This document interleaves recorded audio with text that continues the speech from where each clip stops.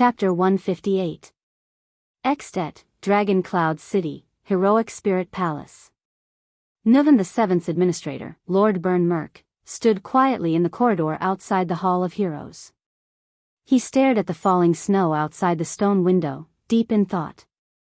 The white blade guards stood guard around him, their gazes sharp.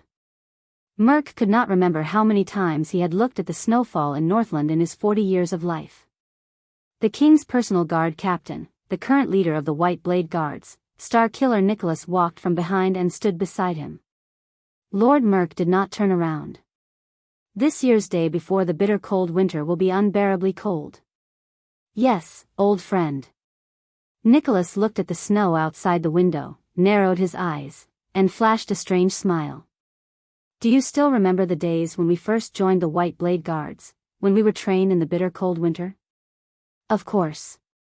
Lord Merk, who had been an administrator for many years, recalled the past and smiled. Caslin was just like you now. Every day, he would pull a long face and train us until we were half dead. We called him Iceberg behind his back. Even when we were sleep-talking at night, we would curse him to die early or not get a wife. Until his wife came to the camp to see him. Nicholas laughed. Monty's eyes almost popped out of his head. God knows how Iceberg's wife could be so beautiful. It's so unfair. Merk's gaze drifted into the distance. Yes. He still remembered when he first joined the White Blade Guards more than 20 years ago. The famous commander of the Earthshaker, Caslin Lampard, used a leather whip to chase the group of recruits outside on the bitter cold winter at 4 o'clock in the morning. Even though those who could join the White Blade Guards were all tough men who had been through the front lines. Do you think it's cold? The north wind and the bitter cold are the master of mountain's most generous gifts to the Northlanders. They make you stronger, harder, and more unstoppable. That was what Caslin had said at that time. Merk still remembered his old superior's huge body, which was comparable to that of a grizzly bear, and his frost-covered but fierce face. Stop dawdling. Take off all your clothes and start running. There's hot water at the finish line. If you can't reach it in half an hour, you'll freeze to death on the road. When he thought of this, Merk's gaze flickered and he asked Nicholas, "Are you guys still going on with the greeting gift? All the new guards have to run around naked in the day before the bitter cold winter?" Of course, we were **ked up so badly in the past. Nicholas chuckled and said, "If we don't let the newbies experience it, wouldn't it be a pity?" Merk exchanged a smile with him. At that time, among the White Blade Guards, the almost undefeatable legendary Caslin was still in his prime. Bloodhammer Dominic had not sacrificed his life in White Mountain. He always wore his signature hateful smile and helped them count laps. Inextinguishable Flame Turen still carried his silver and black motionless bow on his back. His every move was majestic. At that time, 3 of the future 5 war generals were gathered here. Sorry, Nicholas was an arrogant soldier who disliked everyone. He had not earned his nickname Meteor at the fortress, and no one believed that this troublemaker, who was always beaten up, could become Caslin's successor in the future. Isaiah Salian, who was later nicknamed Prickly Wind, was named the Prince of the Guards because he was picky about his meals every day. 7 years later, he would lead the legendary battle where he shone brilliantly in the 38th Century ground. Probably no one would believe that the terrifying Raven of Death, Ned Monty, was a country crossbowman who was full of obscenities, had shifty eyes, and liked to nag about the size of girls' buttocks when he had nothing better to do. They were all young and hot-blooded warriors, each more arrogant and impulsive than the other.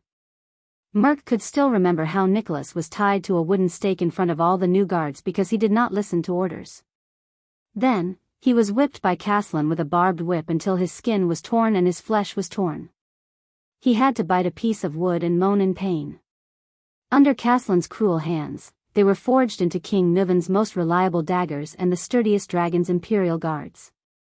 They fought fiercely in the glacial defense line of the Sentry Ground, in the deep valley battlefield of White Mountain, in the complicated Golden Corridor, and in the tragic Broken Dragon Fortress. They left behind countless corpses of their comrades. They wept and mourned when they failed, sang war songs during fierce battles, and drank to their heart's content when they won. In the end, their names were engraved on the platinum page of the Legend of the White Blade Guards, on the same page as the Northland heroes from the ancient empire. Those days were like a dream.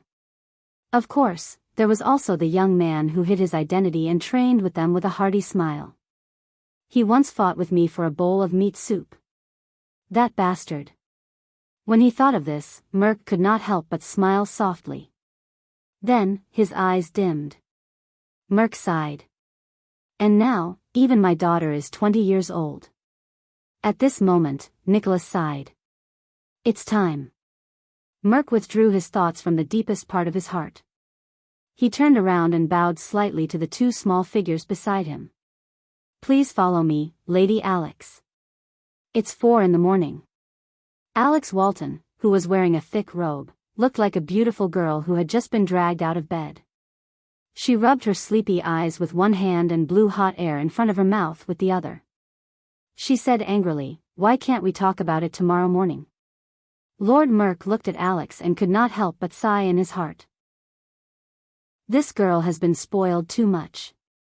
So much so that her temper is like that of a merchant's daughter or a nouveau riche noble. This is not a good thing, especially since she is the last direct descendant of the Walton family, even though she is a girl. I told you, this is His Majesty's order. Lord Merc nodded slightly without any expression. And please believe me when I say that what happens next is crucial to your future, my dear lady. The king's granddaughter tilted her head and snorted coldly, expressing her indignation and anger at the moment.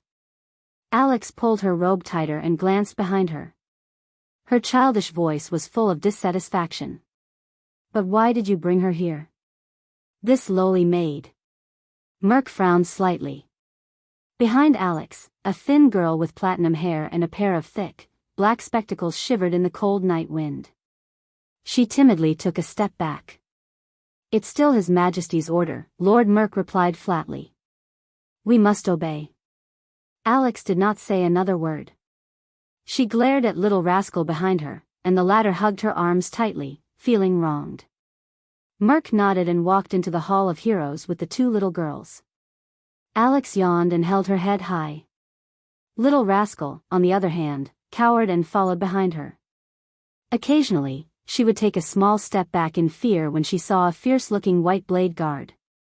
At that moment, Nicholas, who was behind Merc, suddenly called out to him. Byrne, do you remember when we raised our white blades and made our sacred vow to the legend of the Book of Legends? Nicholas took a deep breath. His eyes were filled with nostalgia for the past. The last few words. Merc felt that Nicholas was a little strange today. He was not usually this nostalgic. Merc stared straight at Nicholas, trying to find something on his old friend's face. Of course. But the training back then had penetrated deep into his instincts. Merc chuckled and then put on a serious expression. He enunciated each word clearly. My blood is my oath, my body is my proof, my blade is my witness, my soul is my sacrifice. Nicholas' eyes flashed and he nodded. With a complicated expression, he said the next sentence together with Merc, resist the powerful enemy, fight 100 battles, until the last drop of blood is shed. The expressions of the white blade guards beside them instantly became serious. They pressed their fists against their chests in unison. Defend life, fearlessly sacrifice, until the extinction of mankind. Alex, who was waiting, rolled her eyes and exhaled impatiently. Little rascal, on the other hand, looked at the solemn faces of the white blade guards. Her eyes were filled with excitement. Protect the future, honor the faith, until the sun and moon dim. This is the new white blade oath, little rascal could not help but mutter. In the year 1386 of the Empire calendar, Celerund found the legend of the White Blade Guards. He rebuilt the famous White Blade Guards, combining the ancient White Blade Oath with the Empire's Knighthood Oath. Shut up, idiot. Alex cut her off fiercely. You're annoying. Little rascal's eyes reddened and she lowered her head. Nicholas and Merc looked at each other and recited the last sentence in unison. Pass on hope, shine with glory, until the eternal sleep of all things. Both of them were silent for a while. They looked at each other and smiled. Merc nodded. He brought the two little girls into the Hall of Heroes. The person he respected the most, Nuvan VII, who had just gone through a duel, was sitting on the steps at the edge of the hall. Next to the king was the envoy of Constellation, the subject of much discussion among the vassals, the young and precocious Prince Thales Jadestar. However, both of them were silent. They were not in a good mood, as if they had just had a rather unpleasant conversation. Merc brought the two puzzled girls to the king. "Your Majesty." The administrator nodded at the king and stepped aside. "Lady Alex." Thales looked up. "What's going on?" He stared in surprise at the brown-haired, blue-eyed Alex, and little rascal, who did not even dare to breathe loudly behind her. They seemed to be frightened by the situation in front of them. Alex sensed his gaze. The teenage girl glared back at the Prince of Constellation rudely, causing Thales to frown slightly. "This is my future wife?" Thales, who was still disturbed by the secret just now, could not help but turn his head away and sigh. This action made Alex pout in dissatisfaction. "Grandpa, what's wrong?" Alex Walton, the only remaining direct female descendant of the Archduke of Dragon Cloud City, pouted and said to the indifferent King Nuvan, "I'm very tired now." Little rascal hid behind Alex. She poked her head out and carefully and curiously looked at Thales, whose eyes were gloomy. "That boy. What's wrong with him? Is he unhappy?" Nuvan VII did not answer his granddaughter. He only scooped up another goblet of wine from the wine barrel beside him and took a sip. "Merc," the old king's aged voice rang, "my granddaughter will marry this boy. As a former White Blade guard and my administrator, what would you have done?" Merc frowned slightly. Even though he had expected it, when he heard it for real, "What?" Miss Walton cried out in surprise. Alex's small eyes widened even more than her mouth. She sized up Thales in disbelief. "Grandpa, you want me to marry this, you want him to be my husband?" Alex's breathing quickened. She looked at the listless Thales, the boy she met in the library in the afternoon and even lectured her on the spot. She felt a surge of grievance. "He's skinny and small, and he's not even as tall as me." Alex turned her head angrily and said to her grandfather in a hurry, "Let little rascal marry him." Behind her, little rascal's face turned pale and she shivered again. "Come on, Miss Alex." Thales, who was in a terrible mood, did not have the energy to maintain his relationship with a teenage girl. Without raising his head, he said flatly, "Marrying you is not something to be happy about." Alex was stunned, then her anger turned to anger. "You," but at that moment, Merc's voice interrupted Alex, who was about to lose her temper. "Although the Honorable Prince Thales is from Constellation, if this is your wish," Lord Merc bowed his head respectfully and reminded Alex without batting an eyelid, "I will be loyal to him, just like I am to Miss Alex." King Nuvan stared at him for a full 3 seconds. "That's right." King Nuvan turned his head and said to Thales, "I believe you have met him. This is Burn Merc." When he was still a White Blade guard, he was Soria's most trusted subordinate. "Soria?" Thales' expression changed. "King Nuvan's eldest son?" He raised his head and looked at Merc. Merc also turned his head and nodded at him respectfully. Alex, who was panting with rage, wanted to say something, but Merc's stern gaze forced her to swallow her words. "It seems like this bad-tempered young lady is quite obedient to her father's old subordinate," Thales thought to himself. "Then, to thank you for your help, and to prove that there is no longer any enmity or conflict between us, according to Northland's custom, take a sip from my cup. Jadestar and Walton, we are friends from now on." King Nuvan narrowed his eyes, raised his wine cup, and placed it in front of Thales. Thales frowned and looked at the old king with a puzzled expression. What is he trying to do? Reaffirm my identity to Alex and Merc? Or our relationship? Is this necessary? The Prince of Constellation thought for a few seconds and sighed. You know, Lampard of Black Sand region did the same thing. He pushed a cup of wine in front of me and invited me to form an alliance with him, but I refused. A wise choice, King Nuvan said with an amused expression. What about now? Under King Nuvan's threatening gaze, Thales pursed his lips. Shouldn't you wait until tomorrow, release the messenger crow, and wait for my father's reply? Thales asked tentatively. If my father has other opinions, that is between your father and me. King Nuvan's resolute gaze proved that he was serious and serious. But you are you, Thales, not Kessel Jadestar's son, or the second prince of Constellation. This has nothing to do with whether you will marry my granddaughter, or whether Jadestar will form an alliance with the Walton family. I am only asking about your attitude, Thales. The old king raised his wine cup, his gaze burning. Are you willing to dissolve the enmity between me and the Walton family? Just you. Thales' heart skipped a beat. He suddenly realized that this was the first time someone had asked Thales such a formal question ever since he became a prince. Not any ancient or important title with the word Thales in it. Thales stared at King Nuvan. In the end, the Prince of Constellation sighed. Of course. Thales quietly took the king's wine cup with both hands and stared at the half-filled rye wine inside. Under Merc's cautious gaze, Alex's angry little face, and Little Rascal's curious and nervous gaze, the old king smiled. Thales closed his eyes and took a small sip. He thought that he already had an idea of the alcoholic beverages in this world. Jayla's Sunset Pub's kitchen often served different types of alcohol, and Thales did not miss the opportunity to poke around and dig around. However, it was only when the alcohol flowed down his throat and into his stomach that he realized that even in this world, alcohol was not the same as alcohol. At least, the rye wine that was exclusively served to the king of Extet was really, cough, cough, cough. Thales smashed the wine cup on the stairs and began to cough violently. The pungent, mellow smell of alcohol surged up, passing through his throat, mouth, nose, and straight to his brain. In his previous life in the memory fragments, he was the type who would collapse the moment he touched alcohol. Thales did not know if this body in this world would be better, but at least he knew that he was definitely not suited for rye wine. Cough, cough.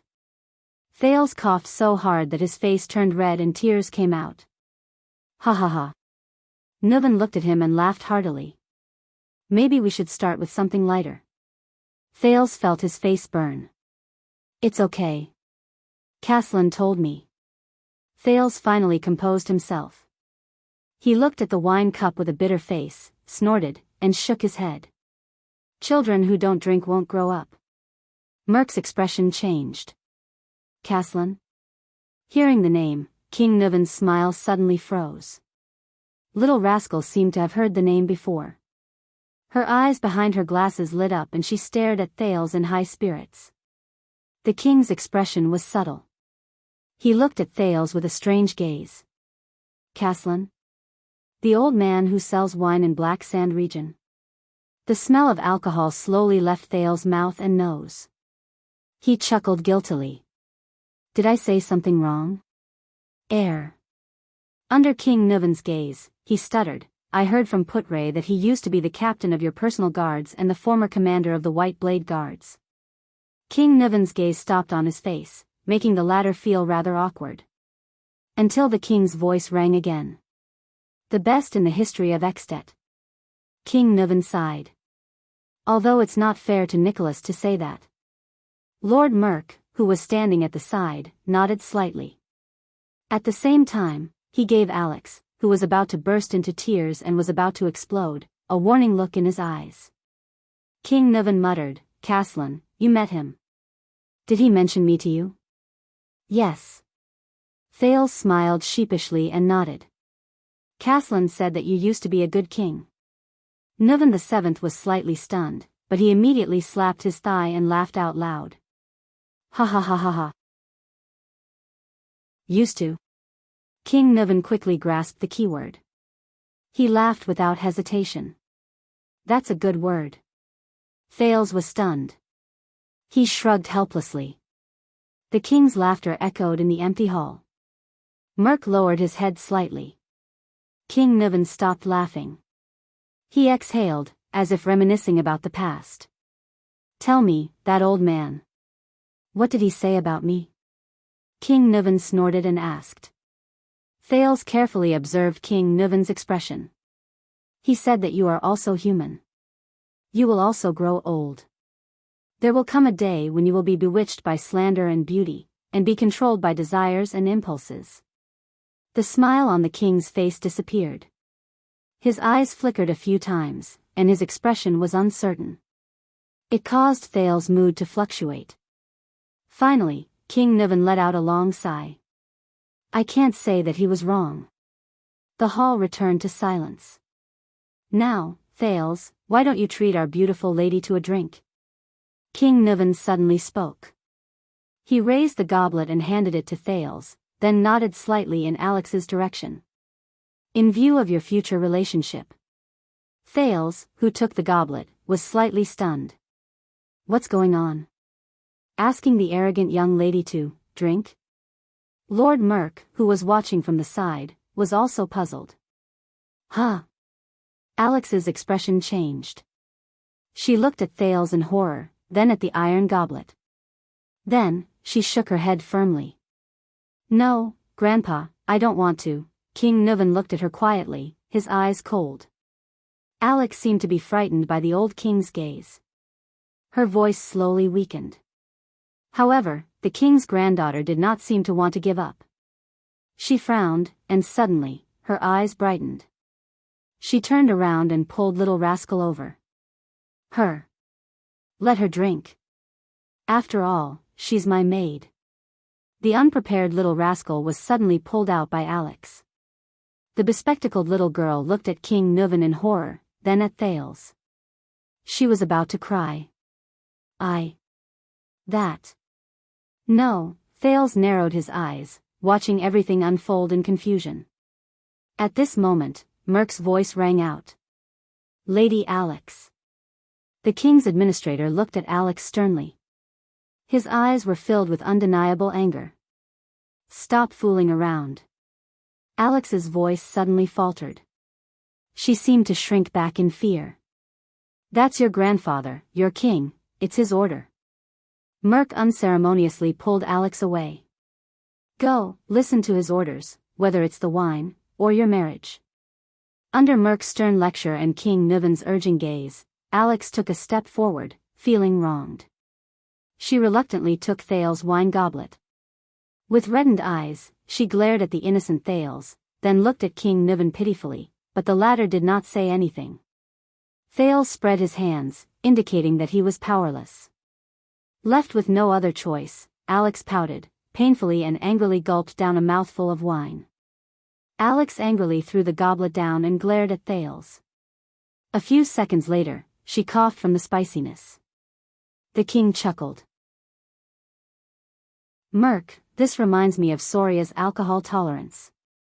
King Niven laughed heartily.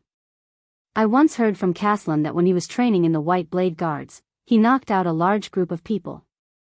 Yes. Merk also laughed and nodded.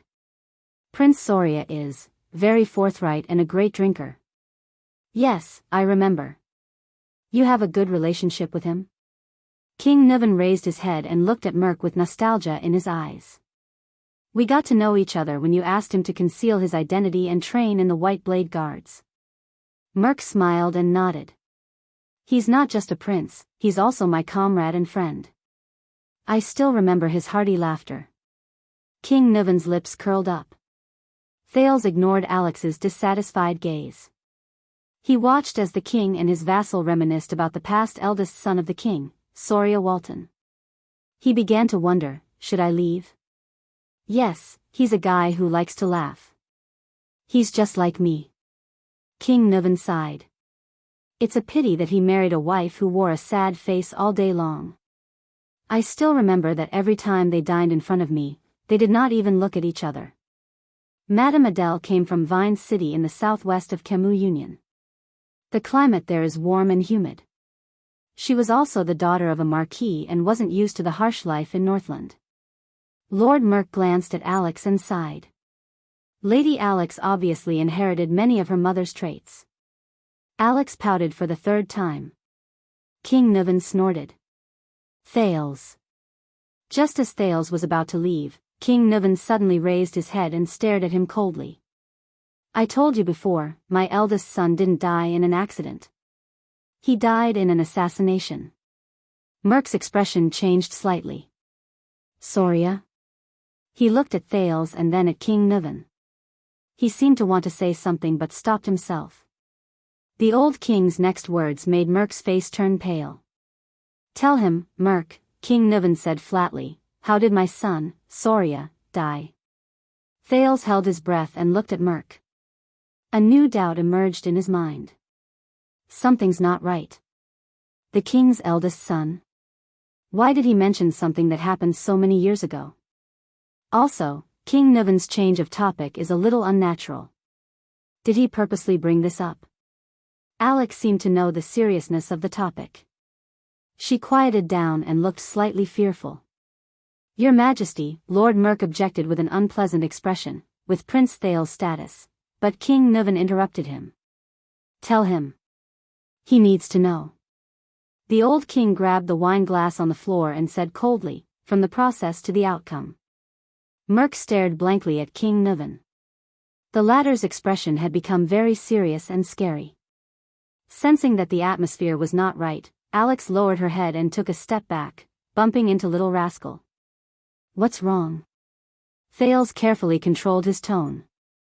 Your Majesty, you just said that it was an assassin from Constellation, right? Merc was stunned. He didn't expect Thales to already know. King Niven cast a stern glance at Merc. Thales rolled his eyes and observed the situation. He regretted not fleeing earlier. It seemed like the atmosphere wasn't too good. The administrator let out a sigh and finally said, it was at the turn of autumn and winter 12 years ago. A thought struck Thales. 12 years ago? Wouldn't that be, Prince Soria brought Lady Adele and Lady Alex, who is less than a year old, out to Dragon Cloud City to hunt.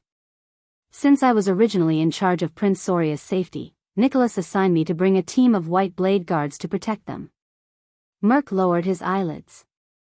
His voice was deep and pained, as though he was recalling that period of his life. But the accident still happened. Thales did not say a word and listened quietly.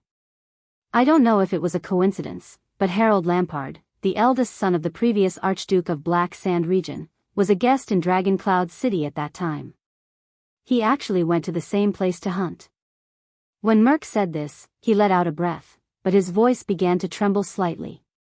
That assassin is among Harold's entourage. Thales narrowed his eyes. The assassin snuck under Lady Adele's carriage and waited for Prince Soria to return after his conversation with Harold. Then, Merc clenched his fists and exhaled through gritted teeth. King Niven was silent. He sat on the stairs without any expression on his face. His gaze was numb. I shot a signal arrow to ask for help. Thales could tell that the day Merc went through must have been very painful and difficult. The latter closed his eyes and his face twitched. Nicholas intercepted the assassin on the way, but he still managed to escape in the end. Prince Soria was severely injured and lost too much blood. He died on the spot. To protect Lady Alex, Lady Adele also. When he said this, Merc closed his eyes in agony. I couldn't protect them. Alex lowered her head and stared at the ground in a daze. Behind her, Little Rascal did not even dare to breathe loudly. A few seconds later, Lord Merc finally recovered. He gulped and said mournfully, although there is no evidence, the secret room is very sure after their investigation, that assassin came from Constellation, and was even directly under the orders of the palace. Thales furrowed his brows. No way. The assassination 12 years ago? But wasn't Constellation going through the bloody year at that time? His train of thought was interrupted. King Niven raised his head slightly. His tone was heavy and sorrowful. Thales, 12 years ago, there was a reason why we sent troops south to Constellation. Constellation, Eternal Star City, an unknown underground place. Asterisk clang. Asterisk the sharp metallic sound of an iron gate being violently pulled echoed clearly in this dark place. 2 torches soaked in eternal oil were lit. 2 men dressed in guard uniforms appeared in a dark corridor. The torches lit up the cells with thick iron bars on their left and right sides.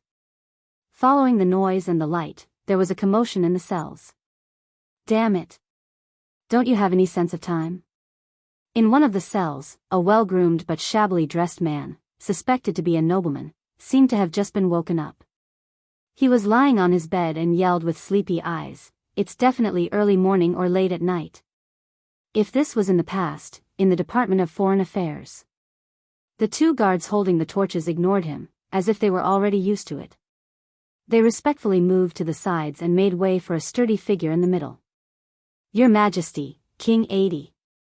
You're finally here." This was an unkempt old man with disheveled hair and a perplexed and fanatical expression.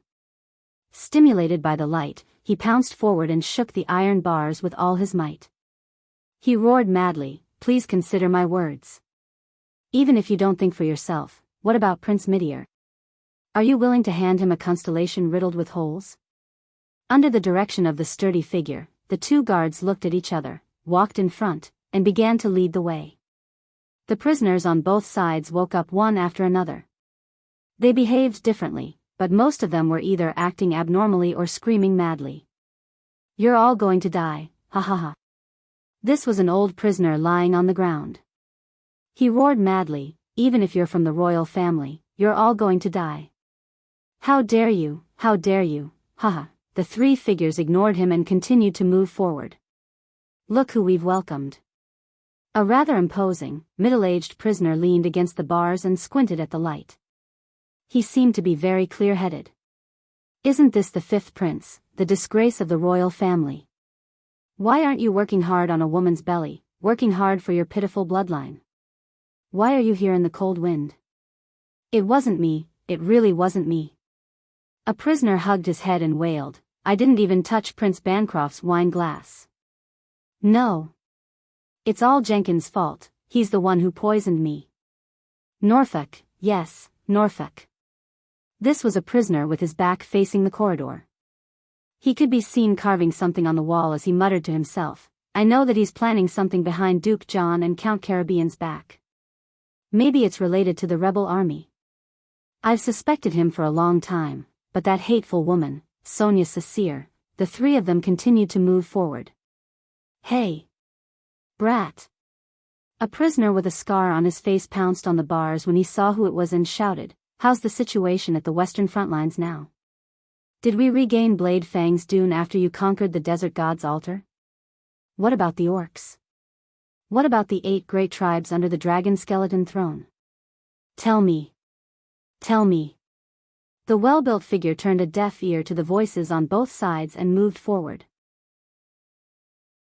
Two guards with calm expressions brought him to the next area. There were no prison cells with transparent bars here. Instead, there were sealed cells sealed off by thick, heavy iron doors. There was only one opening on each iron door, and it was the only connection between the sealed cells and the outside world. The two guards brought the newcomer to the innermost room. One of them knocked on the iron door forcefully. Asterisk bang. Bang. Bang. Asterisk. The other guard looked at the well-built newcomer. The latter nodded slightly. So, the guard grabbed the iron bolt on the iron door that controlled the opening and pulled open a hole that was only the size of half a person's face. The prison cell was dark. There was also a frightening silence. It lasted for a long time. Then, a boorish voice slowly traveled into his ears from the dark prison cell. What a surprise. What brought the great Iron Hand King to a traitorous duke? The two guards bowed slightly. After inserting the torches into the groove on the wall behind them, they left respectfully. Under the illumination of the fire, a haggard face with a scruffy beard appeared at the opening on the iron door. The prisoner in this cell was the current Duke of the Northern Territory, Iron Eagle, Val Arund. He stared sharply at the person outside the door. Outside the door, the Supreme King of Constellation, Kessel V, sat down gently on a chair that had been prepared outside the cell. I want to talk to you about what happened in the past, Kessel said softly with an expressionless face, during the bloody year, the fall of the Northern Territory. Val's expression changed. He disappeared behind the iron door. Then, his suppressed laughter came from the cell. Under the flickering light of the fire, Kessel was silent and did not speak. "There is nothing to talk about," the Duke of the Northern Territory said coldly after he had had his fill of laughter. "When the war was at its most intense, I was not even in the Northern Territory. My father, brothers, wife, and sister were the ones who faced the war. If you want to talk, go talk to them in Hell's River." Kessel quietly looked at the bottomless darkness behind the opening and exhaled softly. "What I want to tell you is the real cause of the war." Kessel V's voice was as powerful as before, but there was a hint of sorrow and depression in it. "Extet's invasion." There was a moment of silence behind the iron door. "What do you mean?" Val's voice traveled slowly. "The rebellion that year was terrible. The entire Blade Edge Hill and half of South Coast Hill, plus the Baron Bone tribe and orcs in Western Desert Hill, 1/3 of Constellation's land was burning in the flames of war," Kessel said calmly, as if he was describing something that could not be more normal. "And after the rebels turned against us, we did not even have a ready-made army. So, your uncle was sent to recruit new soldiers." Val snorted coldly behind the iron door. "Starlight Brigade." Kessel nodded, even though he knew that Val could not see him. Extet saw an opportunity. Nuven VII frequently contacted the archdukes. The Great Dragon of the North's invasion was almost a foregone conclusion. They set a schedule for recruiting troops, and they would head south to Constellation at the beginning of spring next year. For a few seconds, both of them did not speak. But the Duke of the Northern Territory soon noticed that something was wrong. "Wait, did you say the beginning of spring next year?" Val's tone changed. "Impossible," Extet clearly invaded that year's winter. This time, the silence lasted for a long time. Kessel heaved a deep sigh. "Yes, that was their original plan." The king spoke in the dullest and most indistinct voice from the bottom of his throat. "Because of an accident, they brought forward the invasion schedule." Val's face reappeared behind the opening. His face was ice-cold as he stared fixedly at Kessel outside the prison cell. He realized that there was something strange about this place. "What accident?" the Duke of the Northern Territory asked anxiously. "Why did Extet bring forward the invasion schedule?" King Kessel stared at the ground and did not move. "Answer me." Val gritted his teeth. "Answer me, Kai." Kessel inhaled deeply and raised his eyes to look at his former close friend. "When we received the intelligence from Northland, the entire court was terrified. The rebel army, the Baron Bone tribe, and Extet, Constellation was powerless to fight on all three fronts," Kessel said slowly. "So, our court came up with a plan. To delay Extet's invasion schedule." A chill that he had never felt before struck Val's heart. "Delay?" the Duke asked subconsciously. Kessel nodded expressionlessly and said, "Provoke a conflict between Dragon Cloud City and Black Sand region so that they will be too busy with their own affairs to invade." Bang. Val suddenly pounced and grabbed the two bars of the opening. He gritted his teeth and stared fixedly at Kessel. "How?" Constellation sent out assassins and mobilized all their manpower to target the two heirs of Dragon Cloud City and Black Sand region, Soria Walton and Harold Lampard. Kessel's voice became increasingly hoarse, as though a force was devouring the strength in his strong body. That assassin should have pushed the blame for the death of one of the heirs onto the other party, creating a rift between Dragon Cloud City and Black Sand region that could never be mended. Hearing this, Val's breathing became heavier. But an accident happened. Because of some reason, that assassin was exposed, Kessel said slowly, and Soria, Nuven's eldest son, died.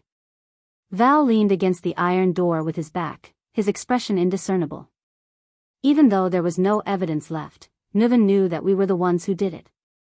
Kessel closed his eyes. "What's worse is that this also exposed our true strength. It told them that we were powerless to resist the Northern Army." "You know what happened next?" Kessel slowly opened his eyes. His voice was filled with exhaustion. Extet brought forward the schedule. They chose winter, the most unfavorable time for the transportation of supplies, to send their troops south. Horus brought a small number of troops, met up with Nanchester, and headed towards Broken Dragon Fortress. On the second day after his death, John took down Zodra City, the last stronghold of the rebel army. 10 days later, the fortress fell. At the beginning of spring after the new year, the Extensions used the fortress as their base and flooded the lands of the Northern Territory like a tide. There was another long silence. It was so long that even the light from the fire began to dim. Then, the Duke of the Northern Territory broke the silence. Ha ha ha ha. Val let out a sorrowful laugh. The assassination plan that was supposed to delay Extet's attack instead facilitated and brought forward their invasion schedule? Ha ha ha ha ha. Kessel did not speak. He only listened to the Duke's laughter quietly. The Duke finally stopped laughing. Who? A faint voice asked. Who? Val gripped the metal door and gritted his teeth in grief. Who came up with this damned plan?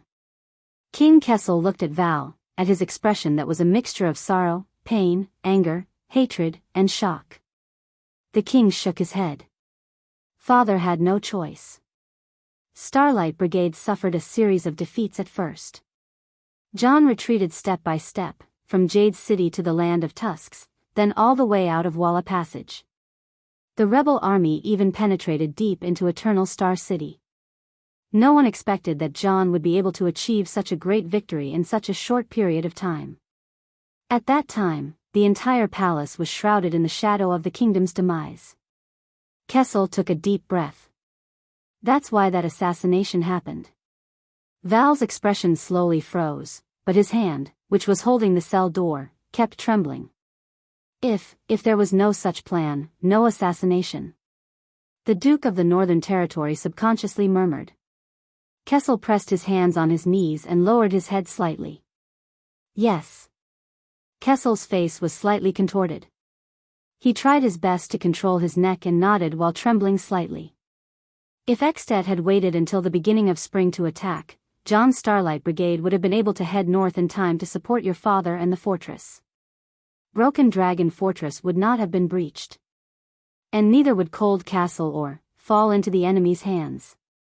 The Northern Territory would not have had such a tragedy. Val slid down behind the metal door dejectedly. Asterisk bang. Asterisk the muffled sound of 2 knees hitting the ground came from behind the metal door. And the Duke of the Northern Territory suppressed, pained growl. You mean?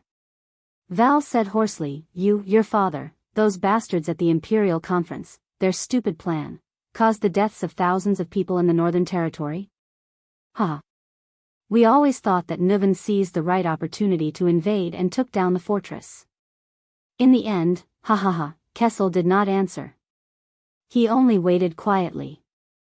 The flickering firelight illuminated the side of his face. The King of Constellation's eyes were filled with numbness. After a long while, what about that stupid assassin? That guy who failed in his assassination and exposed himself?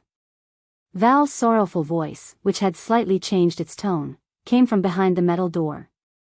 There was deep hatred in his words. Didn't you dig out his heart? Kessel V turned his head and stared at the empty space. It was as if someone was standing there. There was silence. For a moment, there was only Val Arun's low and suppressed sobs in the air. Kessel's gaze was filled with complicated and indecipherable emotions. Yes.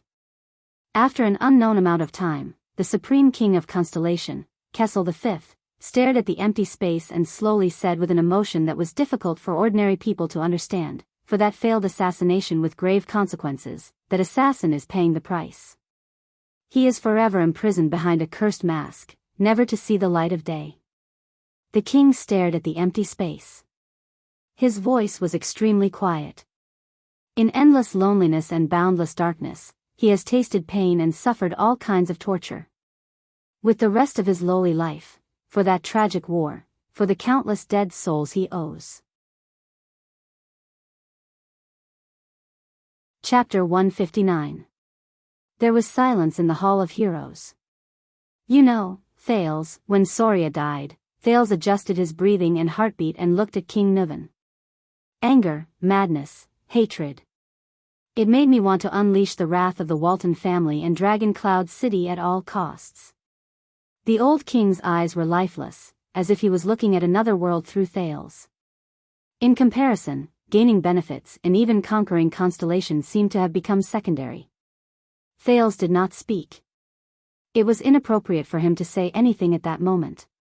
King Nuvan slowly raised his eyes and looked at the grief-stricken Merc. Merc, why didn't you protect him and Soria? The king's expression was very unpleasant. You are a white blade guard. You should have been by his side to ensure his safety. Merc bowed his head deeply. His expression became even more pained. Alex seemed to be very concerned about this topic. She looked at the grief-stricken King Nuvan, then at the grief-stricken Merc. Her breathing quickened, which made little rascal, who was behind her, less nervous. Merc. The king's granddaughter whispered pitifully, not now, my lady. Merc shut his eyes tightly. His breathing was rapid as he interrupted Alex. Alex's face turned pale. She curled her lips and trembled slightly. She grabbed little rascal's hand behind her. The latter had a frightened expression on her face. I cannot absolve myself from the blame for Prince Soria's death. Lord Merc clenched his teeth and looked sad. Your Majesty, you were lenient and did not punish me. Nicholas only grounded me for a few days as a token gesture. But after 12 years, that kind of guilt tortures me day and night, all the time. King Nuvan stared at him silently and sighed after a long time. Yes. The old king swirled the wine glass in his hand. I have no reason to blame you. Not only that, I trusted you even more and promoted you to be the king's administrator. Because I know. King Nuvan's expression was gloomy and his tone was gloomy. You are Soria's most trusted person. He unreservedly entrusted his life, safety, and family to you. Administrator Merc shuddered. He placed his right fist on his chest, bowed, and said with a trembling voice, I will devote the rest of my life to serve you, Lady Alex, the Walton family, and Dragon Cloud City. Thales sighed softly. At that moment, many faces appeared before his eyes, King Kessel, Queen Kia, Duke Arund, King Nuvan, Archduke Pofret, Gilbert and Merc, Lady Gines, the Kingdom's Wrath, the Fortress Flower, the veteran Genid, the new recruit Willow, and so on. It seemed that what happened 12 years ago had changed the fates of many people. Regardless of whether they were stars or colossal dragons, regardless of whether they were nobles or commoners.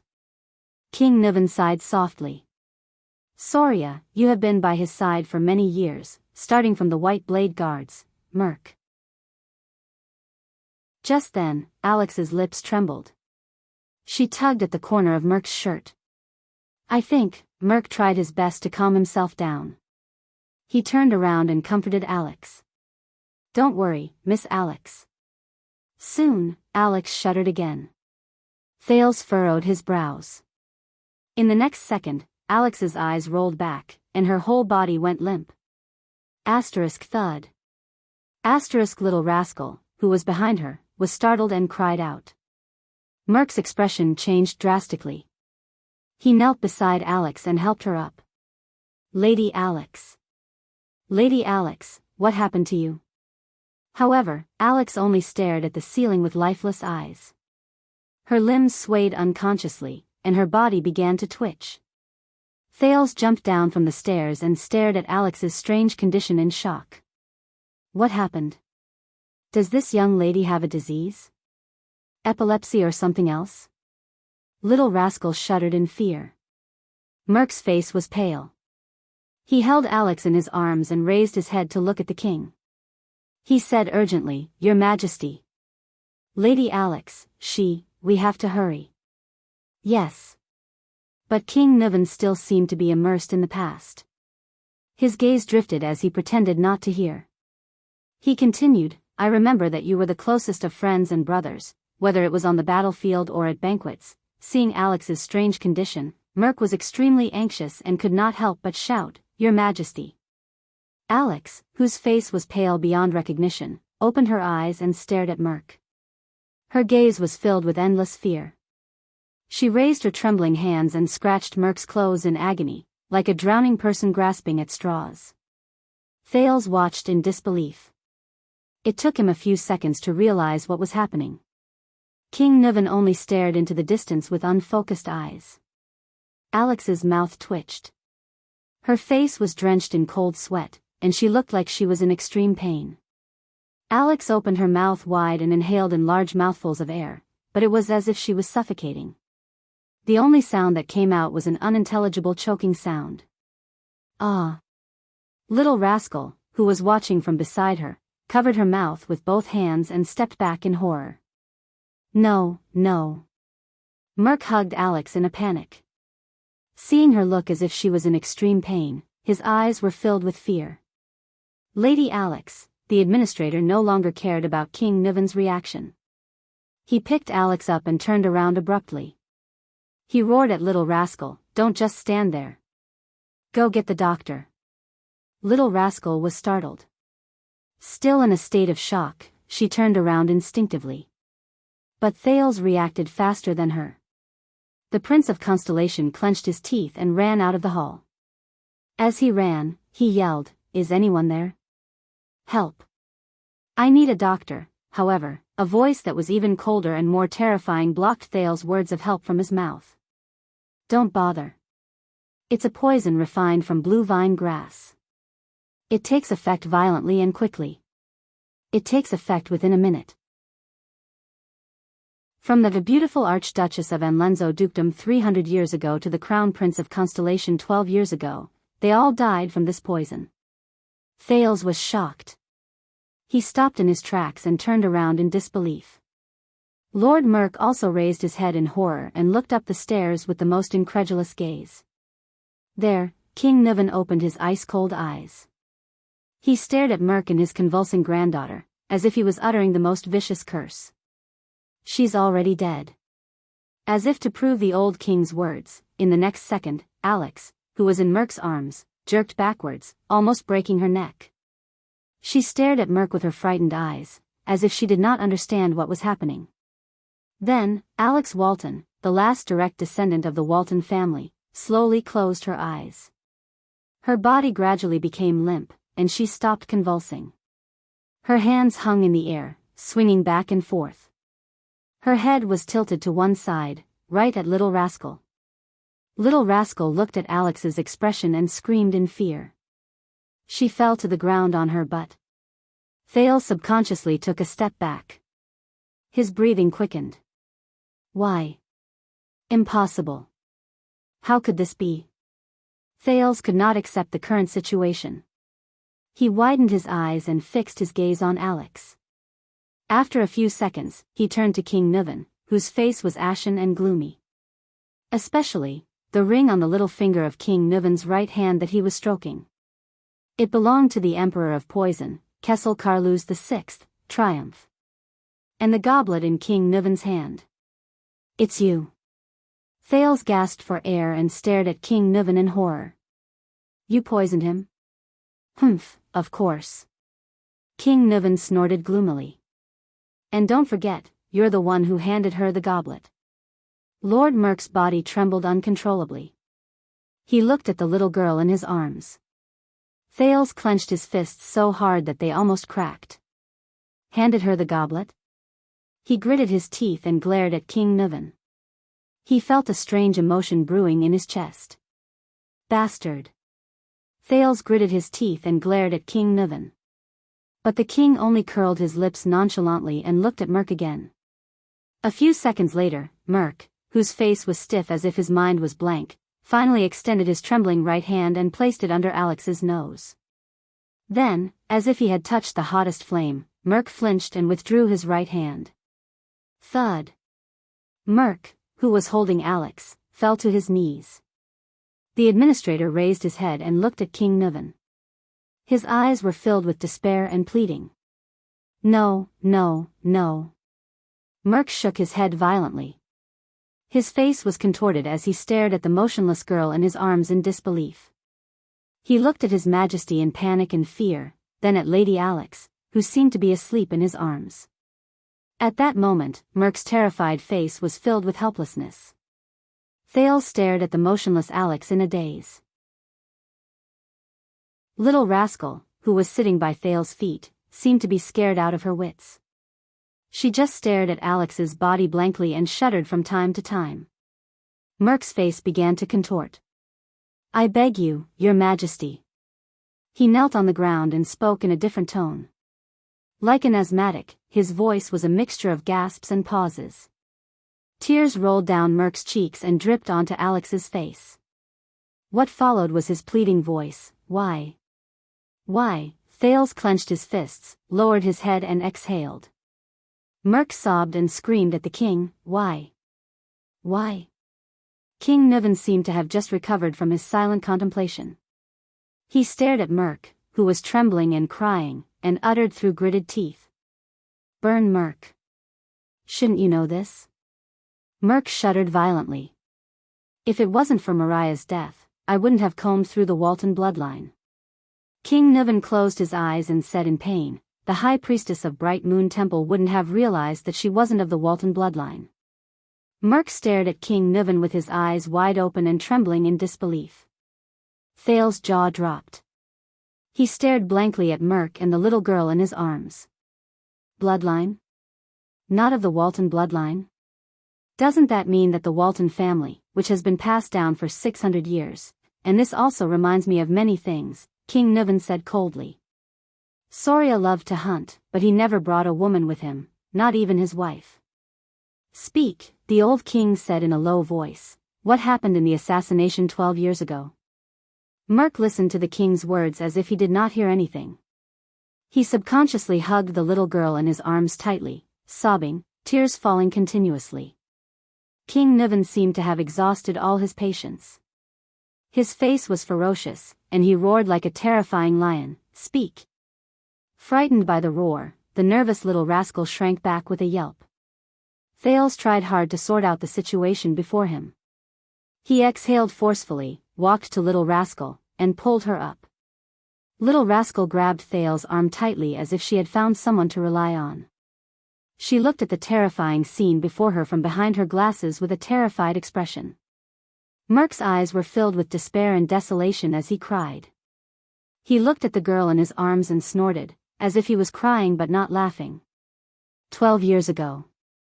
Soria brought Madame Adele out of the city, because, his words were mixed with his panting, like the last words of a dying man. "Because what?"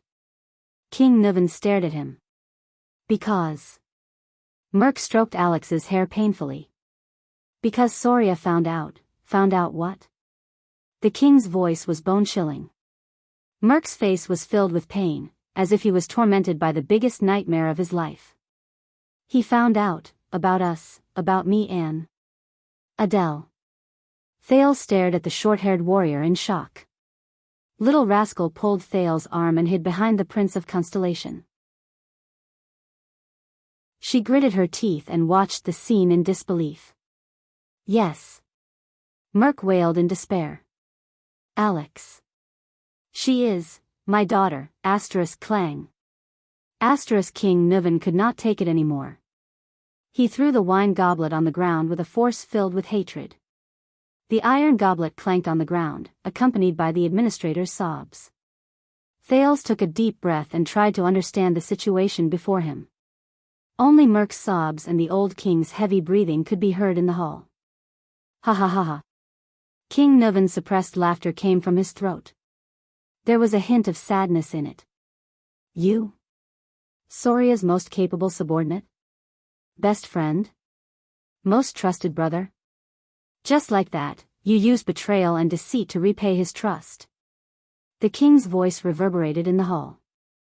Merc, who was kneeling on the ground, sobbed and raised his head. "No." As if his greatest dignity had been violated, he roared with tears and snot in his eyes. "I did not betray him. I did not betray Soria." Thales watched the scene in front of him with an unpleasant expression. He only felt bitterness in his heart. Merc looked at the girl in his arms and sobbed softly.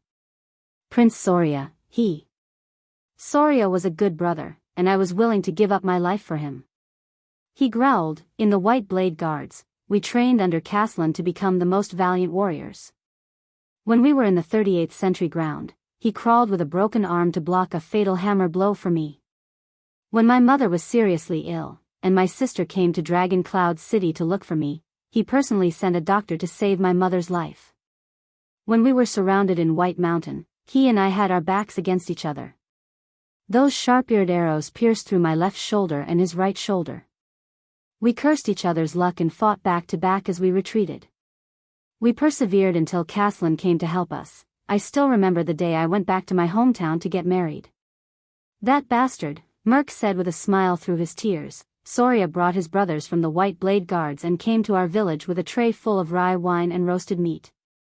He raised the red dragon flag and the cloud dragon spear flag. The local counts and knights all came. The expression on the village chief's face was even more exaggerated than when his son became a tax collector. Mother was very happy. She finally felt that her son had made a name for himself. Soria, I have always treated him as my closest brother, comrade, your highness. Merc roared angrily with tears streaming down his face. I will never betray him. King Nuvan stood up abruptly, his hair and beard bristling with anger. Bullsh *T. Thales felt his hand tighten. Behind him, Little Rascal began to tremble again. He could only try his best to hold Little Rascal's hand and comfort her. You cheated on my son, the man you were supposed to be loyal to. King Nuvan's eyes were burning with anger. He said loudly, you cheated on my son, the man you were supposed to be loyal to, with his wife, and even gave birth to your child. You tarnished the Walton family's dignity and bloodline. Do you think this is not a betrayal? You have never treated him as a brother in your guards, a man you should be loyal to with your life and honor. Traitor. Kneeling on the ground, Merc listened to the king's words and looked at Alex, his daughter, in his arms. With tears streaming down his face, he roared in grief and indignation, Ah! No! He closed his eyes in agony. Thales gritted his teeth and frowned as he watched the confrontation between the king and his vassal. He felt a wave of sorrow in his heart. It's not like this. Adele, she was so good, so gentle, so... Merc lay on the ground. He clenched his right fist and pounded the ground miserably. She shouldn't have married into Dragon Cloud City. Shouldn't have met Soria. Should have met you. King Nuvan's words were filled with terrifying emotions. Shameless traitor. Adele. Adele. That was a mistake. Merc's teeth trembled as he caressed his daughter's face. His expression changed several times as if he was looking at another person through her. Whether it was me and her, or Soria and her. It was all a mistake. She shouldn't have left Camus Union, Vine City, the flowers, and the blue sky that she cherished. She only belonged there. As for Soria, he's a good brother and a good warrior, but he never cared about women. Prostitutes, women he captured after the war, maids in the castle, and ladies of the nobles. None of them made a difference to him. Merc put his face against Alex's and cried, Soria, Soria, Soria. In Soria's world, there was only wine and battles, politics and victory. The only people he cared about were warriors, friends, and enemies. On the night of their wedding, Soria was dead drunk. I stood guard outside their bedroom. That sound was like a gun exploding. Adele's resistance and sobs. I guess Soria thought that it was a celebration after another battle. The next morning, Soria went hunting. He left me to watch over Adele. Her expression, that was not the expression a newlywed wife should have. Thales listened to Merc's desolate and painful confession with an unpleasant expression. Finally, one day, I saw Adele trying to cut her wrist with a pair of scissors. I told Soria and tried to persuade him to treat his wife better. But Soria thought that she had insulted the Dragon Spear family. Every time, he would angrily pick up his whip and teach her a lesson. Soria said. At that time, I stood at the door, clenching my fists. Listening to Soria's roar and Adele's screams. I was angrier than Soria, more in pain than Adele. Merc hugged Alex tightly. His eyes were closed, and tears gushed down his cheeks like a flood. Since then, Adele wanted to commit suicide more than once, and I stopped her more than once. But I hid it from Soria, because I did not want Adele to be hurt by him again. Adele. She's like a flower that has been trampled on and abandoned. Soria's attitude towards women is even more terrifying than the most inflexible Northlanders. When he's in the mood, he'll force her. When he's not in the mood, he'll ignore her and be indifferent to her. Thales closed his eyes and sighed heavily. Adele. She was too lonely, too pitiful. Merc stroked his daughter's hair, his eyes filled with sadness. She traveled a long way to come here, and Soria did not know how to cherish her. He only treated her as a puppet and a chess piece, a bargaining chip to form a marriage alliance with Camus Union. I tried everything. I just tried to make her happy, tried to stop her from committing suicide again. Agitated, Merc muttered incoherently, from magic tricks, to flowers, to finding girls from Camus Union to relieve her boredom, to trying my best to get Soria drunk at night when she did not want to. Adele was very grateful to me and happy that I did these things for her. She stopped trying to commit suicide and started to smile, even though she only smiled at me. My wife passed away in my hometown. When I didn't know how to raise the 5-year-old Croche in front of me, Adele was the one who took care of her. This made Soria's attitude towards her much better. We became more talkative. She teased Croche in the room, and I laughed foolishly outside the room. She asked questions in the room, and I answered her outside the room. King Niven's expression was cold, but he did not say a word. Finally, that day, we won the war against the White Elves and the Alliance of Freedom. Merc sobbed softly. We returned to Dragon Cloud City in triumph, and Soria drank with us all night, but that day, all I could think about was her. Adele.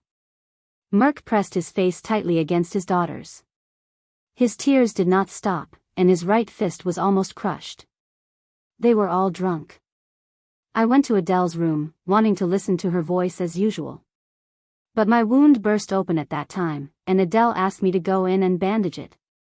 Thales' gaze darkened. Thales' eyes dimmed. A memory surged up from an unknown place in his mind. Hey!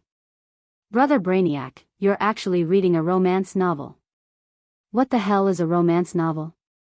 This is a bestseller written by an American sociologist. This book title. Strange, why would you read this kind of book? What are you thinking about? Hee hee. This. Don't think too much, it's just a classmate asking. No, could it be? Hey, hee hee, why are you blushing? It's hot, ha ha ha. Why are you touching my face? I lied to you. Ha ha ha, it's so funny.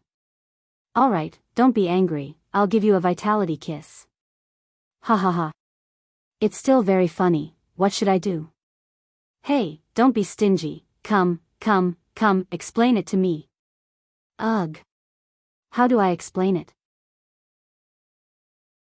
Alright, it mentions something interesting. In the Western world, love originates from cheating. What the heck? Cheating? That's so cool. For example, in Celtic mythology, the story of Lancelot and Guinevere is like this. The marriage of King Arthur and Queen Guinevere was only a political function, there was never any love to speak of. True love is the taboo love between a knight and a queen. That is emotional, impulsive, and pure love. Another example is in Don Quixote. One of the main character's dreams is to be a knight and have a true love with the wife of the king he serves, the mistress. This originated from the Middle Ages, especially the Crusades. Alright, you can shut up now.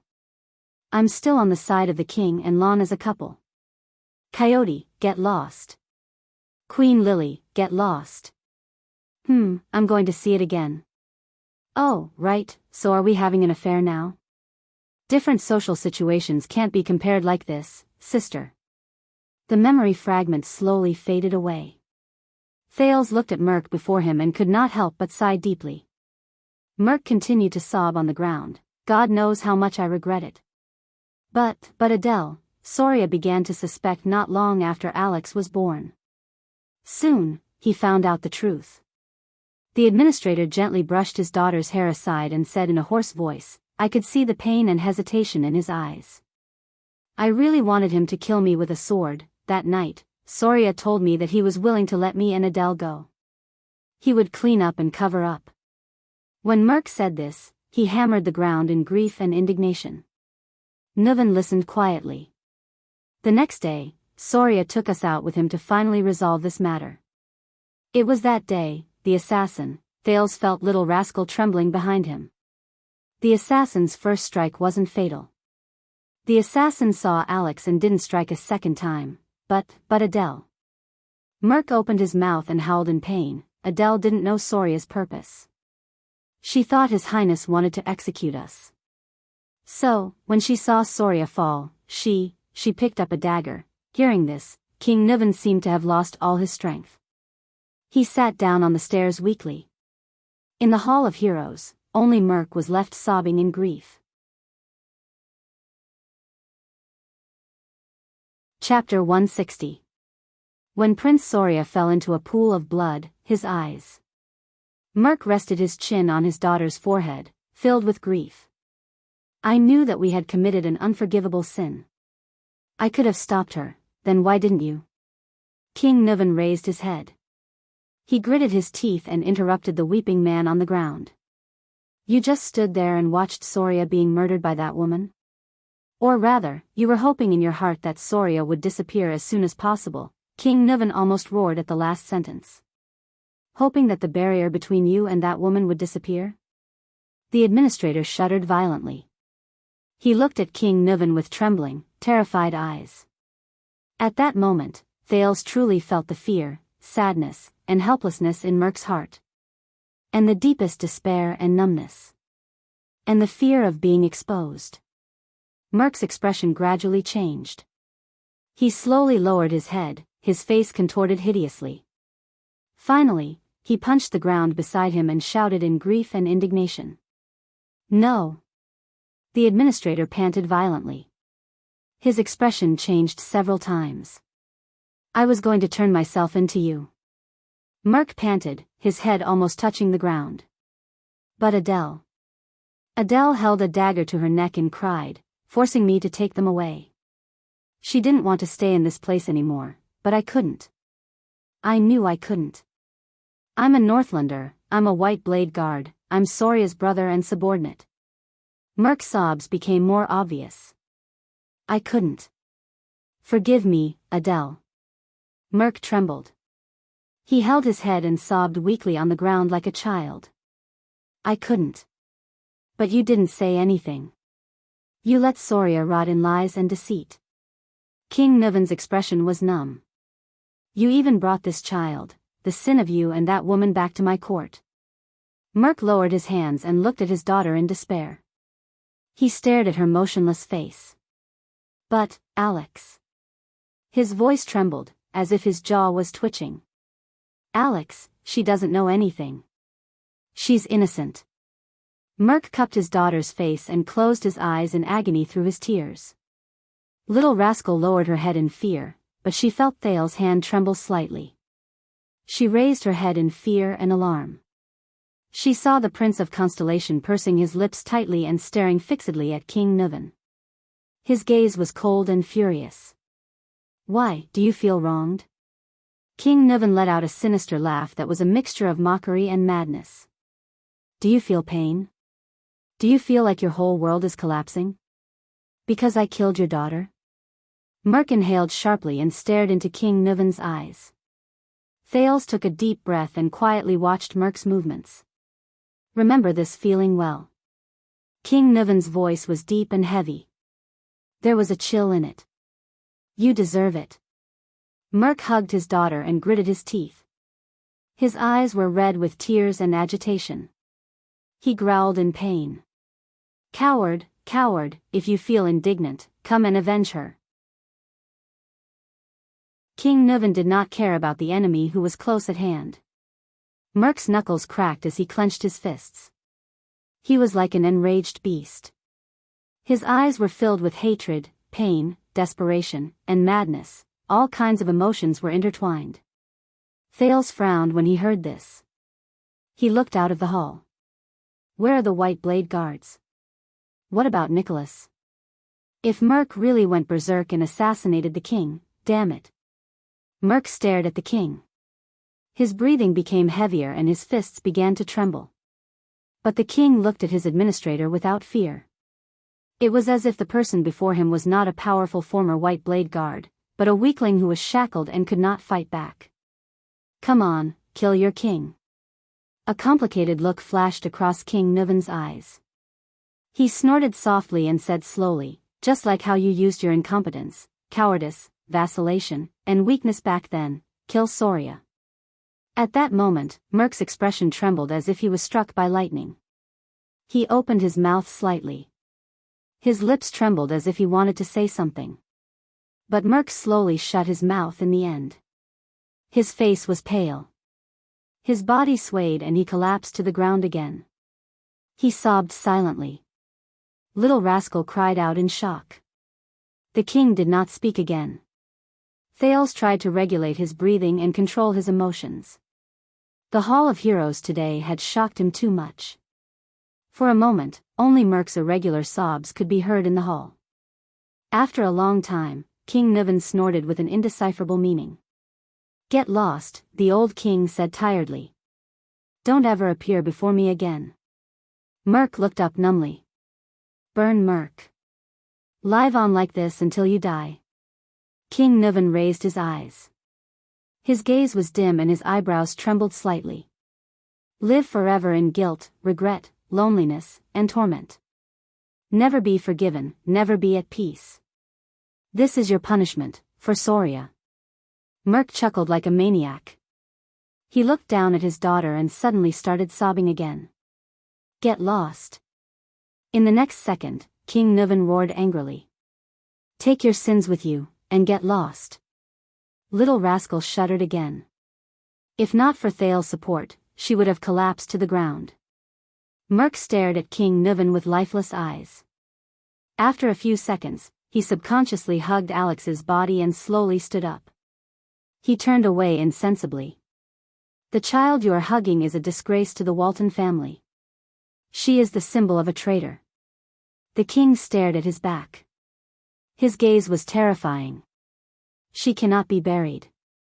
She cannot taint my land, if I find out that you have buried her anywhere in Extet. Even if only ashes remain, I will send people to dig her up and feed her to the wild dogs. King Nuven coldly finished his sentence. Hearing this cruel decision, Thales sighed and looked at King Nuven with a frown. Merc shuddered as he hugged his daughter. But he gritted his teeth and walked forward step by step. He walked forward with difficulty. Lady Alex. Little Rascal sniffled and instinctively wanted to follow, but Thales pulled her back. No, don't. Thales shook his head and whispered, it's all over. Your lady. Little Rascal shuddered and looked at Thales helplessly and aggrievedly. Thales just stared at Merc's back quietly and did not move an inch. Nicholas appeared at the entrance of the hall and looked at Merc with a complicated expression. But Merc only lowered his head and stared at his daughter. His face was ashen, and he turned a blind eye to everything around him. Then, Nicholas' voice came slowly. My blood is my oath, my body is my proof, my blade is my witness, my soul is my sacrifice. Merc looked up abruptly and came back to his senses. He stopped and stared at Nicholas in a daze as he listened to the Star Killer recite the rest of his words. Resist the powerful enemy, fight 100 battles, until blood is shed. Defend life, fearlessly sacrifice, until the extinction of mankind. Protect the future, honor the faith, until the sun and moon dim. Pass on hope, shine with glory, until all things rest forever. Merc closed his eyes in pain. Tears flowed out again. Rest in peace, my sworn brother. Nicholas finished reciting the oath. His gaze was subtle and he looked at Merc with a pained expression. Your story ends here in the legend of the Book of Legends. Merc took a deep breath and smiled with tears in his eyes. He walked forward numbly. He brushed shoulders with his old superior. Don't forget His Majesty's words. Without turning his head, Nicholas said calmly to Merc, who was behind him, if we find out that you dared to bury her in the country. Merc chuckled in a daze. In the next second, Merc walked out of the Hall of Heroes with the girl's body in his arms as if he was unconscious. His face was dazed and his eyes were unfocused.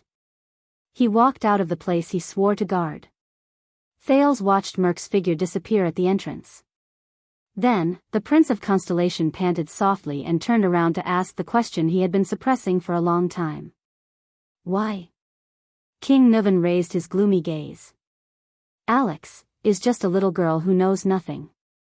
Thales left Little Rascal's side and walked towards King Nuvan.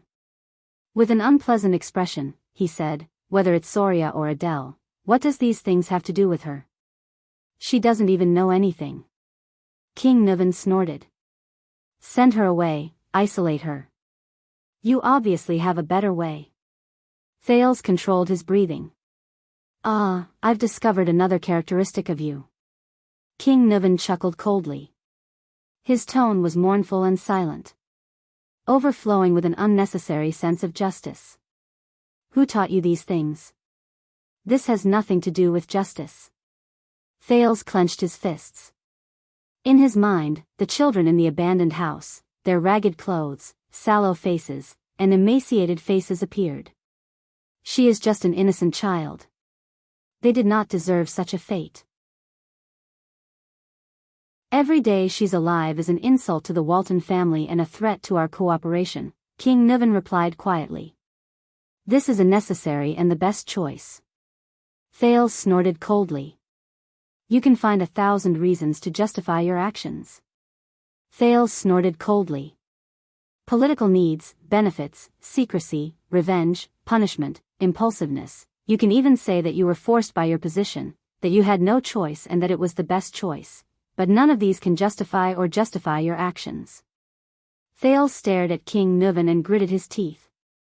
You poisoned an innocent 12-year-old girl and ended her future, Nuvan Walton. Just to punish her father for his mistakes. Thales showed disgust. Do you feel happy? Do you feel avenged? Sometimes you are more mature than the most cunning nobleman. King Nuvan snickered.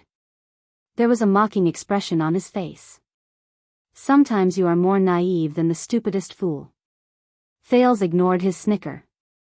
The Prince of Constellation lowered his head and clenched his fists. I used to see a person who vented his anger on a child. He could not face his own failure and shame, so he vented his anger and hatred on a child who had nothing to do with him. You are no better than that kind of coward. Thales panted, recalling the feeling of his right hand piercing through flesh. Do you want to know what happened to him? King Nuvan's gaze turned cold. Don't forget. The old king straightened his back and snorted coldly. If it were not for the girl's birth and the sins hidden behind her, we would not have gone south to Constellation, and you would not be standing here. Go to hell, Nuvan, Thales said bluntly. We understand each other. Put away your pointless lies. Under those circumstances, whether there was an assassination or not, whether Prince Soria was dead or not, Extet would have invaded. It was just a matter of time. So you are pitying her? King Nuvan laughed coldly in a low voice. As I said, you better get used to this kind of life as soon as possible, little prince, just like how your enemies will not show mercy to you just because you are an innocent 7-year-old child.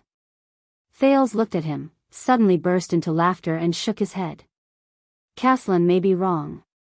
It is not that you have changed, nor is it that you are old, Thales said mockingly.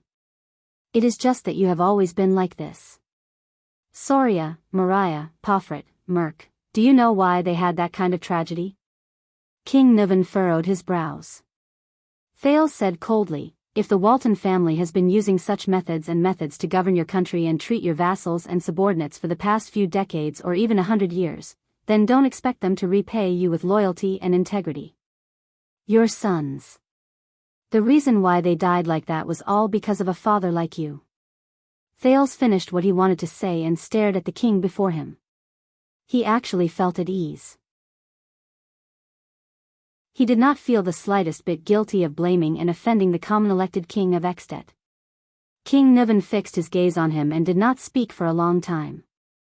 Then, the old king's expression became serious. He stared straight at Thales with a complicated gaze. You think this is cruel, don't you? The king said softly. You haven't seen anything crueler. Thales frowned slightly. You, King Niven said slowly with the majesty of a king, come before me. Thales took a deep breath. Damn old man. What is he going to do now? He slowly raised his head and looked straight at King Niven. He lifted his leg and took a step forward. But he did not even take a step forward. It's not you. The king's gaze, which was as sharp as a sword, went past the Prince of Constellation and shot coldly behind him. King Niven said coldly, I said, it's that child.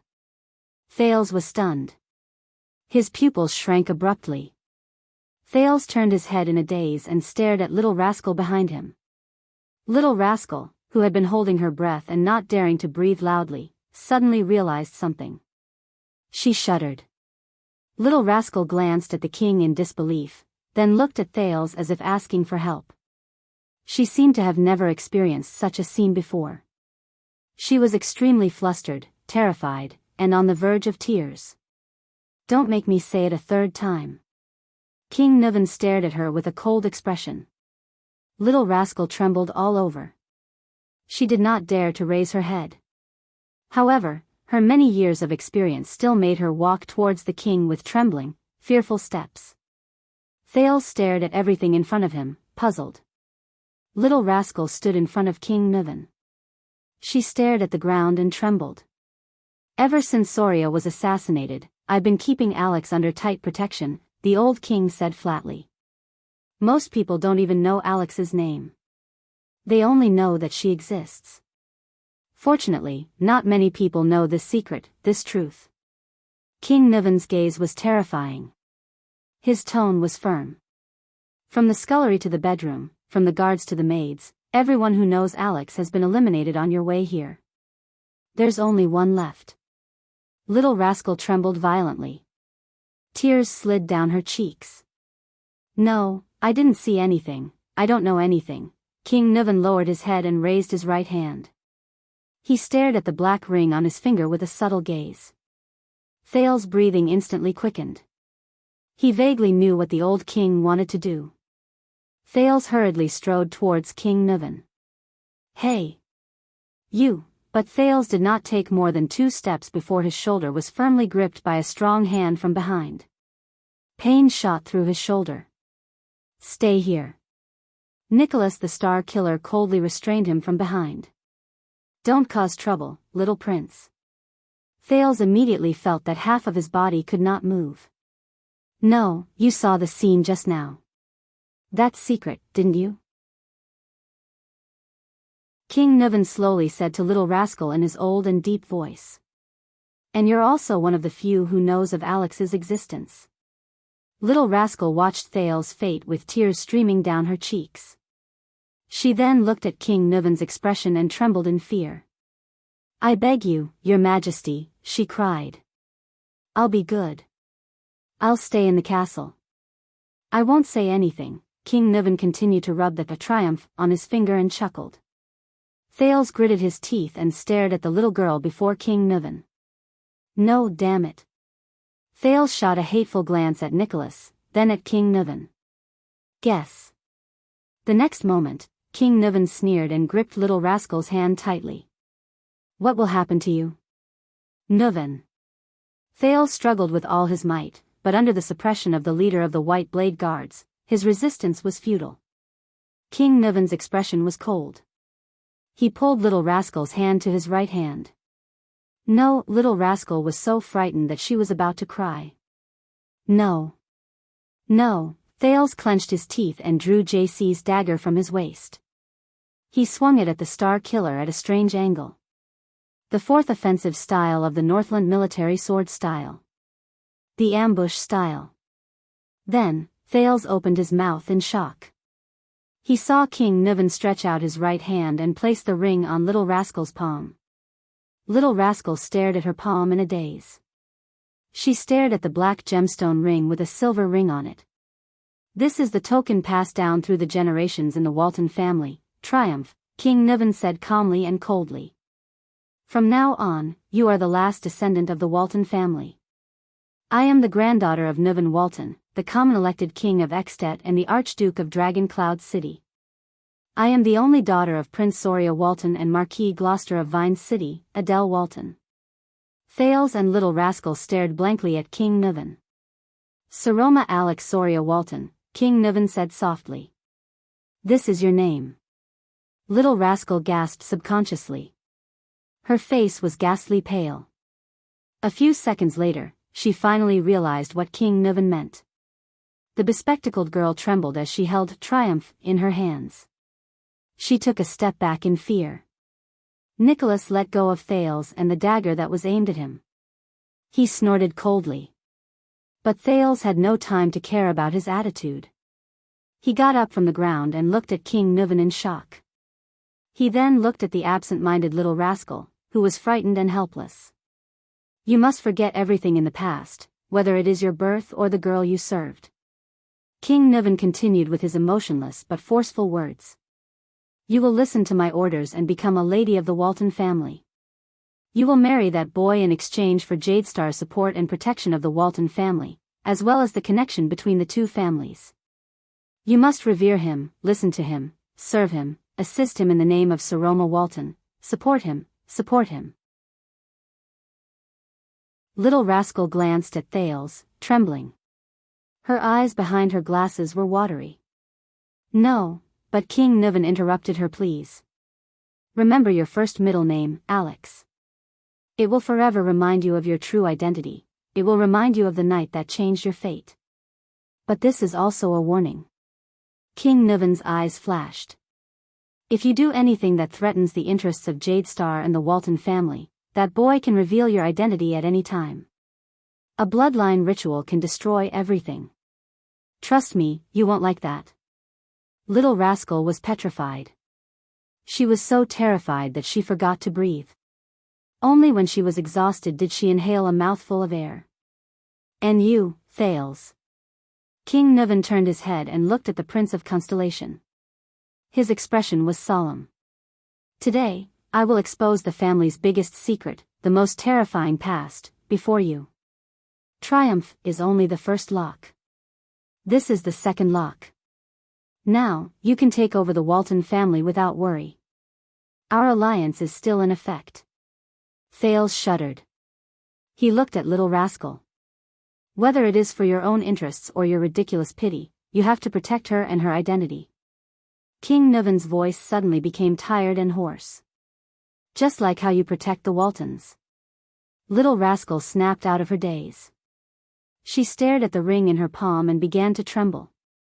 No, I beg you, your majesty. Little Rascal cried out in fear. I'm scared. I don't know anything. I can't, I'm not asking for your opinion. King Nuvan turned his head abruptly and looked at Little Rascal, causing her to stop talking. The king's eyes flashed fiercely.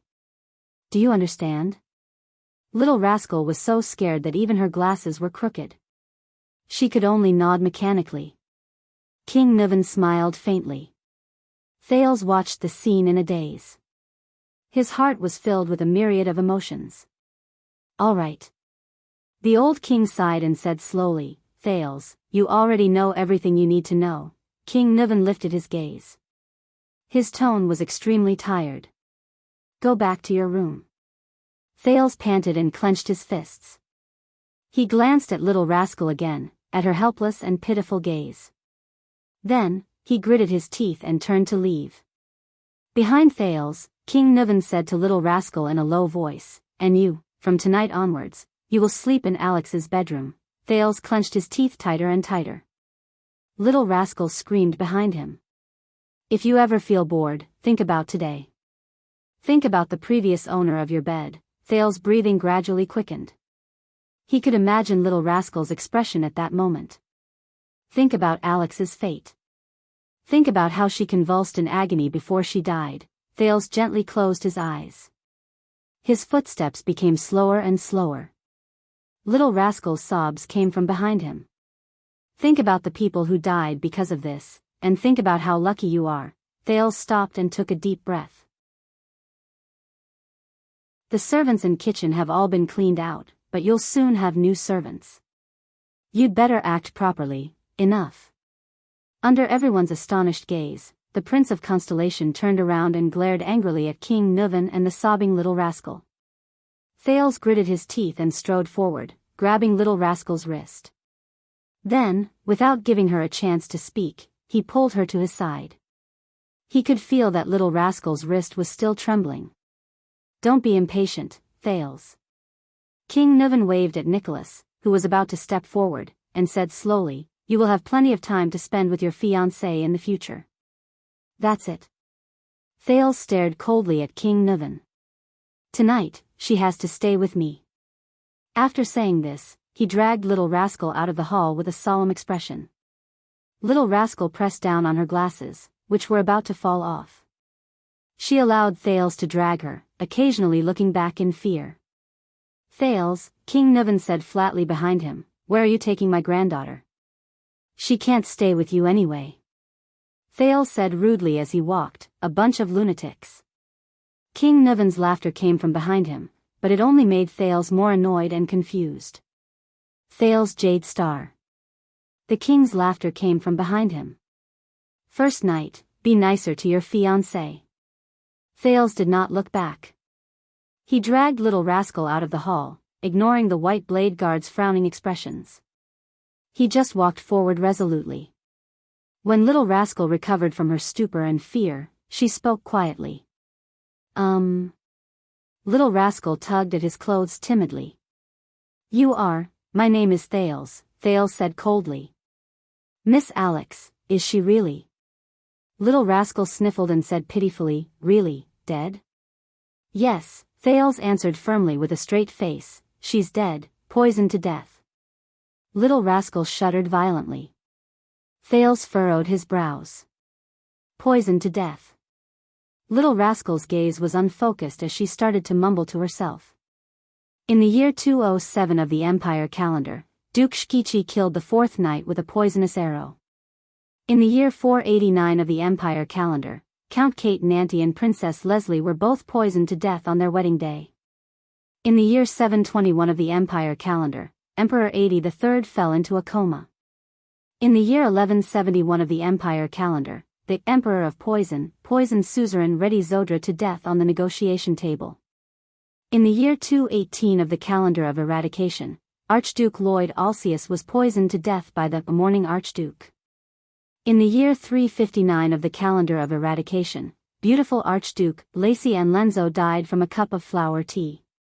In the year 660 of the calendar of eradication, the Crown Prince of Constellation was poisoned by blue vine grass. Enough. Thales roared resolutely and interrupted her murmurs. Don't think about this anymore. Little rascal came back to her senses.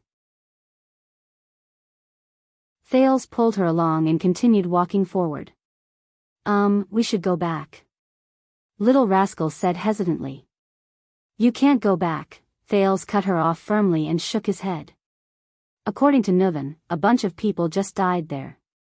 It's definitely not suitable for you to stay. Little rascal shuddered slightly. Thales sighed in his heart as he walked. But, I'm afraid that we... Little rascal said hesitantly again. You don't have to be afraid. There's no bastard like Nuvan here, Thales said quietly. But I can only protect you for a while, no, I mean. Little rascal said softly with a sobbing tone. We went the wrong way. Chapter 161. Late at night, Heroic Spirit Palace, Thales' bedroom door. Speechless, Thales looked at the people in front of him awkwardly. How old are you? How old are you? A hurried and displeased female voice came from in front of him. Ida, the elf guard, looked at the helpless Thales and the timid little rascal behind him. Under the cloak, she said bitterly, on the first night we arrived here, you started bringing girls into your bedroom? Thales looked at the helpless Thales and the shy little rascal behind him. She's very... Thales said, feeling wronged.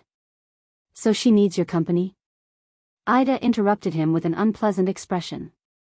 Beside her, Ralph and Waya exchanged glances and looked at Thales strangely. Ida, listen to me.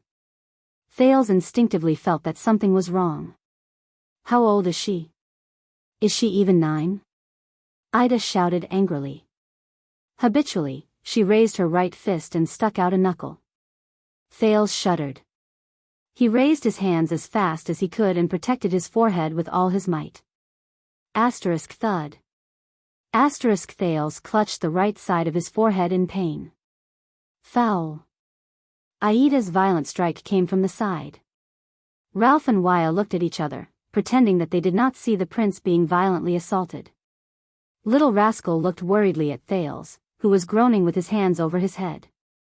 Mindy's only touched a woman for the first time when he got married at the age of 27.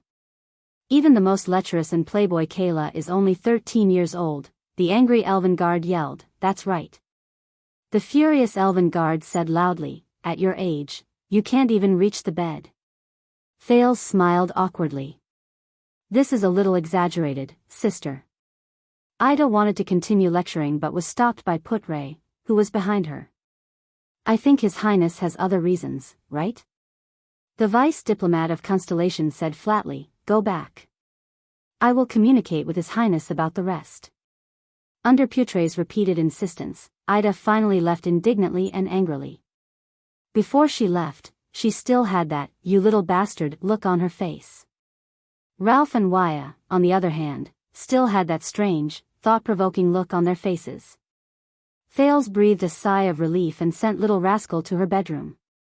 "Looks like a lot happened." Putray sighed and looked at Thales, who had closed the door. Thales' expression darkened. "It's like this." Thales scratched his head. That is.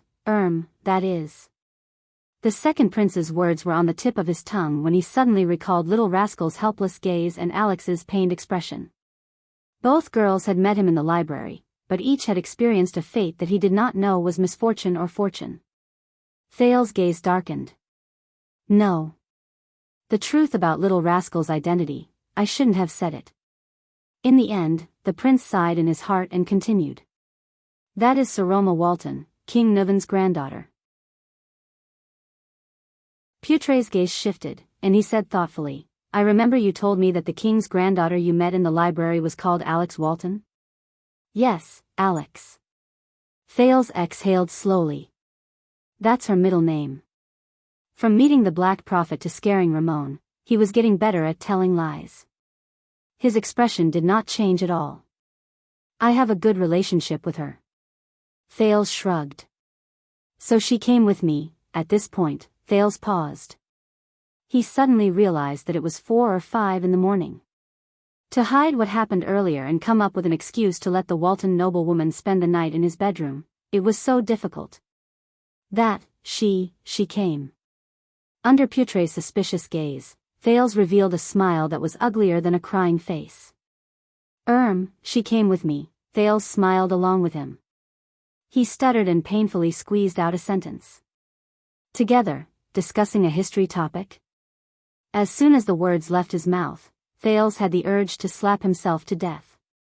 Faced with Putray's puzzled expression, Thales put on a long face and smiled awkwardly. "You know, we met in the library." Thales felt that his face was hurting from smiling so much. He rubbed his hands guiltily. "She is very good at history." Putray raised his eyebrows slightly. His gaze was filled with a strange meaning. Thales felt that it could be translated into one sentence. "Keep making up stories." Thales looked at him awkwardly and guiltily. After a few seconds, Putray slowly sighed. "All right, I won't delve into why you abducted the king's granddaughter into your bedroom in the middle of the night with King Nuvan's permission." Putray flashed a meaningful smile.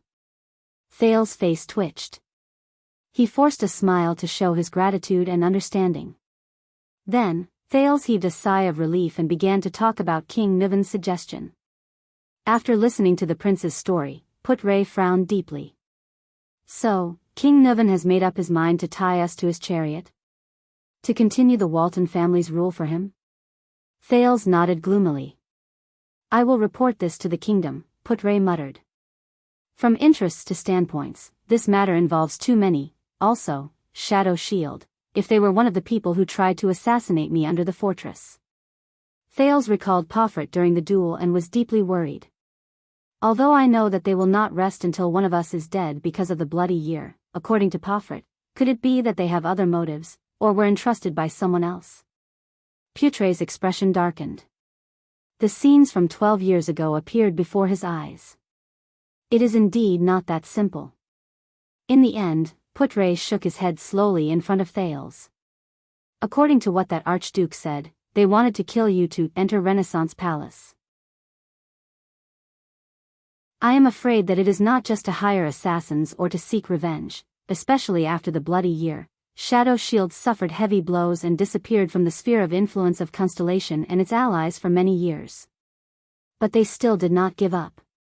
They chose to assassinate the last of the Jade Star bloodline in Extet, Renaissance Palace. So, it's about seizing the throne again? Thales scratched his head in annoyance. Do we have to look for the mastermind behind those assassins again? Putre stared at Thales' expression. No, let your father and the kingdom's secret intelligence department worry about this. We just have to protect your safety. The vice diplomat of Constellation, who was good at reading people's expressions, flashed a reassuring smile. You have done enough tonight, and you have done well enough. The risk of war between Constellation and Extet has disappeared. Constellation is safe. Thales thought of something. He looked at Putre. This is the result of your hard work. The latter nodded slightly at him, his eyes filled with encouragement and approval. I won't say much about this. Even though I was prejudiced against you before, you are indeed a competent prince. With a complicated and sorrowful expression, Putre slowly said, not every prince can travel far beyond the country's borders at this age and avert an unavoidable war disaster for the country and its subjects. Thales inhaled and slowly lowered his head. Yes. At least. The mission of this diplomatic mission is completed. Although the process was full of twists and turns, it was still daunting but not dangerous. Thank you, Putre. The prince raised his head, flashed a smile, and said sincerely, thank you, all of you. Without you, Ida, Ralph, Waya, and the others, my journey might have ended in Constellation's birch tree forest. Moreover, there is still everything after arriving in Extet and Dragon Cloud City. Putre chuckled. That was our mission in the first place. And you made this mission even smoother, and the ending was perfect. He nodded calmly and twitched his eyebrows. Gilbert will be very pleased to see you now.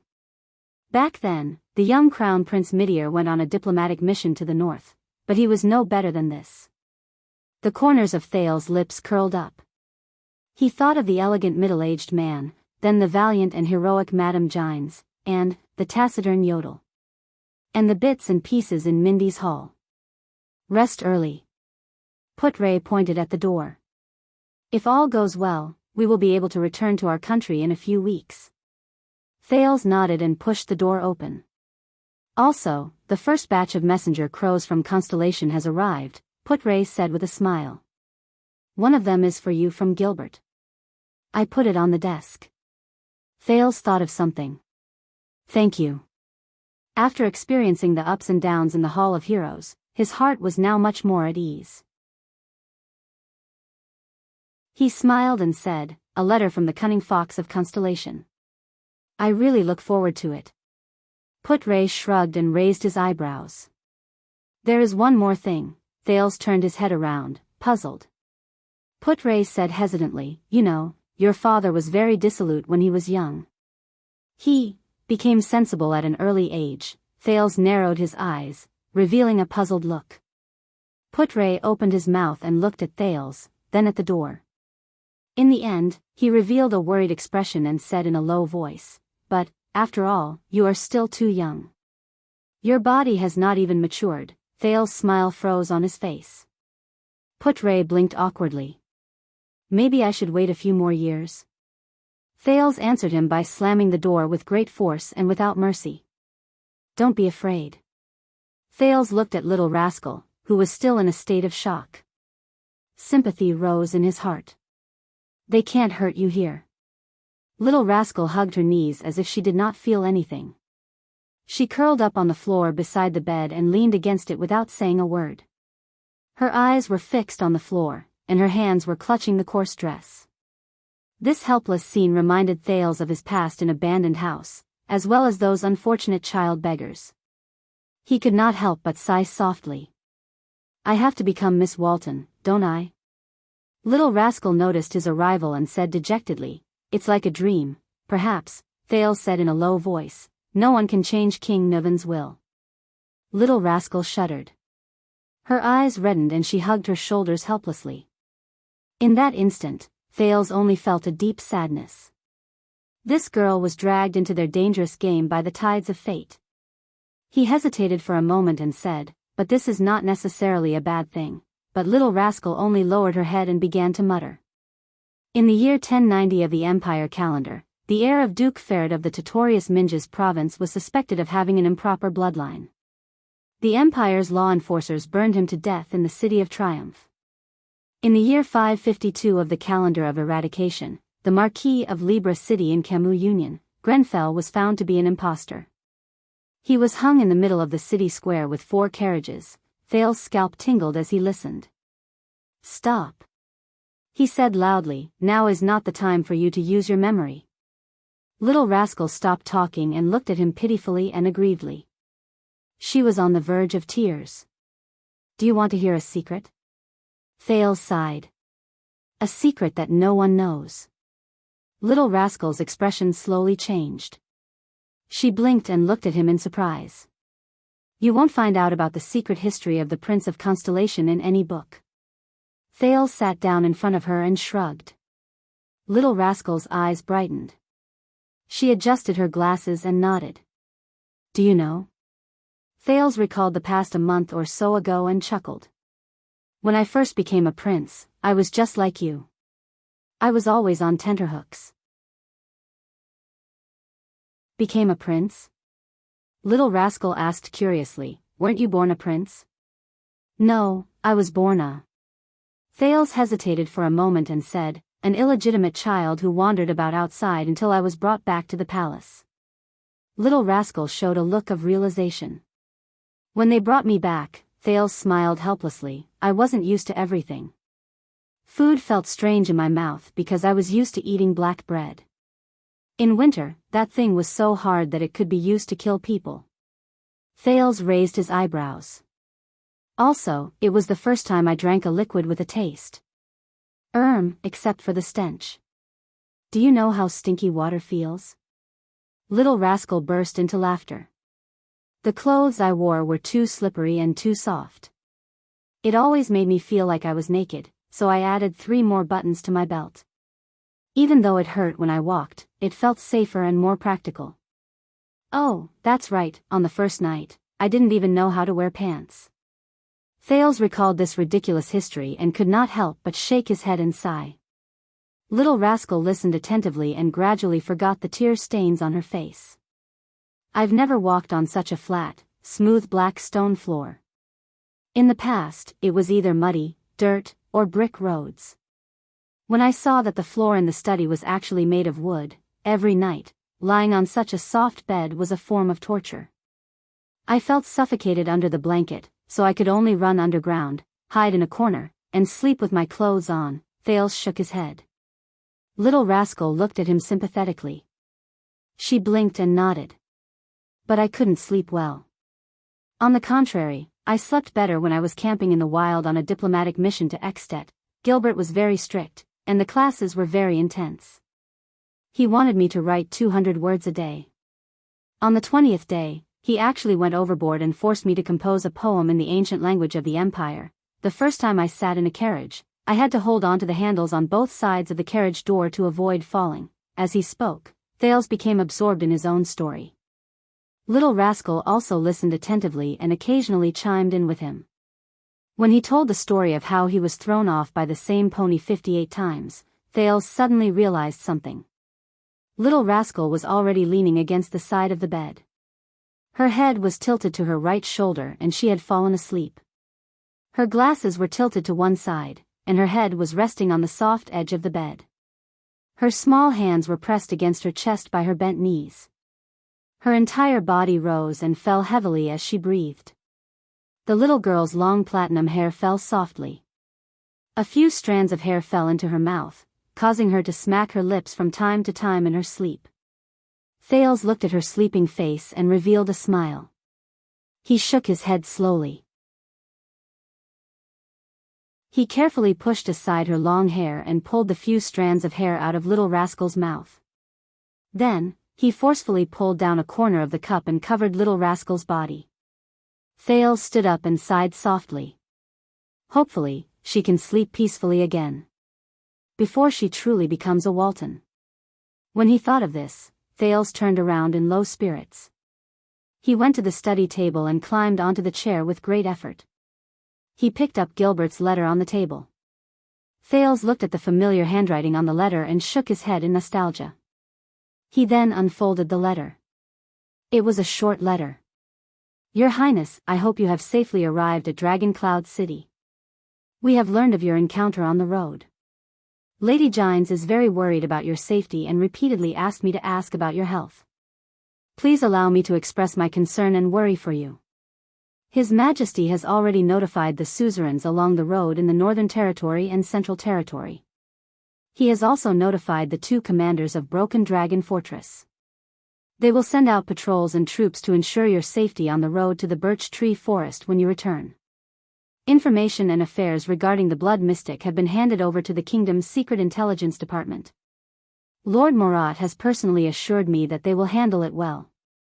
His Majesty has officially sent a letter across the sea to the Night Kingdom in the name of the kingdom. As of now, he has yet to receive a reply from the Night Queen. In addition, after a deep conversation with His Majesty, Duke Zayn Covendier has generously donated a high-yield crystal drop mine to the royal family and increased the amount of eternal oil transported to Central Territory. He has also agreed to transfer the jurisdiction of the 3 baronies to the north of South Coast Hill to the royal family. His Majesty has often told me that this is all thanks to your Highness. Thales pursed his lips when he read this. His Majesty has already rewarded Baron Araka Murch and Lady Sonia Sassir. He has also sent more troops to Broken Dragon Fortress to urge the nobles in the Northern Territory to give Black Sand region the pressure it deserves. He has also instructed the 2 commanders to give Black Sand region the pressure it deserves as a show of solidarity with you and as a protest against Archduke Lampard's rude actions. Please allow me to once again express my concern for the accident that happened to you in front of the fortress, as well as my relief and happiness after learning that you are safe and sound. Even so, I know that it has not been easy for your Highness to enter Extet. The real test and difficulty is just about to come. In this regard, as the former Foreign Affairs Minister, I must remind you of 3 important points. First, Extet's political system is completely different from ours. Apart from being the king, King Nuvan is also the Archduke of Dragon Cloud City and the master of the Walton family. The interests of Extet and the Walton family are completely different to him. Please pay special attention to this point. Second, although the Archdukes of Extet are powerful and have an abundant military force, the relationship between the Archdukes is rather complicated. From current interests to past history, they are entangled. The division between them is greater than between the territories of Constellation. I believe that this is something that you can take advantage of. For example, when it comes to Constellation and Dragon Cloud City, the 3 archdukes in the south have completely different interests. Their attitudes and interests are also different. There is no harm in humbly asking Lord Putre Nemain for advice. Third, no matter what kind of predicament you face, please always believe that you are the only heir to the throne of Constellation. You are the descendant of Tormund and even the imperial family. Please do not worry about your safety. At the same time, please believe that King Nuvan's current interests and position are similar to ours. No one in Northland can compare to him in terms of reputation or strength. That is why it is our best strategy to rope him in and make use of him. Directing his hatred towards Lampard is the best way. To quell the war, there is no harm in turning the conflict between Constellation and the Dragon into a conflict between the king and the archdukes in Extet. This is my suggestion. These are some of my experiences for your reference so that you can discuss a response plan with Putre. But I know that real politics and diplomacy always swing back and forth between plans and accidents. Hence, grasping the essence of things and adapting to circumstances is the truly brilliant way to do things. Just like how you behaved in the Hall of Stars. I am very confident in you. There is one more thing. The owner of Sunset Pub that you asked me to send someone to search Black Street in Lower City District has changed. The female bartender and the children you mentioned are nowhere to be found. I suspect that they have fled to a faraway place to avoid trouble. We may need to rely on the manpower of the kingdom's secret intelligence department to find out the specifics. After all, it is not suitable for us to brazenly search Lower City District in the name of the royal family. This will allow many people with ulterior motives to guess your past, which is disadvantageous to them. But please do not worry. Our people have received information that a girl who is very similar to the female bartender you mentioned visited the police station in Western City District not long ago. I believe that we will be able to find their traces very soon. When you are in Extet, please do not fall behind in your studies. When you return, I will test your method of writing sonnets. Also, Madame Jine said that you must continue to practice your sword and must not slack off. She wants to train you with a real sword when you return. Thales exhaled in resignation. As a royal protector, Lady Aida's loyalty and strength are unquestionable. However, she is not a perfect person. There are still areas where she does not think things through. When Thales read this, he could not help but roll his eyes. He was also impressed by Gilbert's tactful tone. I hope that with the other attendants filling in the gaps, you can take good care of yourself. Allow me to express my concern and longing for you once again. I wish you all the best in the future. His Majesty is very concerned about your safety and the success of your journey. During the days you were away, he missed you very much. Thales was sure that Gilbert added this sentence later on. Calendar of Eradication, Year 672, 27th of December, 27th, Eternal Star City. P.S. Yodel seems to have asked me to send his regards to you in this letter. I hope I did not misunderstand him. Thales put down the letter. The image of Gilbert holding a cane and wearing a top hat as he bowed appeared before his eyes. He also saw Gilbert's lively and respectful manner as he lectured Thales in a proper manner. Thales could not help but grin. He reread Gilbert's 3 suggestions regarding Extet in the letter and shook his head slightly. Gilbert probably did not know that they had completed their mission on the first day they arrived in Dragon Cloud City. At the same time, Thales could not help but feel worried about the disappearance of the people in Sunset Pub, Jayla, Cindy, Ryan, and Korea. However, Gilbert did mention that Jayla had appeared before. Since Jayla was safe, then the child beggars should be fine as well. Moreover, the Brotherhood had gone through such a huge incident as the Battle of Red Street Market. They should not have the energy to care about a few child beggars. He exhaled and thought of his past as a child beggar. He thought of everyone in the 6th house and was filled with emotions. Fate is unpredictable, is it not? Just like little rascal who was sound asleep behind him. When he thought of this, Thales could not help but stretch his body and let out a satisfied moan. This trip to Extet, aside from the strange things that happened, was actually quite smooth. Little Rascal's murmurs and mumbles in her sleep came from behind him. The remaining days in Extet should be much easier. As he thought of this, Thales happily rolled up the letter. At this moment, Thales was stunned. He found a second letter where the original letter was. He did not notice it earlier, probably because his attention was attracted by Gilbert's letter. No, Thales picked up the thin, dark blue double-layered paper and furrowed his brows. This is not a letter. It's an invitation. Strange. Thales looked at the blue invitation in puzzlement and scratched his head. There were only 4 words written on the cover of the invitation, to my dear friend. It was written in beautiful, classical cursive. It reminded him of the treaty between Tormund and Rikaru in Rikaru's library. The cursive on it was equally beautiful. Thales furrowed his eyebrows slightly. He looked at the strange invitation and was a little hesitant. But what else do I need to be afraid of when I've already overcome a difficult situation like tonight? Thales shook his head in a self-deprecating manner and opened the invitation without hesitation. What entered his eyes was another beautiful cursive in the common language. Dear Thales, it has been a long time since we last met. I miss you very much. Especially after I went through so much trouble to find your whereabouts and learned that you have found your identity. I missed you and was sincerely happy for you. I hope that you can learn enough, good enough, broad enough, and profound knowledge during your time as a prince. After all, both Jade Star and Carluz are great names. Our last meeting was too hurried and too short, so much so that I did not have the time to tell you many things I wanted to tell you. There are simply no words that can express how regretful I am about this. This also reminds me of our mutual friend who is agile and wears a mask. I am very happy that he did not follow you to Northland. That is why I can send you this invitation. Of course, I miss him very much too. As I write this, I really can't wait to see you again. I am taking the liberty to send you an invitation for our next meeting. The location is up to you. As for the time, why don't we set it to be 15 minutes after you open the invitation? I wish you a happy mood.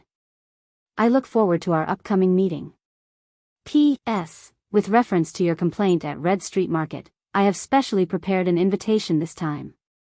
I've used a starry blue cover design that matches your family's colors. I hope it's to your liking. Yours faithfully and truly.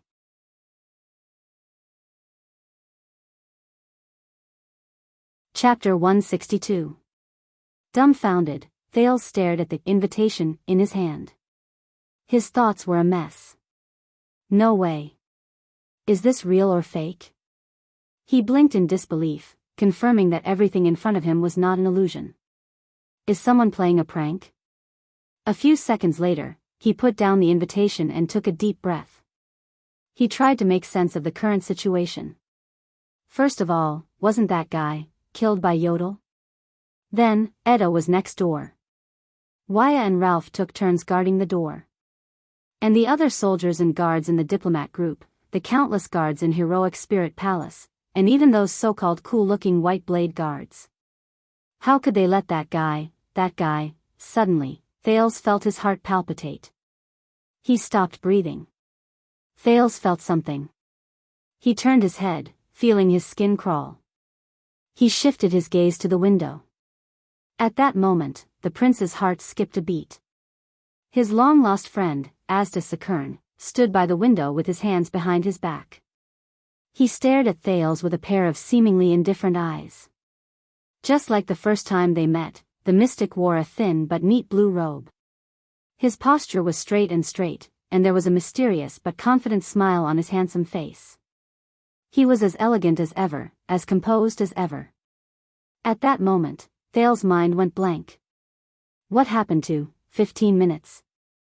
Hello. The air mystic nodded at him slightly. His tone was gentle. My smart, mature, and mischievous little friend. Thales opened his mouth and took a deep breath. From now on, no sound between us can travel more than a foot away. Asda seemed to know what he was thinking. He slowly raised his right index finger and shook it at him with a smile. No one else will disturb us. Hearing that, Thales felt like a deflated balloon. He exhaled the breath he took in. He gave up on the idea of calling for help. Asda's smile was so warm, but in Thales' eyes, it made his heart turn cold. Wait. He and the mystic were not the only ones in the room. Thales thought of something. Following Thales' line of sight, the mystic glanced at Little Rascal, who was deep in slumber beside the bed. Of course, your adorable little maid won't be woken up either. Little Rascal's mouth was still opening and closing in her dreams, but Thales could no longer hear her murmurs or even her breathing. Thales sighed softly. He turned his head and curled up the corners of his lips to reveal a smile that was uglier than crying. You're still the same. You're so considerate. Asda nodded politely. Thales forced himself to start thinking about everything he knew about this mystic. However, the first memory that popped up was the chess room in the center of Red Street Market, where 3 people were squeezed into balls. The second prince gulped and laughed dryly. He tried to imagine something acceptable. Like comparing him to the adorable Giza? Oh, right. Thales shrugged in a feigned relaxed manner and waved the invitation card in his hand. He tried his best to speak in the most normal tone and said nonchalantly, "I thought you would only arrive after 15 minutes. You know," Asda flashed his pearly white teeth, "I like to enter early." Thales tried hard to keep his thoughts in check and swallowed the sarcasm that was at the tip of his tongue. "Is that so? I thought you wouldn't appear so soon." Thales changed his sitting position and smiled awkwardly. Everyone said that you would disappear for a long time." Asda stared straight at him. His gaze was as calm as water, and it made Thales' skin crawl. "The weapon in your masked friend's hand is obviously not complete," the air mystic said slowly. "Otherwise, a legendary anti-mystic equipment that is in perfect condition and fully activated can seal a mystic for a period of time. It should be." Asda's gaze was still calm, but the words he spat out startled Thales slightly. "Permanently. Legendary anti-mystic equipment. Sealed. Mystic. Permanently. Even so, that incomplete equipment can still seal me for at least 10 years. Asda curled up the corners of his mouth and continued to smile. "But I received some small help, and that's why I was able to get out of prison so quickly." Thales did not know if it was due to the curiosity he inherited from the memory fragments of his previous life, his natural personality, or his anxiety towards the mystery of himself, but at that moment, Thales' exuberant desire to learn about mystics overwhelmed his fear of his identity as a calamity. He yearned to know more. "First of all, I would like to congratulate you." Asda put his hands behind his back and walked towards Thales with a smile that was clearly friendly but inexplicably frightening. "Thales. Your Highness. Although I know from your behavior that you are definitely not ordinary, I have to admit that this identity has surprised me." Thales watched Asda approach him, and his heart slowly raced. He forced himself to shrug. "I remember that there are chairs for receiving guests in the room. We can sit down." Asda shook his head and said nonchalantly, "Don't worry about it." The next moment, Thales felt his skin crawl as he watched Asda walk towards him.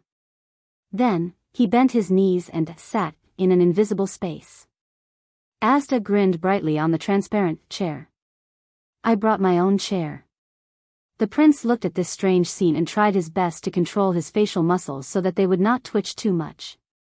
"Let's talk about your future." Asda watched Thales' performance with interest. "Your Highness." Thales knew that although he addressed himself as Your Highness, the man before him did not care about this special identity at all. This made Thales, who had experienced all kinds of gazes after becoming a prince, instantly feel a strange feeling. Thales took a deep breath and forced himself to calm down. Only then could he understand the situation and protect himself, even if the existence before him was a calamity that could not be understood with common sense. Of course. He recalled his conversation with Ramon and muttered, "During this period of time, I have thought of ways to investigate some things about air, mystics and magic." First of all, in this asymmetrical conversation, he had to seize the initiative. "Very good. This will save us a lot of time." As expected, Asda's eyes brightened. "What do you know?" "Not much, but not little either." Thales carefully chose his words. "For example, what exactly is magic, and the 3 great magic towers?" "I met a person who is quite knowledgeable about magic." Asda's interest was piqued. While Thales was on tenterhooks, he briefly repeated what Ramon told him. Even Asda could not help but sigh softly. 1,000 years have passed since the collapse of the magic tower, and magic has been banned for 6 centuries. To think that there are still believers in magic. This is indeed beyond my expectations. Thales observed Asda's expression and at the same time, tried his best to think of a way to escape. "The other party is a mystic. I don't even need to think about non-peaceful means. Stall for time. I can consider this. But can I really stall for time until help arrives? Or will help really work? The other party's goal should be to become one of them. Damn it, the mystic that everyone hates. Then, my best choice is to deal with the other party on this issue and achieve some results by making concessions and lowering my stance. So, is magic the kind of existence he mentioned? A kind of meaning, a kind of belief? At the thought of this, Thales asked cautiously. At the same time, he was really curious about this question.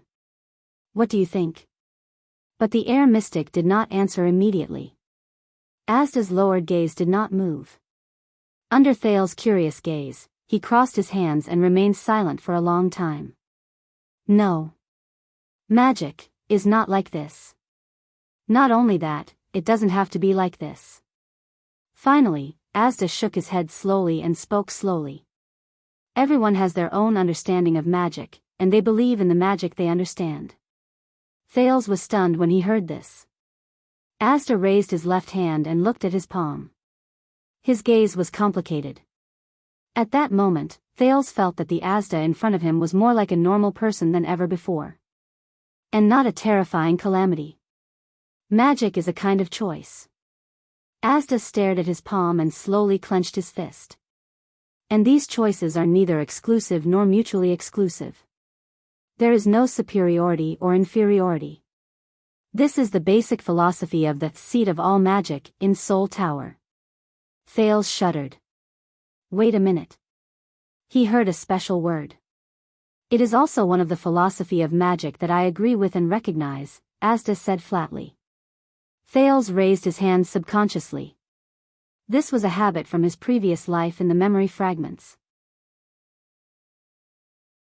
He quickly realized that this was not his previous life, and there were only the two of them. Just as he was about to put his hand down in embarrassment, to Thales' surprise, Asda very skillfully and naturally extended his palm, tilted it up slightly, and then nodded. He was allowed to ask questions.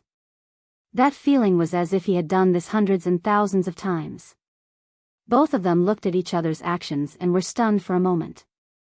Asda reacted and smiled slightly. Very good. It seems that I do not need to teach you the etiquette and habits of a wizard apprentice in class. Thales put his hand down and asked eagerly, Soul Tower? I know this, but what kind of magic tower is it? What about its origin? Thales did not even realize that he had completely forgotten that Asda before him was an extremely dangerous non-human existence. He even forgot his original intention. At that moment, his desire for unsolved knowledge completely surpassed his consideration of reality. Soul Tower? Asda narrowed his eyes and smiled mysteriously, as if he knew that Thales would ask this. What do you know? Soul Tower. Thales lowered his head and desperately tried to recall Ramon's words. I remember that it has a special emblem. Then, the impression this magic tower gives people seems to have many different opinions and no one can come to a consensus. Also, it seems to be at odds with the other two magic towers. Asda did not comment. He only fixed his gaze on him for a very long time. Under the other's scrutinizing gaze, Thales forced a dry smile. Very good. Exuberant curiosity and desire to explore are qualities worthy of encouragement. The air mystic said slowly. Thales could only respond with a smile. Besides, this is the prerequisite knowledge that you should know. Asda was expressionless, but his eyes shone brightly. Listen up. Thales subconsciously straightened his back and sat upright. This time, the mystic did not keep him in suspense. He answered straightforwardly, in the year 618 of the era of kings, not long after the battle for survival between the humans and the three races ended, the imparter wizard Yuri Newmoon, who returned from the battle, left the ascetic tower with his 5 students due to differences in ideals. Thales was shocked. They preached their ideals and taught methods along the way, gathering many wizards who were exiled due to the war. Their group gradually grew, and their theories and methods became clearer. At this point, Asda paused and narrowed his eyes to look at Thales' expression. Thales furrowed his brows. And then? Don't leave things unsaid. Asda stared at him with a profound look and continued with a smile. In the end, Wizard Yuri, whom we later respectfully called the Master, and a group of wizards led by 21 other sages arrived at the Tripping Peninsula by the coast of the continent. They built a twin tower there and settled down to study magic. Asda paused for a few more seconds. His gaze pierced through Thales, as if he was looking at the past many years ago. But Thales had no time to care about the other party's expression, because he was already engrossed in the story.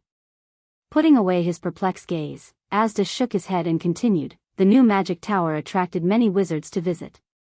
The novel, free, casual, and equal atmosphere of magic research gathered a large number of people. Soon, the land became a gathering place for wizards with the Twin Towers as the center. Unlike the painstaking contemplation and protection of the ascetics, and the fanaticism and destruction of the alchemists, this settlement gradually became the forefront of theoretical research in the magic world. After various unprecedented and unbelievable magic theories and hypotheses were proposed, they were gradually perfected through endless debates and demonstrations. Magic branches that were originally not recognized by the two magic towers were established one after another, forming the Soul Tower magic system that we are in contact with today. Just like that, the sages jointly built the third branch apart from the ascetic tower and the alchemy tower. It is also the youngest, the most special, the most active, the most prosperous, and the most influential wizard inheritance in the world. At this point, Asda lowered his head and let out a sigh that only he knew. After Yiri Shinue passed away, his ashes were placed in the middle of the Twin Towers, suspended in the air. A sentence was engraved on the surface of the box with iron elements: "May every wizard have an independent and free soul." That was how the Soul Tower got its name. Asda closed his mouth gently. Thales came back to his senses and exhaled a long breath. The era of kings. The battle for survival. Wizard Yiri, the imparter of magic. The youngest wizard inheritance. The origin of Soul Tower. These were taboo knowledge that he could not easily obtain from books. Thales' heartbeat quickened as he listened. It was as if an unprecedented world had opened up. If Ramon was here, Thales thought, would he kneel down and cry in excitement? He continued to raise his hand eagerly. Also, you mentioned the seat of all magic just now. What is that? Seat of all laws. Asda did not seem to see Thales' expression. He continued to speak slowly and unhurriedly. His clear and pleasant male voice echoed in the small space, narrating the world's most taboo, lost knowledge. This is an important branch of research in Soul Tower. It originated during the first civil strife in the Empire and was officially established in 373 of the Empire calendar. It flourished between the 5th and 7th centuries of the Empire calendar. At its peak, half of the wizards in Soul Tower came from the seat of all magic. Every time it opened, apprentices and wizards from the Alchemy Tower and the Ascetic Tower would come to listen, comment, and oppose each other. Asda paused again. He looked at Thales' face, which was filled with curiosity and thirst for knowledge, and nodded in satisfaction. Thales' heart stirred slightly. Only then did he realize that the initiative of the conversation had once again fallen into Asda's hands. But, I really want to know. The second prince looked at Asda before him, and a sense of contradiction rose in his heart. The mystic smiled and continued. I can't summarize the characteristics of this branch of theory with simple words. That would be irresponsible to the students. But I can give you a list of the most influential books of this branch. No, to be exact, it should be 23 important works. If you want to have a deeper understanding of the seat of all laws, I can give you a list of the most influential books. Thales' heart raced as he listened to the mystic's words. An inexplicable sense of excitement filled his brain. But he quickly calmed down and realized a problem. Mr. Asda, you are a wizard, right? Thales looked at Asda in surprise. Before you became a calamity? He did not even think about whether his choice of words had violated the other party's taboo. Wizard?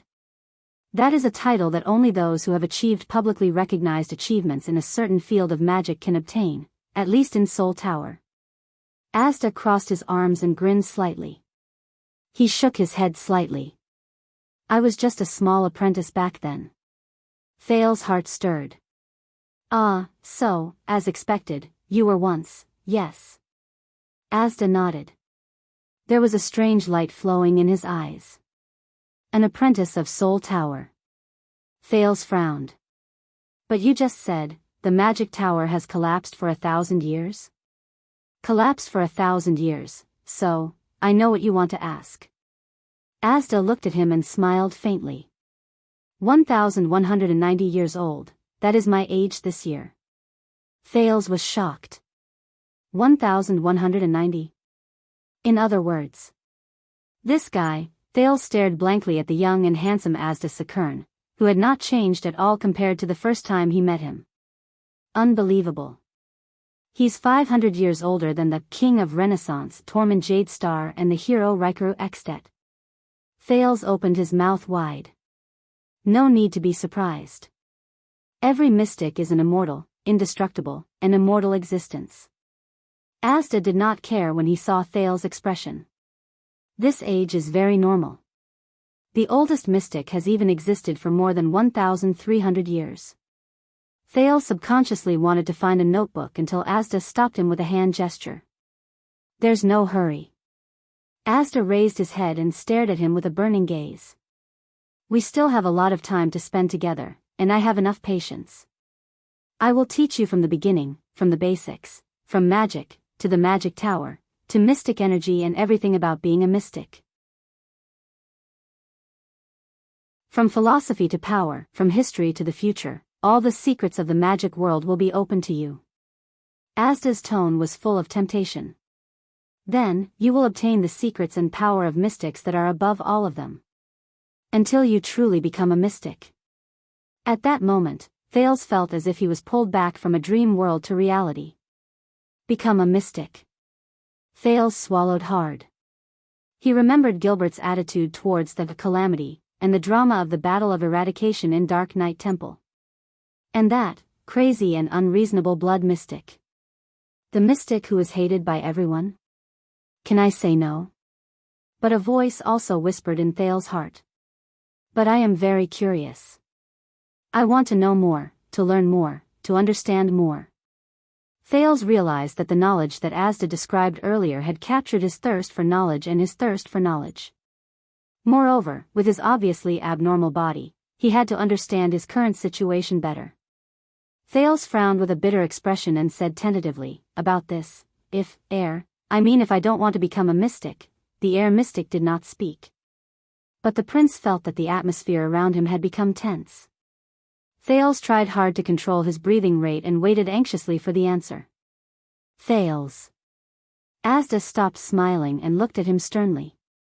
He said softly but seriously, becoming a mystic is your destiny. You cannot and cannot avoid it. There is no second choice.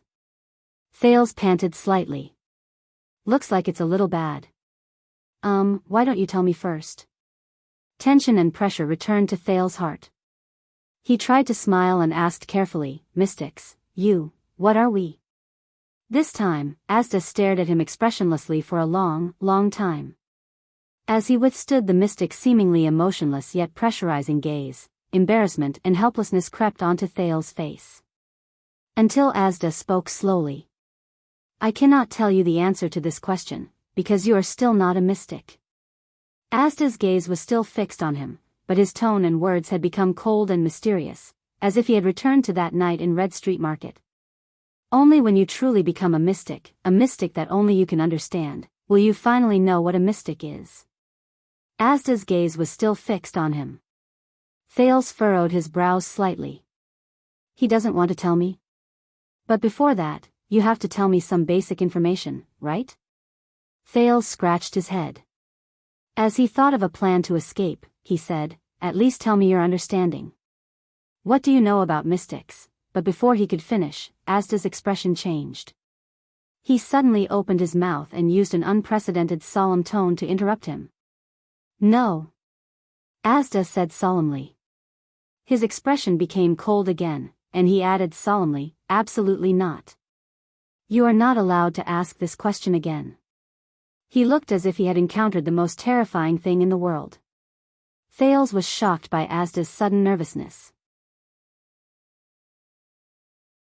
Did I ask the wrong question? Thales observed Asda cautiously until he was sure that Asda would not skin him alive the next time he opened his mouth. Only then did he ask carefully, "Why?" Asda narrowed his eyes, but his expression remained serious. Because this is one of the three great covenants, the mystic said softly. Thales was completely stunned for a moment. Three great. What? Remember, what I am going to tell you next is a top secret that only we mystics know. Asda knew what Thales was puzzled about. He furrowed his brows and his gaze was as cold as frost. With a solemn expression and tone that Thales had never seen before, he said the following words under Thales' fearful gaze. Revealing them is equivalent to betraying all the mystics in the world. Believe me, you will not like that outcome. Once he finished speaking, Asda's gaze was cold as he stared straight at Thales. Thales instantly froze. Top secret that only mystics know? At that moment, the air around them seemed to have frozen. Thales could only feel his heartbeat speeding up. He could only force a smile and nod with difficulty. After seeing Thales' reaction, Asda nodded slowly. There are 3 rules that mystics must abide by. They are known as the 3 great covenants, Asda said softly in the frightening silence. What I just said is the first one. Thales frowned slightly.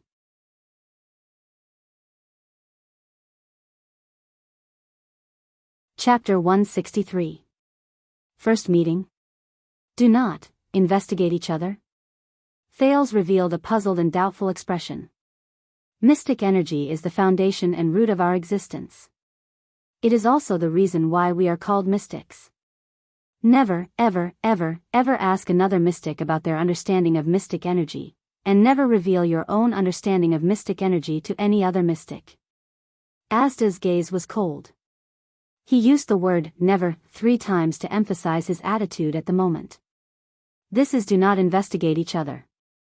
Mystic energy? Understanding of mystic energy? Thales could not help but raise his eyebrows when he heard this. So that is the weakness of mystics. Once your foundation and root is figured out, you will be attacked by another mystic. However, Asda only maintained his cold gaze and stared fixedly at Thales. For a few seconds. What's wrong? Thales felt a chill down his spine under his stare. What you are doing now is trying to probe my understanding of mystic energy, Asda finally said quietly, but the words that came out of his mouth caused his listeners to turn pale with fright. Among mystics, this will be seen as a declaration of war. Startled, Thales subconsciously shrank back a little. This is considered a declaration of war? Thales immediately remembered the blood mystic's words, the civil war of mystics. All right, I won't ask. The second prince could only shrug anxiously. So mystics cannot talk about mystic energy? Then everyone's daily interaction is to greet each other when they meet, say hello, goodbye, have you eaten, and then go their separate ways, never to contact each other. This is not a joke. Asda interrupted him coldly. The 3 great agreements of mystics were concluded by our predecessors through countless experiences and examples over a long period of time. No matter which one is violated, it will bring about terrible, serious, and unpredictable consequences. The air mystic's eyes flashed, causing Thales to feel a slight chill down his spine. Thales was stunned. He could not help but ask in a daze, what are the consequences? You will know. Asda shook his head. Now, you only need to remember the first agreement and that it must not be violated. Thales sighed. What about the other 2? You are still far from the level where you know about them. Asda still shook his head mysteriously. When you become a mystic and find your own name of origin, I will tell you. Don't ask me what a name of origin is. You will know when the time comes. Thales, who was about to speak, could only hang his head in disappointment. All right, at least, can you help me answer one of my doubts? Asda nodded slightly, and his expression seemed to relax a little. Thales revealed a worried expression. When I use that, whatever mystic energy you mentioned, the effect is different every time. But almost every time I use it, I feel intense pain. Recently, it almost took my life. As Thales spoke, a few worrisome scenes appeared before his eyes. In the dungeon of Vine Manor, Ralph was shackled. In front of Renaissance Palace, the young psionic assassin and his warm, beating heart. In front of the muzzles of Black Sand Region's mystic guns, red lights scattered everywhere, and Araka's motionless bow. Thales secretly clenched his fists. What's going on? He suddenly noticed that after Asda heard his words, he furrowed his eyebrows slightly. The mystic had always looked indifferent, but this instead highlighted the unusual change in his expression. Use? After a while, Asda narrowed his eyes. He shook his head and snorted, as if he did not believe Thales' words. You haven't even touched the door to becoming a mystic. How can you use mystic energy? Thales was slightly stunned. That's right. Do you remember that time at Red Street Market? You squeezed me. The second prince rubbed his hands in embarrassment. He observed Asda's expression and decided not to describe what happened that night in detail. In short, we blew up a house, and you discovered that I have a mystic's constitution or something.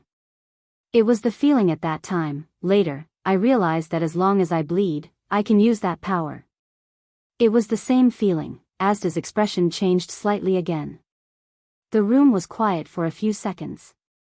Asda stared at the ground, as if he was thinking. No. After a while, the air mystic raised his head and said solemnly, your performance that night, we habitually call it, losing control. Asda pursed his lips. Yes. Losing control.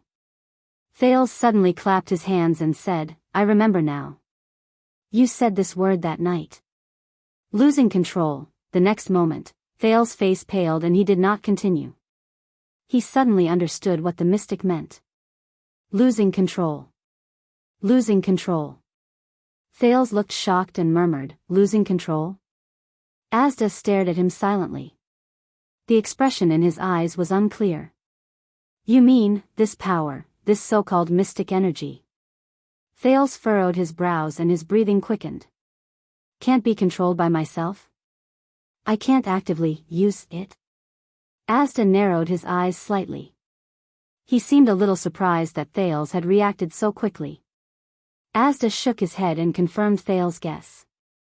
At least in your current stage, you can't. Thales looked at Asda doubtfully. Impossible. I can use it every time I bleed. Thales gritted his teeth and touched his head. That feeling is like I woke up from a chaotic dream. At this moment, the mystic's expression changed. He suddenly raised a finger. In the next second, Thales' voice was cut off. He then felt the air around him stagnate, and he could no longer inhale air. Thales stared at Asda, who had raised his finger, in shock. However, the mystic only stared coldly at the prince. He did not say a word. What? Thales clutched his neck and opened his mouth with all his might, but he still could not get any air. It was as if the air around him had solidified and stopped moving. Are you trying to suffocate me to death? Thales opened his mouth in vain, but no sound came out. He could only make an angry expression at Asda until his face turned red from the lack of oxygen. Just as Thales was about to reach for his dagger, Asda finally lowered his finger slowly. The air began to flow again. Phew. Thales finally inhaled a mouthful of air. He slumped on the chair and panted heavily. Why? Thales, who had regained air, raised his head and looked at Asda with anger and indignation. Have you forgotten so quickly? The mystic leaned forward and stared into Thales' eyes. His expression did not change, but his tone was cold. What did I say to you just now? What did you say? We only met. Thales was stunned at first, and then he reacted. We just. All right, Thales murmured, remembering Asda's words. The first contract of mystic energy. His face fell, and he sighed. Not delving into each other's affairs. Damn it. Asda stared at him deeply and nodded slowly. Don't forget again. The mystic gave Thales a deep look before returning to his seat. After experiencing what happened just now, Thales was in an extremely bad mood. He continued to straighten out his breathing. At the same time, he raised his slightly lowered vigilance to the highest level again. Damn it. This guy. As expected, he cannot be treated as a normal person. While Thales was cursing in his heart, Asda lowered his head quietly. His expression was unclear. There was a strange silence between the two of them. After a while, Asda finally said, "Aside from your feelings and understanding of that state, tell me all about the times you actively lost control." Thales sighed. He narrated everything from Vine Manor to Broken Dragon Fortress. A few minutes later, aside from Red Street Market, the rest did not seem like I lost control at all. Being able to use mystic energy during the unconscious contactor stage? Asda muttered, "That's too strange. This is the first time I've heard of it. I should say, in the history of mystics, there has never been such an example. And it was accompanied by increasing damage and burden to the body?" Asda's eyes flickered, as if he was deep in thought. For a moment, Thales could swear that he saw a flash of blue light in the mystic's eyes. Thales slowed his breathing and could not help but feel nervous. It felt like he was waiting for a doctor to read out a diagnosis. However, every mystic is unique. Finally, Asda raised his head with a calm expression. "Perhaps you are one of the more special ones. Who knows? But before we progress step by step, don't use mystic energy anymore. I don't want you to become a corpse before you become a mystic." "One of the more special ones? Why? Why am I special?" Thales sighed in his heart. As he said this, Thales suddenly thought of something. He thought of something crucial. "By the way, Mr. Asda," Thales said hesitantly. "Excuse me." Asda narrowed his eyes and waited for him to ask. "If you have lived for so long, you must know your own kind, peers." Thales paused for a moment, then finally gritted his teeth. "Excuse me, do you know a mystic? Her name is..." He took a deep breath. "Dharanjarana." Asda's expression did not change. Thales raised his head and looked straight into Asda's eyes with a burning gaze. "She might be my mother. And the reason why I'm so special." Asda leaned back in the air. More than 10 seconds of silence fell between the two of them again. In the silence, Thales could even hear his own heartbeat. But he did not rush him. Instead, he looked at Asda anxiously and waited for his answer. "This might be the best opportunity to unravel the mystery of my constitution and origins." Thales looked at the mystic and thought, "I can't waste it." Moreover, he had long suspected the identity and race of his birth mother in this life. While Thales was distracted, Asda's voice rang slowly. "Why do you think so?" The mystic said flatly, "Why do you think that your mother is a mystic?" Thales was slightly stunned. "The only possibility is that I inherited the constitution of a mystic from her, isn't it?" Thales touched his head and said anxiously, "And I was thinking, if my mystic constitution is hereditary, could my mother also be?" And Thales anxiously thought of his strange and rough physique that recovered quickly, his abnormal brain capacity, and the memories of his previous life that often came back in the form of flashbacks. Not only that. From King Kessel, Gilbert, and Jine's secretive attitude towards my mother, to the suspicious conversation between King Kessel and Licia during the bloodline ceremony, to the High Ritual Master's fear and hatred towards my mother, and Yodel's words about being entangled with calamities in Mindy's Hall. Doesn't all this indicate impossible? A clear male voice rang. Thales was stunned and looked at Asda in front of him. Asda looked into his eyes and shook his head sternly and decisively. Firstly, Asda's gaze was indifferent. The constitution of a mystic is not inherited and has nothing to do with the bloodline. There was once an experiment conducted by wizards. They divided 5,000 people into 5 groups. Forget it, you don't want to know about this. After all, mystics are not hereditary. Thales frowned slightly. Asda closed his eyes and slowly opened them again. Secondly, mystics are no longer ordinary creatures. Once we completely become mystics, our physiques will undergo a huge change. Everyone is different, but there is one thing in common: we can no longer reproduce with other races. Asda closed his eyes and slowly opened them again. Thales opened his mouth in shock. Thirdly, Asda's expression was solemn and his tone was resolute. Other than you, there are a total of 14 mystics in the world, including those who have been sealed. I have met every single one of them, but none of them have this name. Asda's expression was solemn and his tone was resolute. Thales stared at him blankly. 14 mystics. So few? And none of them are. Anyway. Asda shook his head with absolute certainty and his tone was resolute. Your mother cannot be a mystic. When he heard this, Thales was stunned for 10 seconds. Then, he nodded absent-mindedly. I see. So, there is no mystic named Theranjarana. Thales exhaled. For some reason, he felt as if a tense string had been released from his heart. As for mystics, it's impossible for them to reproduce. His prediction was off. With a sense of disappointment, he leaned against the back of his chair and pondered the mystery of his origin. A few seconds later, Thales exhaled and revealed a self-deprecating smile. This can be considered as letting go of a doubt. A doubt that has been lingering in my mind for a long time. But at the same time, Asda shook his head again. However, strictly speaking, there is still a mystic who has the ability to create life, although I don't think it's giving birth in the true sense of the word. Asda crossed his arms in thought for a while before he slowly said, but strictly speaking, there is still a mystic who has the ability to create life. Thales' heart instantly froze. The second prince's pupils shrank. He slowly raised his head. Who? Asda separated his clasped hands and raised his head. A lady with a bad temper. Asda revealed a clear smile. Then, the mystic said a name. A name that made Thales' expression change. Giza Streelman, Asda said flatly.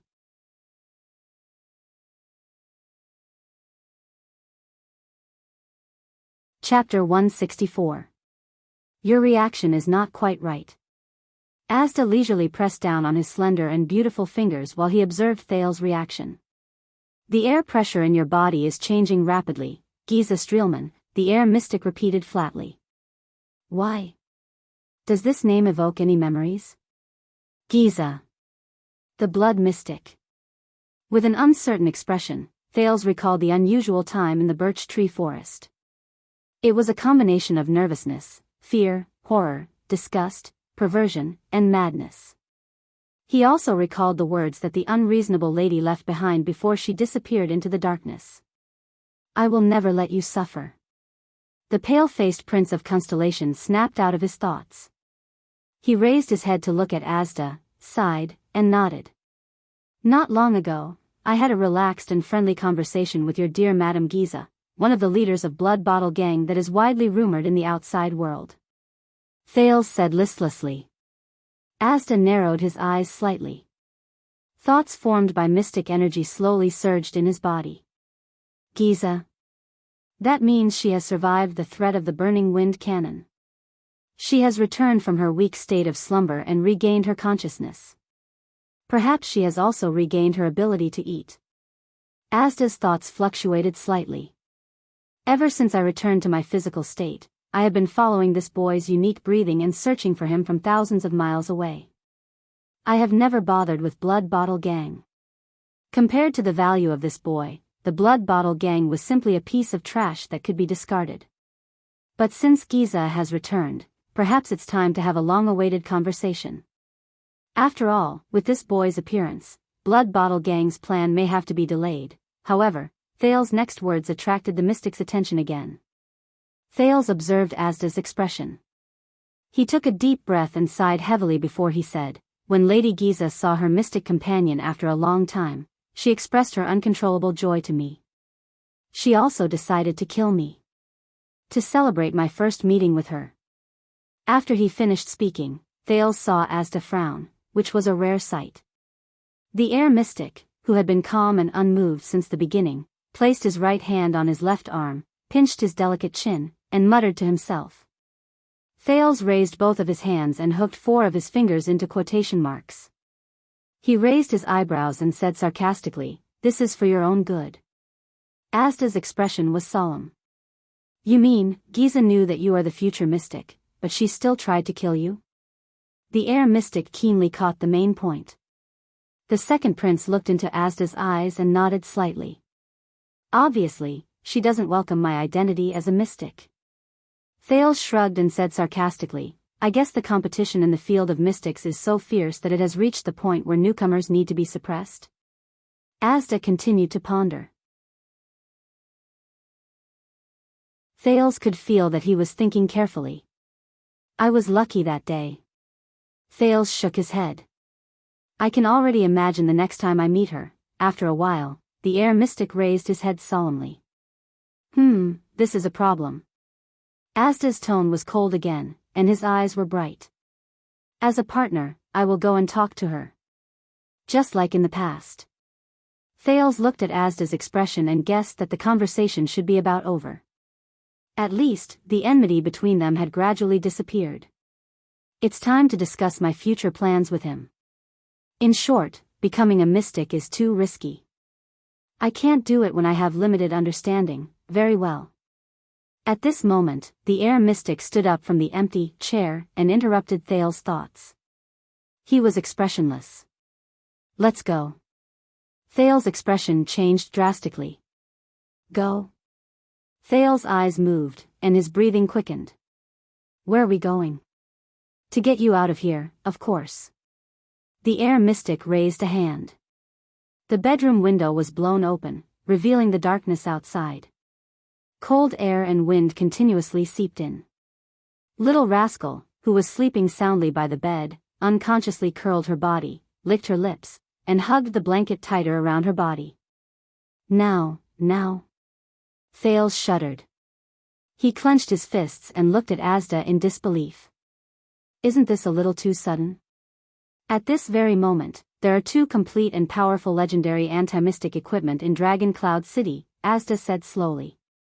They are in the palace we are in right now. Thales was stunned. He looked outside the door. The air mystic sighed. You didn't think that I took such a huge risk to come to you just to sit down and chat, did you? Thales frowned. His breathing quickened uncontrollably. The thing he was most worried about had happened. Prepare to start your new life. Asda nodded nonchalantly. As a mystic, you still have a long future ahead of you. You still have a long journey ahead of you. Wait, but I still have a lot of questions. Thales scratched his ears and cheeks, desperately thinking of excuses to stall for time.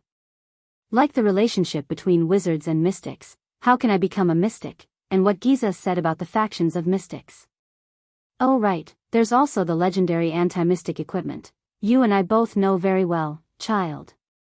Asda shook his head mercilessly and exposed his intentions. There is no benefit in wasting time. Even if your subordinates realize that something is wrong and come to rescue you, it will only be their misfortune. Even if the elf next door whose breathing is stable and steady and who seems to be a supreme class elf is the same, the mystic replied flatly. We have proven 1,000 years ago that even the gods are helpless against mystics. Thales was stunned. He looked at the open window and felt the cold air coming in through it. *T. What should I do? Wait. Thales raised his head. His expression was worried and anxious. I can't go with him. I have to think of a way to stay. Mystics have a very bad life in this world, right? Thales looked at the air mystic and sighed. From the destruction of the ancient empire to the battle of eradication and the fission of the continent. Perhaps, following you is not a good idea. Perhaps I should stay, and we can regularly. This time, Asda looked at him from above. His gaze was subtle. Thales felt his heart clench under his gaze. He could not help but stop talking. Asda slowly opened his mouth. His tone was fleeting, but there was a chilling aura in it. This world has chosen to forget about magic in the past in order to suppress our numbers. That is why most people do not know what we are, such as those idiots in the gang under my command. Even the battle of eradication, which people are supposed to be familiar with, has become a legend of heroes fighting against unknown calamities. The mystic placed his hands behind his back. However, those with status and power are still wary of our existence, and see us as their greatest threat. Whether it is magic or mystic energy, they all abhor it. Asda narrowed his eyes slightly. But it is precisely because of this that you must come with me. Thales felt his skin crawl as he looked at the other party. Asda's gaze was solemn. Once your identity is exposed, they will not care whether you are a prince or not. You will end up worse than the orcs who fell into the hands of humans. Thales stared at Asda in a daze. He pursed his lips and recalled the drama of the Battle of Eradication in Dark Knight Temple, Gilbert's words about the calamities, the unsettling Black Prophet, the secret of Ramon, and Yodel's mask. But, a dozen seconds later, no, I can't just leave like this. Thales gritted his teeth and shook his head. I am their prince. I have a mission on my shoulders, and I know many people. There are some things that cannot be simply left behind, but he was once again interrupted by the mystic. I say. Asda smiled faintly. His eyes were full of mockery. Is it because you are worried about your safety that you are unwilling to become a mystic? Or is it because you are unwilling to give up your noble status as the Prince of Constellation? Thales was slightly stunned when he heard this. The air mystic snorted coldly and said, even if 2 months ago you were just a lowly child beggar? At that moment, Thales' heart was truly shaken. Unwilling to give up, Prince of Constellation, noble status, the image of the night he first arrived at Mindy's hall appeared before his eyes. That strong figure announced that he was the only remaining heir of Constellation. Gilbert and Yodel knelt down on one knee in front of him. Wyatt placed his hand on his chest and swore to him that he would die for him. Ralph used his clumsy sign language to show that he did as he was told. There was also the surge of people under the Hall of Stars. There was also the deafening cheers that reached the horizon. Thales subconsciously clenched his fists.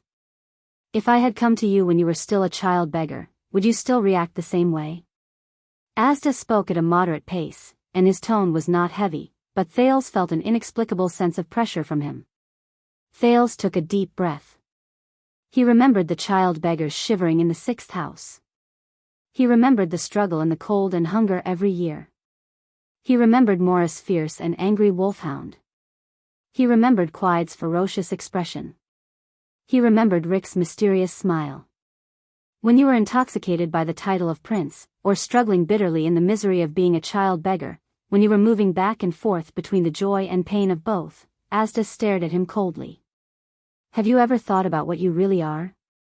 When you are stripped of all the definitions that others have given you, and when you leave all the situations that you used to exist, what is left of you? A prince who is noble because of his bloodline? A beggar who was born lowly and unfortunate? A genius child who matured early? A pitiful person who is struggling to change his fate? Asda lowered his head and looked at his expression. Thales' breathing gradually quickened. A noble prince. A lowly child beggar. A magnificent palace, a worry-free life, and subordinates who listened to his orders. A dilapidated abandoned house, a daily life of cold, hunger, and cold, and thugs who beat and scold him at every turn. Heaven and earth. He opened his mouth slightly and subconsciously wanted to refute. But he realized that he could not say it out loud. Thales stared at the ground in a daze. Do I really think this way? I can't leave, can't bear to part with the nobility of a prince? Child, you have to understand that to become a mystic, the air mystic said coldly, you have to wave goodbye to your past, no matter how glorious and unforgettable it is. Don't let your past bind you. Only by decisively abandoning it can you finally ascend. Thales subconsciously grabbed his chest. It seemed that the wound made by the Mindy's silver coin was throbbing again.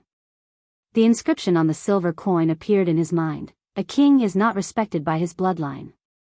Being a mystic is not a profession, it is not a job, and it is not a title, Asda said firmly. The meaning it represents is far beyond what you can imagine. This is an unprecedented choice. It is an opportunity for you to find yourself, understand yourself clearly, and reshape yourself. Now, you have such an opportunity to make your own choice. The mystic walked in front of him and extended his hand towards his face. Choose to return to your original life and continue your seemingly realistic, seemingly down-to-earth life, but in reality, you have no choice. You have no freedom, you are muddle-headed, and you are confused about your future. Asda's hand stopped in front of the mystic's nose. He flipped his palm over and a ray of blue light flashed from it. It spun continuously around the mystic's palm and eventually formed a deep blue light ball. Just like that night at Red Street Market. Or choose your own heart, the mystic continued. Choose to see how far you can climb and what kind of scenery you can see in the end. Discover who you really are. Thales stared at the ball of light in Asda's hand and frowned deeply. How far I can climb, what kind of scenery, who am I? Asda slowly clenched his fist. As he moved, the ball of light in the mystic's hand was extinguished. Gusts of air blew past Thales' face. The mystic's gaze changed. These are the words my guide said 1,000 years ago when he led the confused me on the path of mystic energy. Thales listened to Asda's words with an unpleasant expression. He clenched his fist even tighter. And now, 1,000 years later, I will be your guide and guide you to become the most amazing existence in the world. Asda nodded slightly. Trust me, a mystic can not only obtain unlimited life and endless power. Those are just the most insignificant additional gifts. The air mystic slowly raised his arms. His tone was ethereal and mysterious. The world we can see, the vision we can touch, and everything we can feel is far beyond the imagination of any other existence. Compared to that, the light of the gods, the glory of the priests, and the dignity of the king are all dwarfed, insignificant and boring. The panic-stricken Thales lowered his head. Asda lowered his arms and looked at Thales. With a firm gaze, he nodded slowly. We should go. In the next moment, before Thales could react, he was already floating in the air. Thales turned pale with fright. Just as he was about to speak, he realized that his vision was rapidly changing. As the wind howled, a chill invaded his exposed skin. Cold air poured into his mouth and nose. No. Wait. I haven't. Thales wanted to speak, but he was powerless. He only felt himself begin to spin. He did not know where the sky was and where the earth was. Asda flew out of the window with him. Thales gritted his teeth in pain while he was high up in the air. The scenery before his eyes changed from a small bedroom to a vast expanse of snow and towering mountains under the moonlight. As well as the things that were slowly becoming smaller and farther away in his vision, heroic spirit palace. The star killer, Nicholas, stood in the Hall of Heroes with an unpleasant expression. His gaze was fixed on the ferocious-looking spear on the wall shelf. The Soul Slayer spear. *buzz, *a low and rapid vibrating sound was heard. The few members of the White Blade Guards beside Nicholas stared at the gun in shock. The legendary Soul Slayer spear is vibrating? Nicholas narrowed his eyes. He walked forward and placed his hand on the Soul Slayer spear. The commander of the White Blade Guards felt the sensation in his hand. Then, he heaved a heavy sigh.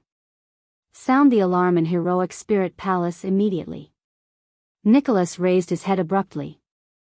His expression was stern and solemn. The highest level. We are in big trouble. A guard beside him frowned. The highest level?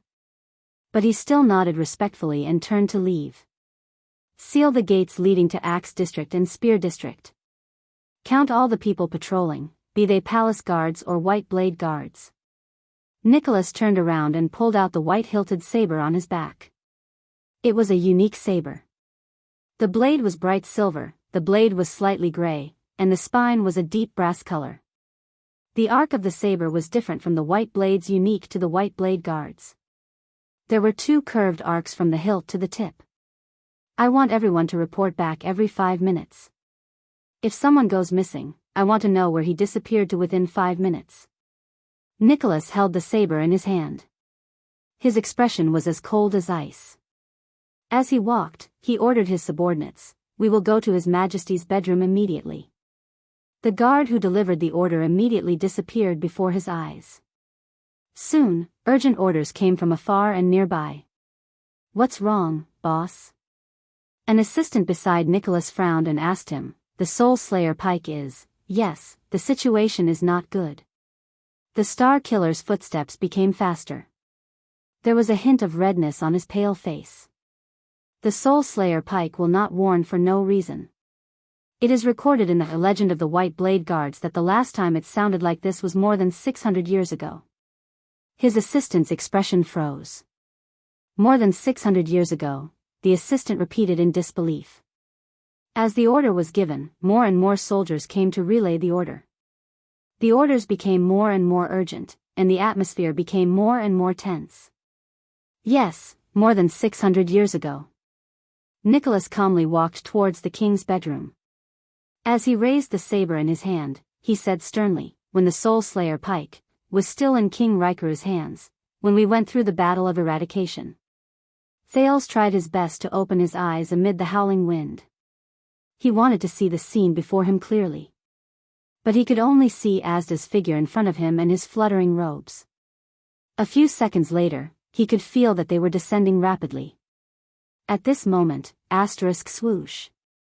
A rapid and sharp sound rang out, as if the wind was being torn apart. Clang. There was a muffled sound. Thales did not understand what happened. He only felt his vision waver. The next moment, he rolled on the soft snow. His shoulder hurt from the friction. "Damn it." Thales coughed violently. He cursed his luck in his heart as he struggled to get up. "Damn it. What happened? Why did I suddenly stop?" He shuddered in the cold snow. Then, the Prince of Constellation was stunned. He raised his neck as high as he could. Under the moonlight, he found that a huge statue appeared before his eyes. It was almost several stories tall. It was a heroic warrior holding a pike. His expression was heroic and compassionate. It was the statue of Rikuru Extet. Thales woke up abruptly. They were at the highest peak in Dragon Cloud City, the Cliff of the Sky. He looked around and found that the whole of Dragon Cloud City was beneath his feet. "I see." The statue of Rikuru the hero looked so small from below. "But when it's right in front of me." At this moment, Asda's voice rang and abruptly interrupted his thoughts. "Did you really think that I wouldn't notice you?" Asda sighed. There seemed to be a lot of dissatisfaction in his voice. "Whether it was in Heroic Spirit Palace just now or in the air, I was deliberately avoiding you." Thales turned his head in shock and saw Asda standing under the statue. He was facing a dark figure in front of him from a distance. Thales narrowed his eyes and looked at the figure. "Who is that?" "Because I'm really not in the mood to play with you today." Asda shook his head. His gaze was sharp. "You monster that won't die." The mystic narrowed his eyes and cracked a smile. "Black sword." "What?" Black, Thales shuddered violently. "Black sword?" Thales took a step forward and looked at the figure in disbelief. In his impression, this title represented Black Street Brotherhood, the legendary. Under the moonlight, the figure walked out slowly. Under the moonlight, he raised a strange, black long sword. What a coincidence. The expressionless man turned his body sideways and lowered his head slightly at Asda. The moonlight could only shine on his black robe. Only a pair of sparkling eyes could be seen in the dark. They were directed at the mystic. "I'm not in the mood either." "You monster that won't die." Black Sword's eyes emitted a chilling light.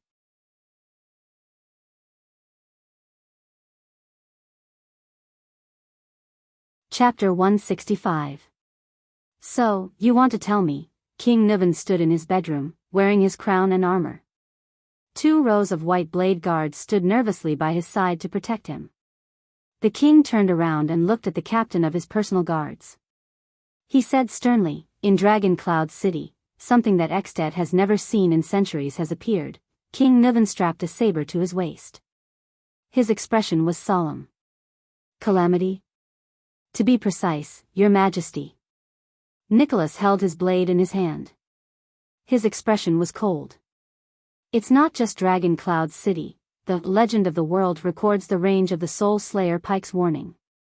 At this moment, that thing is probably in Heroic Spirit Palace. The old king pondered for a few seconds. Very good. At least we now know that those monsters are not just legends. King Niven's expression was solemn. He strode out of the bedroom, the white blade guards following closely behind him. The old king glanced at the guards outside the door. They were in their best state of vigilance. What's the situation now? I've already sounded the highest alarm and sealed the gates leading to Axe District and Spear District. I've asked the people below to report to me at regular intervals. Nicholas shook his head. Unfortunately, up until now, none of the guards, servants, or white blade guards in the palace have gone missing, and none of them have shown any abnormalities. King Niven turned around and stared at Nicholas with a frown. Unfortunately? I'm sorry to use this word. The latter lowered his head slightly. But if that's the case, we can't pinpoint the location of that thing. King Niven inhaled and nodded. Inform the archdukes first. They should know why our alarm went off, then lock up all the drunkards at the banquet and chase them out at dawn, recall the white blade guards who are on duty. If possible, send someone to Shield District and summon Gleeward. I need him to wield the Soul Slayer pike, inform the chief garrison officer. Have him send his disciplinary officers to patrol the districts and fire signal arrows. Similarly, report regularly, light the first portcullis. All archers, get into position. Don't be stingy with eternal oil. As orders were issued, the guards in charge of relaying them hurriedly ran back and forth. Don't be nervous, boys. The old king did not stop walking. His eyes sparkled. This is Extet, Raikuru's hometown. Things are no longer like they were 600 years ago. It's no longer the Battle of Eradication, and it's no longer the time when those monsters ran wild. But they are still the legendary calamities, Nicholas said warily. The legend of the world records their strength. I know that they are powerful. Every archduke is taught that. King Niven's voice was sonorous. But if power is everything, what happened 600 years ago? The old king's expression became stern, and his gaze was sharp. Why are we still fighting the Battle of Eradication? Of course. Nicholas nodded with a pale face. Next, after ensuring the safety of the palace, I will expand the search area beyond the sluice gate. At this moment, an unknown noise came from the back of the team. Swoosh. The guards and white blade guards unsheathed their weapons nervously. They surrounded the king in the middle. King Niven watched his subordinates' actions and snorted coldly. Under Nicholas' reprimand, the guards let go of their overly nervous nerves and returned to their normal state of alert. A guard hurriedly sent a message. Your Majesty. The guard said loudly. It's the Empire's envoy, he insists on seeing you. King Niven frowned. Soon, the vice diplomat of the Constellation Diplomat Group, Lord Putre Nemain, appeared before the king. The thin vice diplomat's face was pale. Ignoring the extraordinarily high level of vigilance around him, he said anxiously, Your Majesty, there's an intruder in your palace, I already know. King Niven waved his hand and said impatiently, I'm handling it. The guards on both sides stopped Putre and gestured for him to go back. No, Your Majesty. Putre grabbed the guard's arm and said loudly, no matter who that intruder is, he just abducted Prince Thales. King Niven's expression changed abruptly. Nicholas stared at Putre with a strange gaze. It was obvious that he was suspicious. The old king stared at Putre with an unpleasant expression. What happened? King Niven took a deep breath and asked calmly and cautiously, Is there anyone else missing? The guards let go of Putre, who was panting anxiously. Yes, at the same time. Putre adjusted his breathing and revealed another piece of shocking news. And your granddaughter, that Lady Saroma Walton. How unlucky. Why would I meet you here? Asda closed his eyes. His tone was full of displeasure. When did the Brotherhood open the Northland sightseeing route? The air mystic said sarcastically, or should I say, your resentment towards me is so strong that even Broken Dragon Fortress can't withstand it? Thales took a deep breath of the cold outdoor air. From Asda's words, he finally confirmed the origins of the man in front of him. The man in front of Asda shook his head slowly. Someone told me that I would meet an old friend here. The man spoke slowly, but there was an inexplicable pressure in his words. I thought he was lying to me. I didn't expect to meet you. The man sighed. It seems that sometimes lies are right. Looking at the man, Thales could not help but think of the old days in the Brotherhood. As the lowest-ranking members of Black Street Brotherhood, the child beggars were lowly existences that could be beaten and scolded, but they were also the future blood of the Brotherhood. Hence, the internal affairs of the Brotherhood were the most widely spread news among the child beggars. In the Brotherhood's 10-year history of development, the 13 great generals that the child beggars were most familiar with had fought their way out in the last 5 years. Ruthlessness, fierceness, and youth were their common characteristics. The 6 powerhouses, who held high positions in the Brotherhood, had long experience in the Brotherhood. Each of them could be said to be a big shot in the kingdom's underground world. But when it came to the most powerful, terrifying, and incredible existences in Black Street Brotherhood, there was no doubt that they were the 3 great assassins, who were superior to the 6 powerhouses. There were also rumors that they were the 4 great assassins, but the 4th person was so mysterious that even his code name varied. It was unknown whether it was a name or a nickname, but the 3 great assassins were strangely named after 3 strange weapons: reversed machete, prison lock sickle, black sword. Among all of them, Black Sword's story was undoubtedly the most legendary. In the rumors that Thales heard, there was the one where he alone, with one sword, slashed the Black Street, where many forces occupied, until blood flowed like a river and the ground was covered with mutilated corpses. In the end, he obtained the first piece of territory for the newborn Brotherhood. There was also a terrifying story where the enemies of the Brotherhood joined forces and offered a large sum of money to buy Black Sword's life, but their heads all disappeared in their sleep. There was even a story where Black Sword sat alone in Sunset Pub and calmly drank and ate in front of the city defense team soldiers who came to capture him after receiving bribes.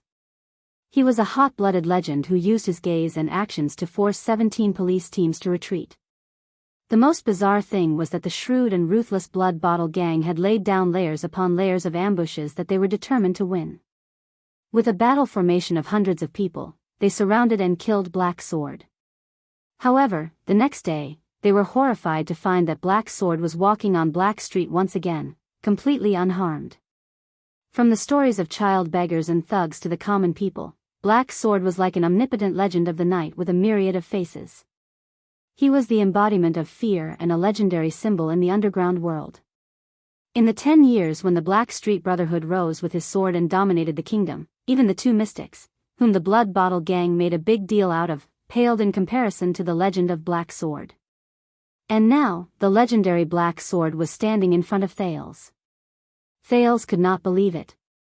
Compared to the ferocious, cold, and cruel figure in the rumors, Black Sword's face under the moonlight looked very ordinary. He had a flat forehead and a pair of small eyes. Even his body was slightly above average. He was neither fat nor thin. In the crowd, he was just an ordinary person who couldn't be any more ordinary. He didn't even have any distinguishing features that would make people remember him at a glance. It was as if there was nothing on his body that could be taken out. Except for his sharp gaze, which did not match his overall style. And his sword.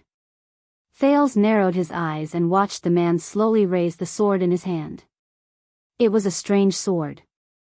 The pitch-black appearance of the weapon might have explained the nickname Black Sword, but that was far from the only strange thing about it. The strange sword was of moderate length. The body of the sword was slightly curved, but the tip was curved like a bird's beak. The blade of the sword was single-edged and had a deep and long blood groove. On the back of the sword, 1/3 of the blade was hollowed out to form a barb. From the barb on the back of the sword all the way to the hilt, it was covered with fine saw teeth. Looking at the strange legendary black sword, Thales could not help but furrow his eyebrows. The hilt of the strange sword was not aligned with the midline of the sword's spine.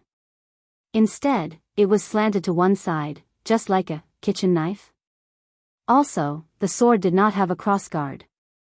It only had a one-sided guard that extended down from the hilt, almost parallel to the hilt.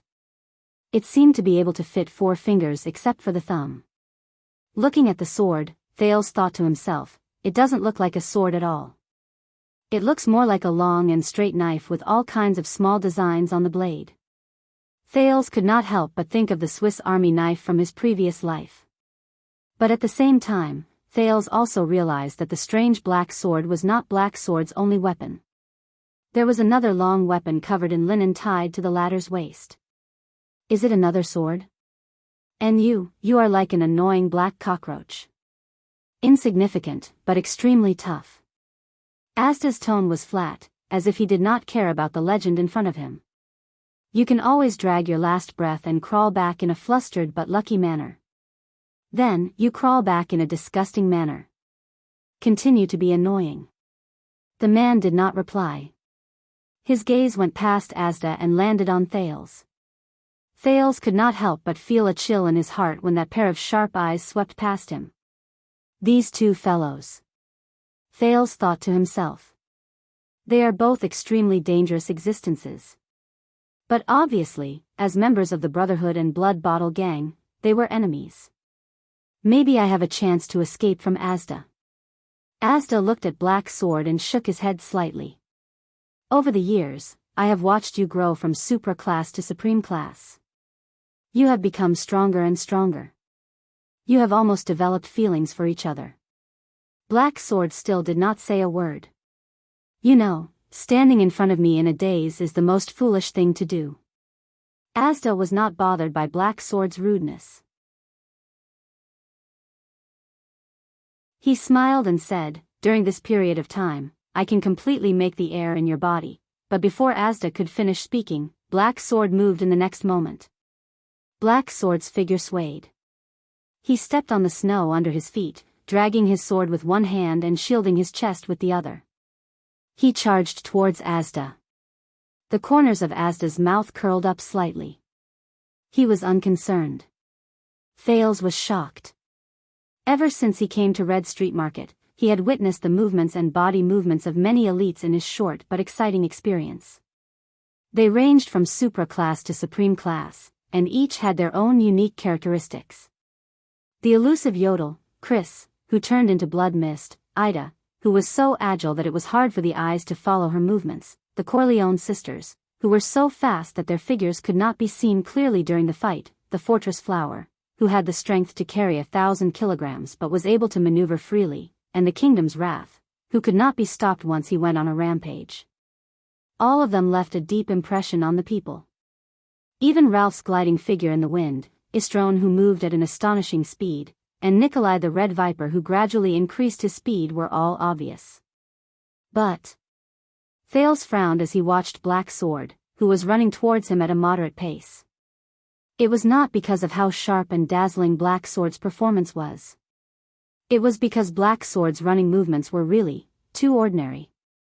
So ordinary that he was like the most ordinary soldier charging towards the most powerful enemy. There was nothing special about him at all. Even Jayla's body movements, which moved and dodged in the blink of an eye, seemed to be a level higher than Black Sword's. Compared to Black Sword's legendary reputation, no, Thales thought of something. The most ordinary soldier? The most powerful enemy? He narrowed his eyes and saw Black Sword's movements clearly. The hand that was raised high in front of his chest, the sword that was dragged behind him, and the distance between his legs, Thales thought of something. This movement is so familiar. With a thought, Thales' eyes once again entered that strange observation mode. As expected, Asda turned into the most dazzling blue light in his field of vision. But strangely, Black Sword's figure remained the same. There was no change. But Thales had no time to care about that. Because Asda, who was motionless, looked at the attacking Black Sword and snapped his fingers. Asterisk snap. Asterisk panic surged in Thale's heart. Asterisk whoosh. Asterisk in the next second, the snow on the ground between Asda and Black Sword suddenly flew into the air. The snowflakes scattered in all directions, revealing the black and gray rock stratum underneath. In Thale's vision, an energy embellished with blue light surged in an instant. Starting from the middle of the two, it swept towards the charging man. Thale's pupils shrank.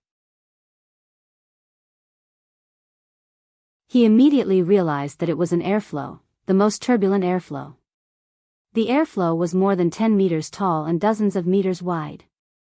Like a moving wall, it blocked the space between Asda and Black Sword, completely covering the top of the cliff.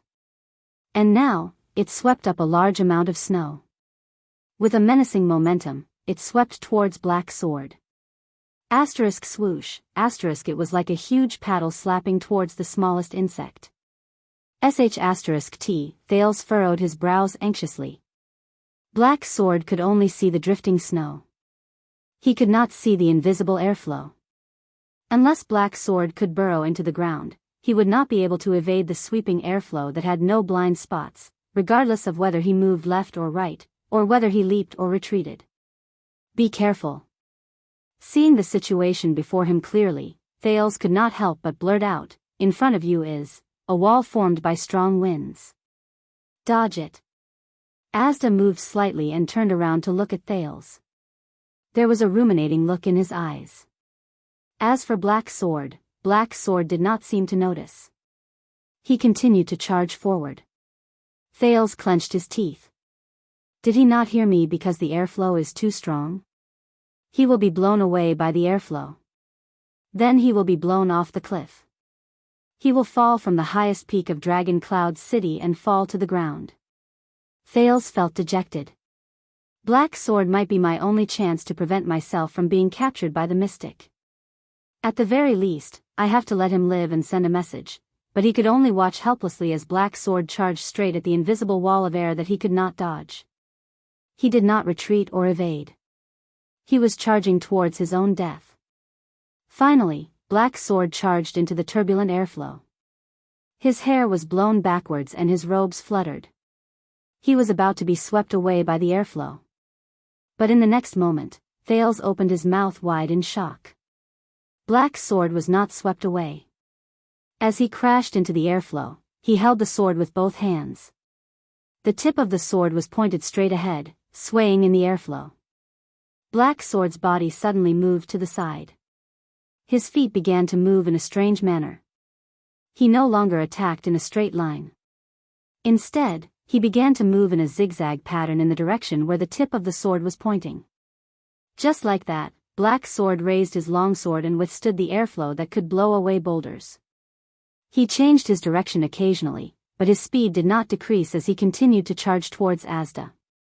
Like a wedge, he pierced into the airflow and continued to go deeper. Thales watched his movements in disbelief. How is this possible? Why does Asda's airflow have no effect on him? Thales narrowed his eyes. The fluctuation in his body began to gather, allowing his vision to become clearer. Soon, Thales understood why. In his field of vision, Black Sword was not charging around aimlessly. In the airflow that flashed with blue light, he was regularly turning towards a few specific spots. Almost all of them were the sparsest and dimmest parts of the blue light. Using some unknown method, Black Sword had already figured out the invisible airflow. He found the weakest link in the uneven airflow. Using his footsteps and angle, he forcefully squeezed into the airflow controlled by Asda. Thales could not help but feel puzzled. Normal people can't even see the airflow, let alone Black Sword in it. How did he do it? As his opponent, Asda did not seem surprised. He only moved his fingers slightly. In Thales' eyes, the airflow that flashed with blue light suddenly brightened. The airflow suddenly multiplied. Black Sword's advancing footsteps halted. He was about to be swept away. At the same time, Black Sword's arm turned. His strange longsword suddenly trembled. Black Sword slashed an arc with both hands in the oncoming turbulent airflow. Thales widened his eyes. In the instant that the blue light intensified, Black Sword's black sword, Thales really did not know how to differentiate between his nickname and his weapon, slashed at a weak spot. Asda's expression changed slightly. With this slash, the airflow's momentum was disrupted. Thales saw it clearly. In that instant, the airflow that was filled with blue light was actually, a gash was torn open by the man's sword. Although it was only for a moment, at that moment, Black Sword was like a legend who suddenly came to life. He tapped his feet on the ground and leaped up.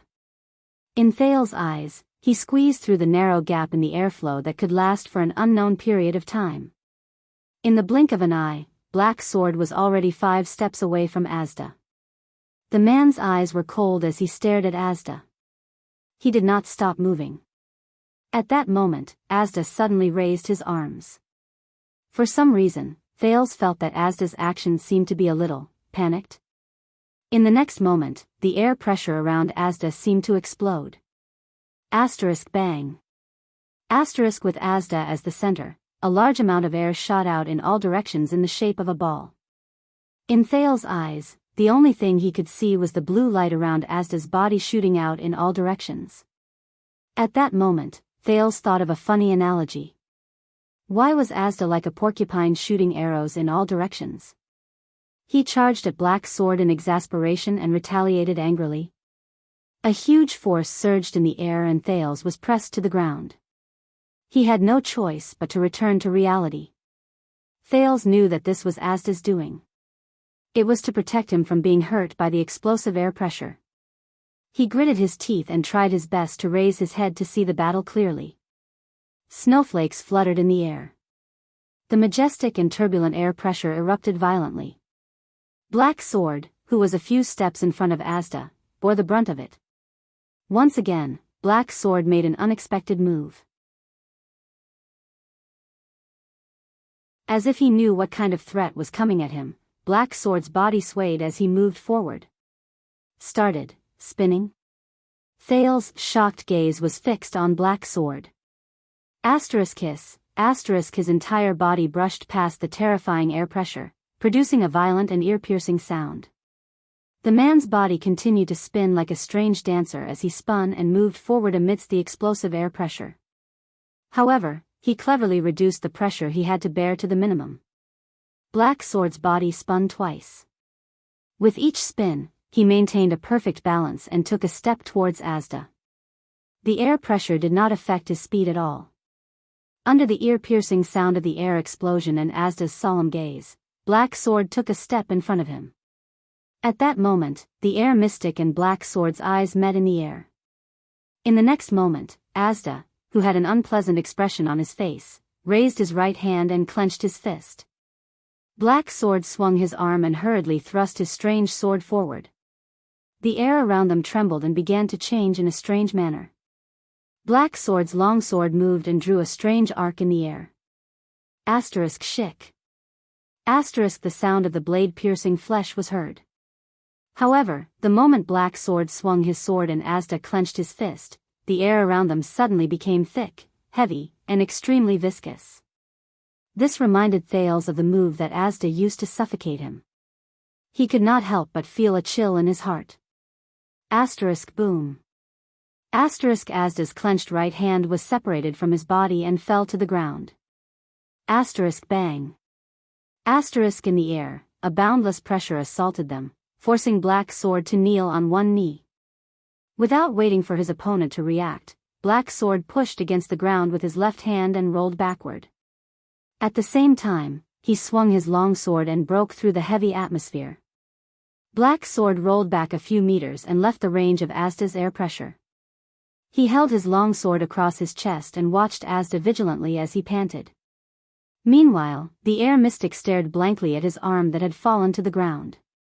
This sudden showdown finally came to an end for the time being. Thales got up from the ground. He had already forgotten to breathe as he watched. Asda's ability to control the atmosphere at will was already shocking enough. Thales believed that no matter who it was, if they were to encounter any of these situations, they would only be able to cover their heads and flee like a rat. But Black Sword. In the shortest amount of time, his every move effectively cut into the weak points of Asda's strange ability.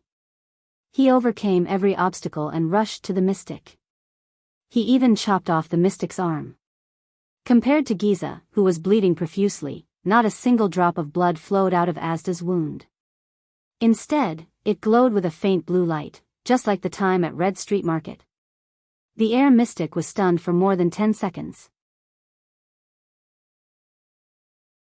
Black Sword took advantage of this time to constantly adjust his breathing. His panting slowly calmed down. Finally, Asda heaved a deep sigh. This strange mystic slowly opened his mouth.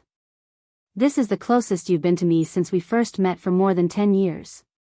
You even chopped off my arm. Asda shook his head and shook his severed arm. Whether it's reflexes, physical fitness, or on-the-spot intuition, I have to admit that you're getting stronger. Looks like I have to take back my description of you as at the black cockroach, Asda said mockingly. You've already become a poisonous black scorpion. Black Sword stared fixedly at the mystic and did not reply. Asda thought to himself, since we first met 12 years ago, this guy's strength has been rising rapidly, as if there were no bottlenecks or obstacles. Back then, he was just an insignificant character, but now.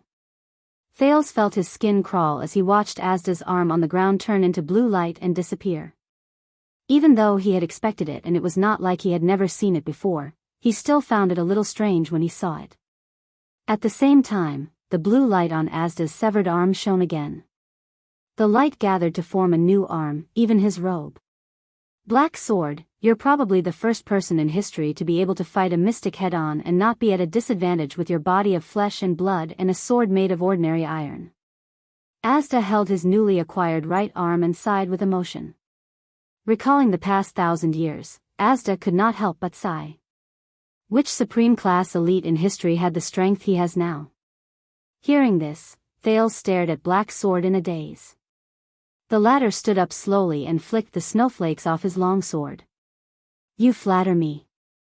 Black Sword's tone was still flat. He said flatly, but I can feel that you're deliberately suppressing your strength. Black Sword raised his head and looked at Raikuru's statue. He frowned slightly. If it were in the past, you would have blown the entire mountain into pieces. Asda narrowed his eyes. What? Black Sword turned and looked straight into the mystic's eyes. Are you afraid of something in this city? Thales frowned. Of course. Asda said it himself earlier, there are at least 2 legendary anti-mystic equipment in Dragon Cloud City. Asda smiled faintly. The air mystic shrugged and said indifferently, this is the capital of a country, after all. There's order here. I don't want to make a ruckus to the point where I have to massacre the entire city, that's not my style. The capital? Order? Black Sword took a deep breath. At that moment, his expression became extremely terrifying. 12 years ago, when you, a monster, went on a killing spree in Renaissance Palace, why didn't you have such concerns? Thales trembled violently.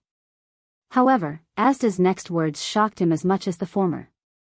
TSK, it's too ironic coming from your mouth.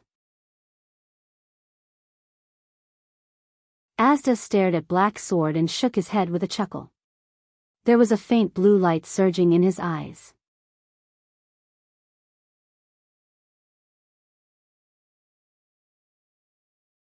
Chapter 166. Under the moonlight, the two stood facing each other quietly.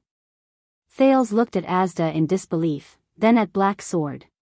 What? Renaissance Palace, started a massacre?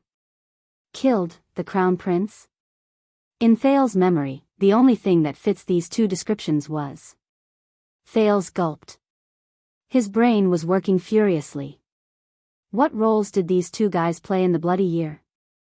Asda maintained his chilling smile, but this time, his smile seemed to be mixed with other emotions. It's time to get down to business. A strange blue light appeared in Asda's eyes, and it grew brighter. This time, I will get rid of you once and for all. As soon as he finished speaking, Asda changed. Thales was dumbfounded as he watched the blue light in Asda's eyes overflow from his eye sockets. Like the water in a stream, it split into a few tiny branches and covered his face. From afar, Asda looked as if his skin was chapped, and blue light flashed under the cracks. It was very strange. Thales felt a chill from the bottom of his heart. At that moment, he felt that not only did Asda's appearance change, but his entire being had also changed. What's going on? Your luck ends here, the mystic with the blue light flowing on his face said slowly. But this time, it was as if all his emotions had faded from his words. There was not even a hint of fluctuation in his tone.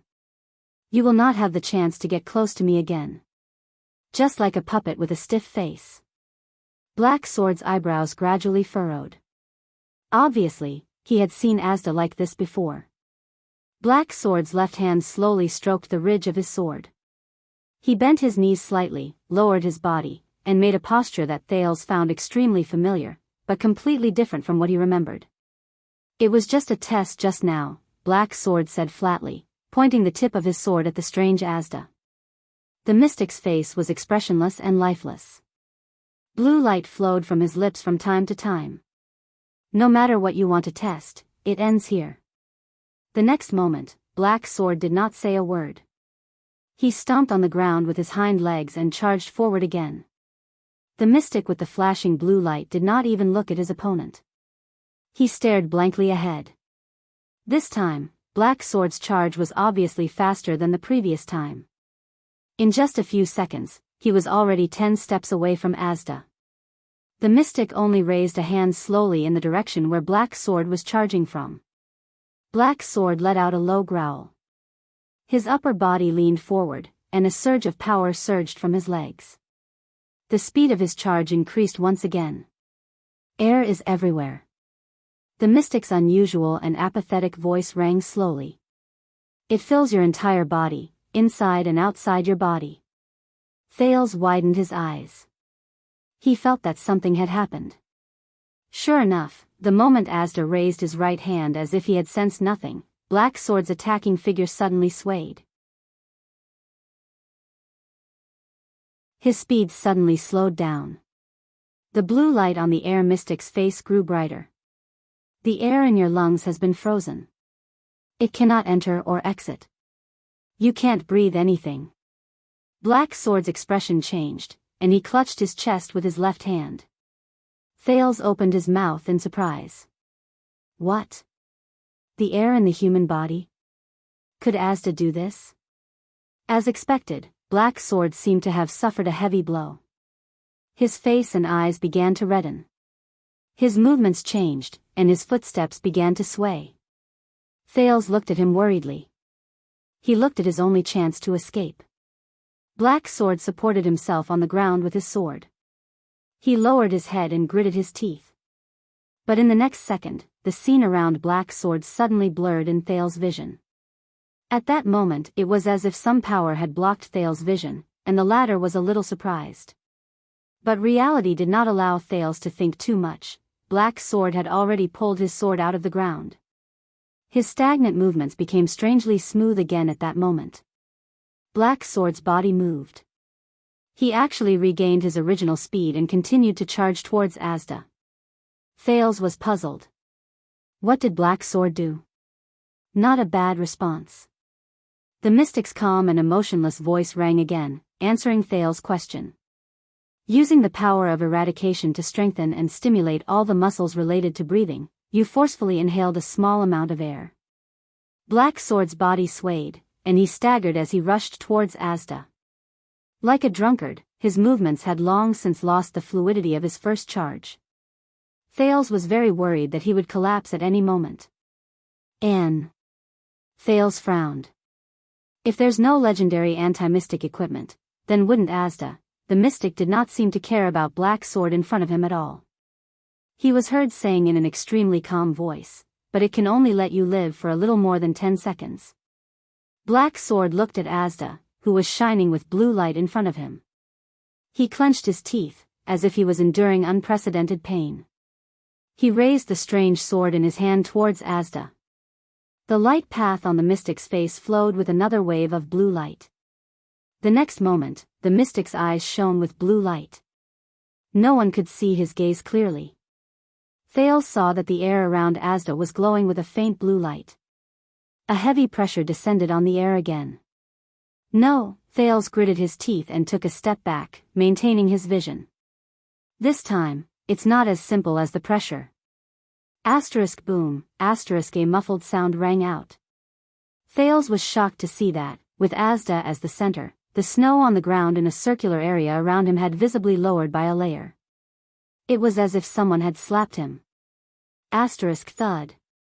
Asterisk Black Sword fell to his knees uncontrollably. Black Sword's right hand was still tightly gripping his sword. The tip of the sword was only a few inches away from Asda. He knelt in front of Asda, gritted his teeth and growled.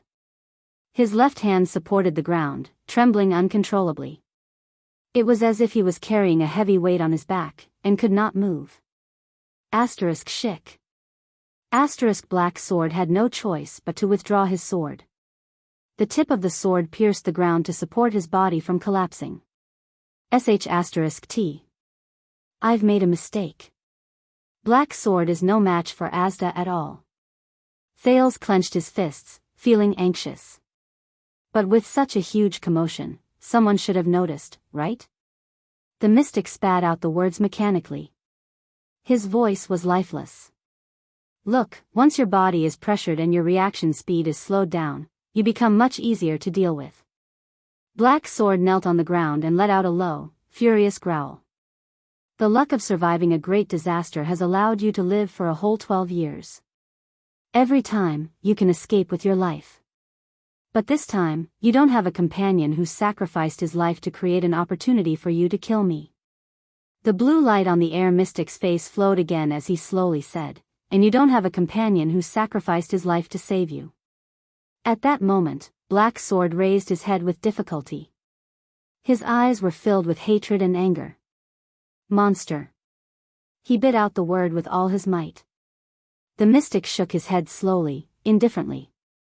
He stretched out his right hand and silently clenched his fist. In Thales' eyes, the blue light in the air began to brighten. The air around Asda slowly tightened with terrifying force. Asterisk clang. Asterisk Black Sword's strange sword, which was stuck in the ground, was pressed down by a few inches. The sawtooth on the sword rubbed against the rock layer violently, making a piercing noise. Black Sword's body was slowly pressed down. His left hand and legs, which were propped up on the ground, uncontrollably shrunk towards his torso. Thales' scalp went numb. He remembered the mystic's favorite technique, forming a human ball. I've experienced it myself, haven't I? Black Sword's body trembled more and more violently. His body also shrank under the compressed air pressure. His bones began to crackle. Black Sword let out a painful roar. However, his right hand was still tightly gripping the hilt of his sword. It was as if it was his life. It's over. Thales sighed. But at that moment, Black Sword and Thales' vision blurred again. The second prince's heart skipped a beat. Based on his previous experience, this meant that Black Sword, asterisk crack, asterisk a strange sound came faintly from the ground. The mystic seemed to have realized something. His eyes flickered and a blue light flashed across his face. In the next second, the ground where Black Sword was crawling, starting from the point where his sword was stuck in the ground, let out a crisp cracking sound. Asterisk bang. Asterisk the ground beneath Black Sword suddenly cracked. Asterisk crash, asterisk his entire body sank into the cracked rock layer. The air mystic turned his head abruptly. The blue light in his eyes flickered rapidly. At that moment, Thales saw everything clearly through his vision. Black Sword twisted his sword, unwilling to let go, and pulled horizontally on the ground. He forcefully pulled out a hole in the rock layer. The terrifying air pressure seemed to have found a vent. It drilled into the hole and broke the entire rock layer. Then, more and more air seeped into the gradually cracking rock layer. The heavy pressure in the air suddenly lessened. Thales was stunned. If that's the case, sure enough, Black Sword, who was curled up on the ground, was no longer restrained by the air. He stepped on the continuously sinking rock layer and suddenly leaped up. At that moment, Black Sword's eyes were clear, pure, and determined. He looked at the expressionless mystic in the latter's eyes, which were glowing with a blue light. Black Sword took another step forward and approached Asda's range. The mystic suddenly raised his hands slightly. His body was pushed by the air and floated backwards. It was as if he was escaping from Black Sword. But before he could float too far away, Black Sword's right hand trembled in a terrifying manner. A strange power surged. Black Sword's blade pierced Asda in a steady, powerful, and accurate manner amidst the turbulent airflow. Thales inhaled sharply and watched Black Sword's instant counterattack. The blade pierced towards Asda's head. The blue light on Asda's face shone brightly again. Asterisk clang. Asterisk a dull sound was heard. The blade seemed to have collided with the hardest metal. It was blocked by a strange transparent barrier in front of the tip of Asda's nose. Thales furrowed his brows. He saw a blue barrier appear in front of Asda, blocking Black Sword's weapon. Air wall. He looked at the blue ball of light in Asda's left hand and said to himself. You always find a way out of desperate situations, the mystic said lifelessly. What a beautiful counterattack. Black Sword roared furiously. He exerted strength in his legs, charged forward, and thrust his blade forward. Asda floated backwards, but the blade remained in front of him, as if it could not break through the air wall. It looked as if Black Sword was pushing Asda backwards. But Thales was shocked. They're floating towards me. Try to kill me again? The mystic's voice was cold and calm, as if the thing in front of him was not a sword, but a fly. You already knew that I can't be killed. Then why are you still defending? Black Sword's eyes widened in anger. He held his sword with both hands and did not stop moving, as if he was determined to break through the air wall even if it cost him his life. It's my habit. The mystic floated backwards and said flatly, I don't like people getting close to me. Thales felt his scalp go numb as he watched them float towards him. He was about to run away. But at this moment, the situation changed again. Black Sword suddenly sheathed his sword and quickly turned around. He paused on the ground, gave up on continuing to thrust forward, and completely left Asda's side. As if he did not expect Black Sword's action, the light on the mystic's face flashed. In the next second, Black Sword rolled to the side and landed, beside Thales. Thales was shocked. Before he could react, he felt something tighten around his shoulder. He turned his head in shock and found that Black Sword was already standing behind him, gripping his left shoulder tightly. How? Thales' mind was in a mess. Black Sword. The air mystic, who had been lifeless since the beginning as if he had lost all emotions, roared for the first time in a loud voice, How dare you? Asda let go of his left hand that was maintaining the air wall and raised his right hand. But at that moment, Thales only felt a chill on his neck. That strange black longsword was already placed horizontally in front of his throat. Asda's hand stopped in midair. Black Sword's cough rang behind Thales' ears. It made his heart pound. Thales came to a realization. Black Sword is holding me hostage? Thales resisted the urge to complain. He felt bitter in his heart. Why am I so unlucky? The air mystic watched all of this. The light on his face flashed more and more rapidly. He frowned. You always surprise me. I told you, I was just testing you just now. Black Sword coughed and spat out a mouthful of blood. To make sure that my skills didn't deteriorate, and that your response didn't change drastically. Then, I found an opportunity like this. Black Sword panted and slowly tightened his grip on Thales' hand. Is this boy very important to you? The blue light in the mystic's eyes dimmed, revealing his gaze. The light on Asda's face also gradually dissipated. Thales flashed an ugly smile at him. He wanted to shrug, but his shoulder was already firmly gripped by Black Sword and he could not move. Even if you slit his throat, I can use air pressure to stop the bleeding, Asda said solemnly as he looked at Black Sword who was holding Thales hostage. You know it's futile. Hearing that, Thales breathed a sigh of relief. Until Black Sword's next words. Yes. Black Sword sighed. He switched the sawtooth side of the sword in his hand and continued to press against Thales. So, I will directly cut off his entire head. Can you help him put it back together again? Thales' breathing stagnated. Nah. Nanny? I'll try. Asda's eyebrows relaxed as if he did not care. His eyes were cold. Threatening a mystic? Let's see what kind of price I will make you and your Black Street Brotherhood pay. Black Sword snorted softly. The blade in his hand slowly approached the boy's neck. Asda watched his movements and slowly lowered his eyebrows. Wait, wait. A clear boy's voice rang out. Black Sword and Asda froze in unison. Both of them turned their gazes.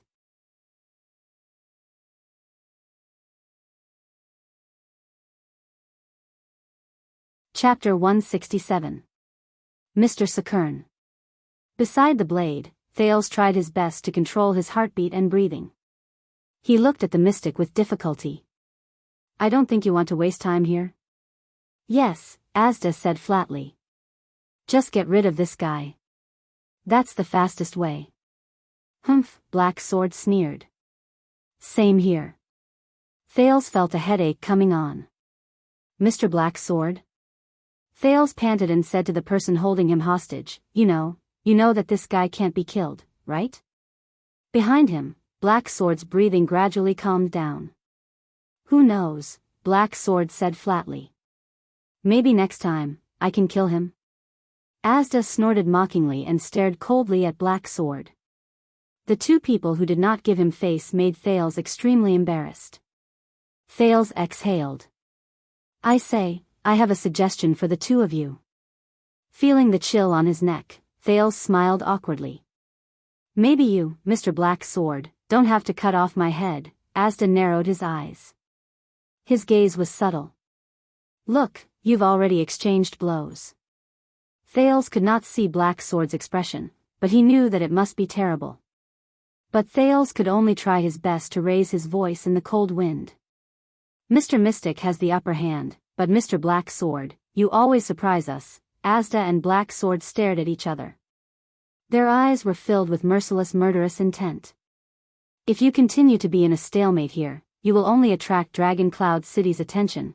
Thales trembled slightly. Mister, why don't you let me go and just disappear? Then, Mr. Sakern. Thales smiled awkwardly. Since my life is in his hands, why don't you be magnanimous and let him go? Most importantly, I have to get myself out of this. Thales thought to himself. I was hoping that Black Sword's sudden appearance could help me, but in the end, neither of them are good people.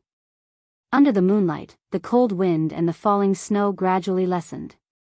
Black Sword did not speak. Thales, who was almost frozen, tried his best to maintain a smile. What do you think? Asda and the prince's eyes met in the air. Thales felt a chill run down his spine. Even though being a mystic was much better than when he was in his emotionless glowing mode, just now, he could still feel the chill in Asda's eyes. I refuse, Asda said coldly.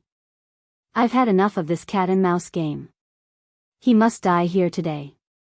The smile froze on Thales' face. Hey, Thales stared at Asda in disbelief. What happened to the love between mystics? What about helping each other? Asda ignored Thales' gaze. At that moment, the mystic's heart was cold. Black Sword's performance just now proved that he was fully qualified to be one of the disaster hunters from 600 years ago.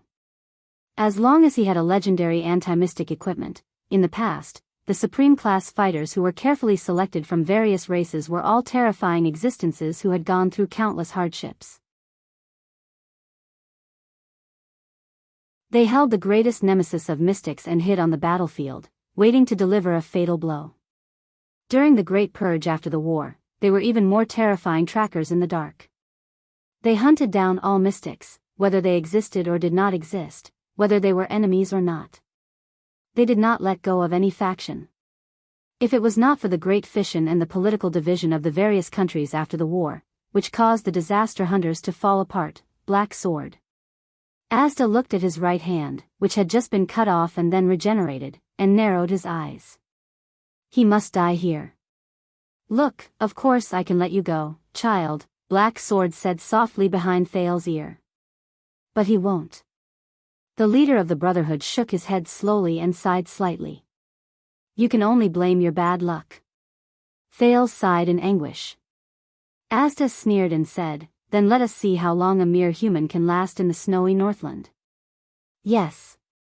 Black Sword tapped Thales' shoulder without showing any sign of weakness. How long can he last? Caught in the confrontation between the two, Thales frowned helplessly. What the hell? Thales took a deep breath and slowly gritted his teeth. He glanced at Dragon Cloud City beneath the cliff of the sky and kept thinking. There's no other way. I got it. Thales took another deep breath and licked his dry lips. Enunciating each word, he said, how about this? I have an idea. Black Sword and Asda shifted their attention to him. Thales' face was downcast as he slowly finished his sentence. This way, Mr. Black Sword, you will have time to escape. I believe you can.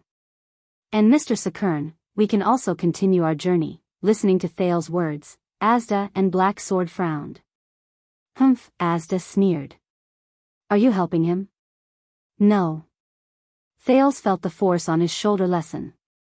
He curled up the corners of his lips again and said with a smile that was even more radiant, I'm helping all of us. Asda's gaze grew colder. It made Thales' skin crawl. A gust of cold wind blew past.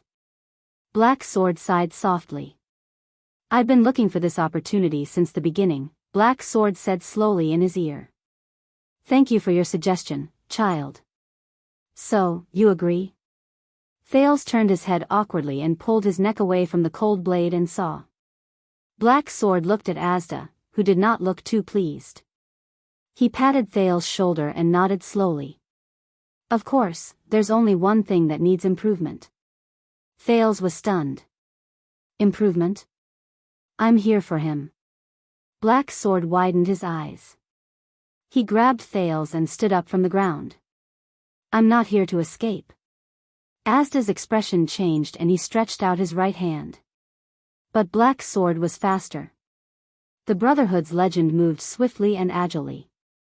He lifted Thales by the back of his collar and swung his left arm diagonally upwards in another direction. At that moment, Black Sword threw the second Prince of Constellation off the cliff. Ah! Thales only had time to open his mouth and was immediately swallowed by the wind and snow. You really threw me? Thales, whose heart was boiling with fear, felt the whistling wind. He narrowed his eyes and looked at the ground below him. He looked at the shrunken Dragon Cloud City in his field of vision. He roared indignantly in midair, at least give me a signal. Black Sword let out a low growl, and his body shot forward again. He charged towards Asda. The cold wind blew past Thales' ears, making him unable to open his eyes. However, he could feel that the momentum of his ascension was slowing down. Asda's left hand condensed a ball of light. Asterisk clang. Asterisk Black Sword's blade struck the wall of air in front of Asda again. A few tenths of a second later, Thales felt that he was falling. He was falling towards Dragon Cloud City below the cliff. Thales' heart sank. His small arm was still a man's height away from the edge of the cliff. Damn you, Black Sword, I didn't ask you to throw me so far. I told you to run away when Asda was saving me. If Asda couldn't make it in time, fortunately, Asda did not care about Black Sword. He raised his head calmly and extended his right hand towards Thales. As expected, in the next moment, Thales felt a strange force supporting him while he was falling. His falling momentum immediately stopped. Thales floated in the air, still in a state of shock. He did not want to fall off the cliff and become a meat patty. But the battle on the cliff was not over yet. Black Sword spun around, and using the inertia, his entire body erupted with a strange force. Monster! As he roared, Black Sword struck with the most powerful strike he had made that night. The blade of the sword was against the wall of air in front of the mystic. Under Asda's incredulous gaze, Black Sword's weapon drew a streak of sparks in the air. And a deafening, violent explosion. *Rip. Thales was dumbfounded as he watched Black Sword's sword strike the thinnest part of the wall of air that was emitting blue light. It caused a ripple in the blue light. Then, Black Sword retracted his longsword at lightning speed and thrust it out again in an instant. In Thales' vision, an abundant, colorless force gathered on the man's sword and exploded with astonishing power. Clang. He stabbed the blue light that was already fluctuating unstably. Black Sword's gaze was firm as he spun the sword in his hand. A huge force gathered on a small point. In the next moment, boom. Asda roared in exasperation. The indestructible, invisible wall of air, it shattered. Whoosh. The wall of air that had lost its effectiveness turned into a turbulent airflow that swept up countless snowflakes. Blue light gathered on Asda's hand as he tried to condense another wall of air. But at least in that second, there was no barrier between Black Sword and Asda. Thales' eyebrows twitched. Black Sword did not strike again. The man reached out and instantly pressed down on the other weapon at his waist. The weapon that was tightly wrapped in sackcloth. In a fraction of a second, the sackcloth fell apart and Black Sword pulled out the weapon. It was a strange hand-and-a-half sword. No, it was a size smaller than a hand-and-a-half sword. It was only the length of Black Sword's forearm. The blade was dark red, and the blade was dark red. The hilt of the small red sword was pure black with a relatively large counterweight ball on it. In the middle of the sword's guard was a similarly dark red gem. The sword's guard was curved in the opposite direction and extended towards the sword's blade. On the guard, there were a few small protrusions that pointed in the direction of the enemy. They looked like fangs. For some reason, the moment Thales saw the sword, he felt goosebumps all over his body and his blood surged. An inexplicable and indescribable feeling surged in his heart. This feeling. Thales was puzzled. Why is it so familiar? But before he could think further, Black Sword held the small red sword and stabbed it into the center of Asda's abdomen. Time seemed to have stopped at that moment. Asda looked at the small red sword, as if he was feeling the sensation of it stabbing into his body. Then, his eyes were filled with shock. And panic. Just like the time when he was stabbed by Yodel in Red Street Market. Thales, who was floating in the air, was shocked. He no longer had the energy to care if he was still dangerously high up in the sky. At that moment, he knew what weapon Black Sword held in his hand. No, how could you have it, how did you know? Asda widened his eyes in disbelief as he stared at the sword in Black Sword's hand. Black Sword did not answer him. He only twisted his hand and lifted the small red sword. The blade started from Asda's abdomen, cut open his upper body, and came out from the top of the mystic's head. Endless blue light shone from Asda's cut body. *Rip. Black Sword waved his left hand mercilessly and cut Asda in half at the waist. Asda, who had been cut into two, fell to the ground. The shock on his face did not disappear. Farewell. Black Sword held the two swords with both hands and turned around coldly. Monster. The next moment, Thales' body swayed. The force that was supporting him disappeared. *T. Panic rose in Thales' heart. Asda's ability had failed. He was hundreds of meters in the air, and he was falling towards Dragon Cloud City at the bottom of the cliff. Thales looked at the mini Dragon Cloud City below him. His heart beat continuously. His body kept falling. At that moment, *clang. The sharp sound of metal rubbing against stone. Thales raised his head and his whole body trembled. He saw Black Sword step on the cliff and charge towards him. Then, Black Sword's eyes were cold as he suddenly extended his right hand. But his right hand was holding a long sword. He viciously thrust the strange black sword in his hand at Thales, who was falling from midair. Thales' pupils shrank abruptly.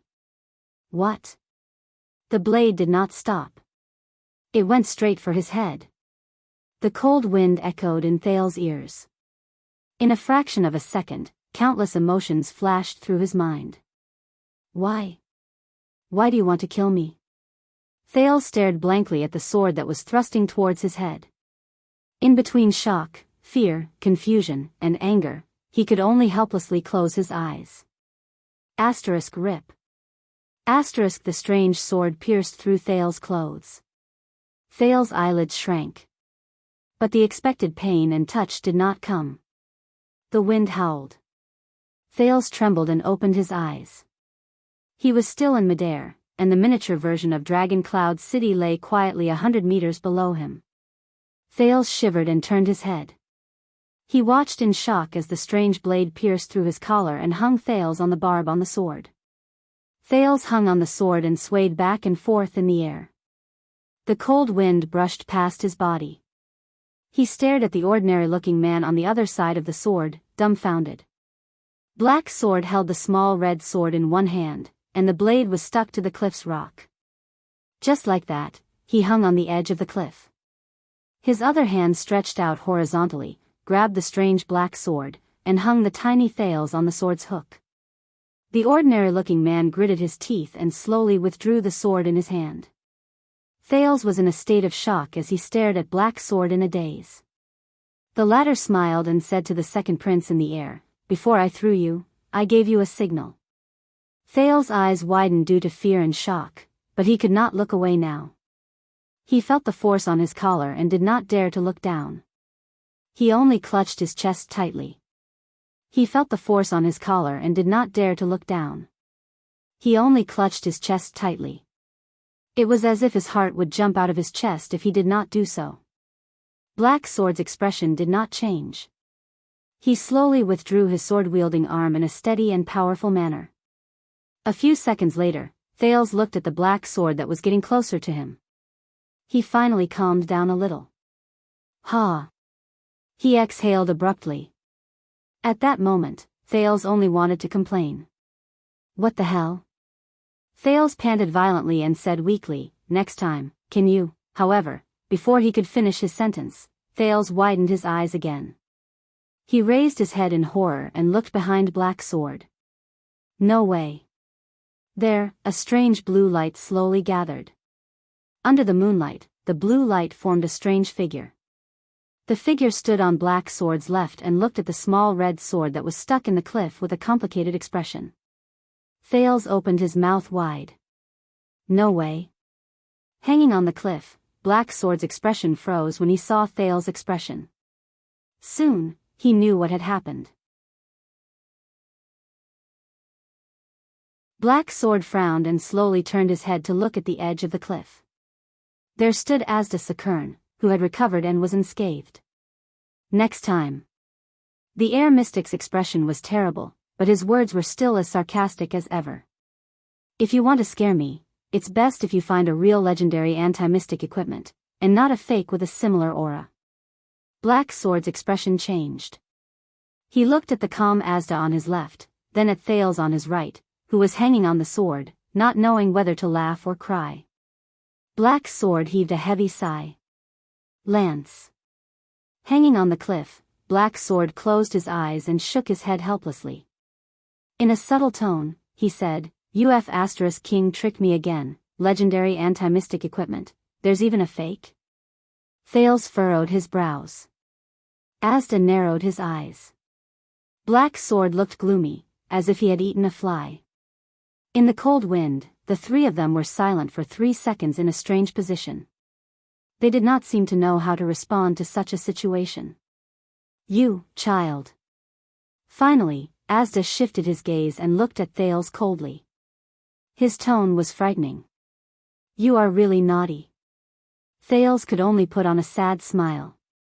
But before he could say a word, Black Sword moved again. In the next moment, Black Sword lifted his feet and pressed against the side of the cliff. He exerted force with his left hand and pulled out the small red sword from the rock. Without any support, Black Sword began to descend slowly with Thales. Asda's expression changed abruptly. Thales was so shocked that he forgot to breathe. At that moment, Black Sword raised his head and glanced at the mystic, who had an unpleasant expression on his face. "A surprise for you," he said faintly. "You?" Asda raised his hand angrily. Air pressure flowed, intending to support them. But Black Sword did not give him the chance. In a fraction of a second, Black Sword's power surged, and his legs kicked the rock surface. He grabbed Thales, and with a speed that Asda could not react to.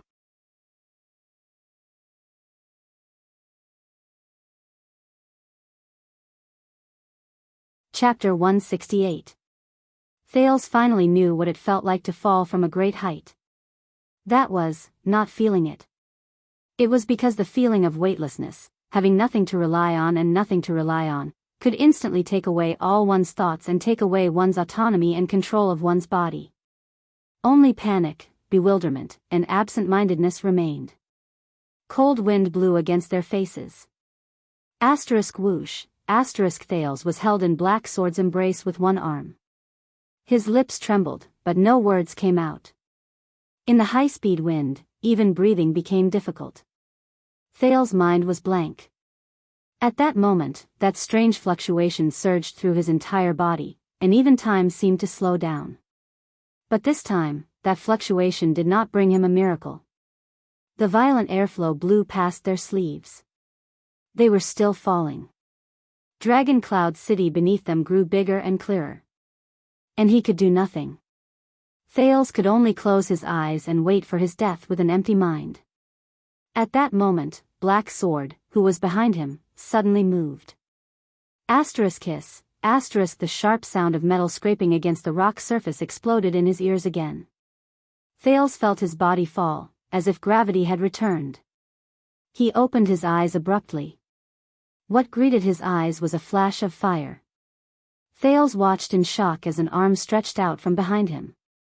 It was holding that strange black sword and scratching the cliff wall, creating a string of sparks. As they fell, they kept decelerating. In the next second, Thales felt a violent jolt. There was a sudden weight beneath him. The feeling of his torso being torn apart and the dizziness in his head assaulted him at the same time. Thales could not help but retch a few times. He panted and found that his breathing had become smooth again. Huh! The Prince of Constellation was shocked to find that they had stopped. Thales could not help but suck in a cold breath.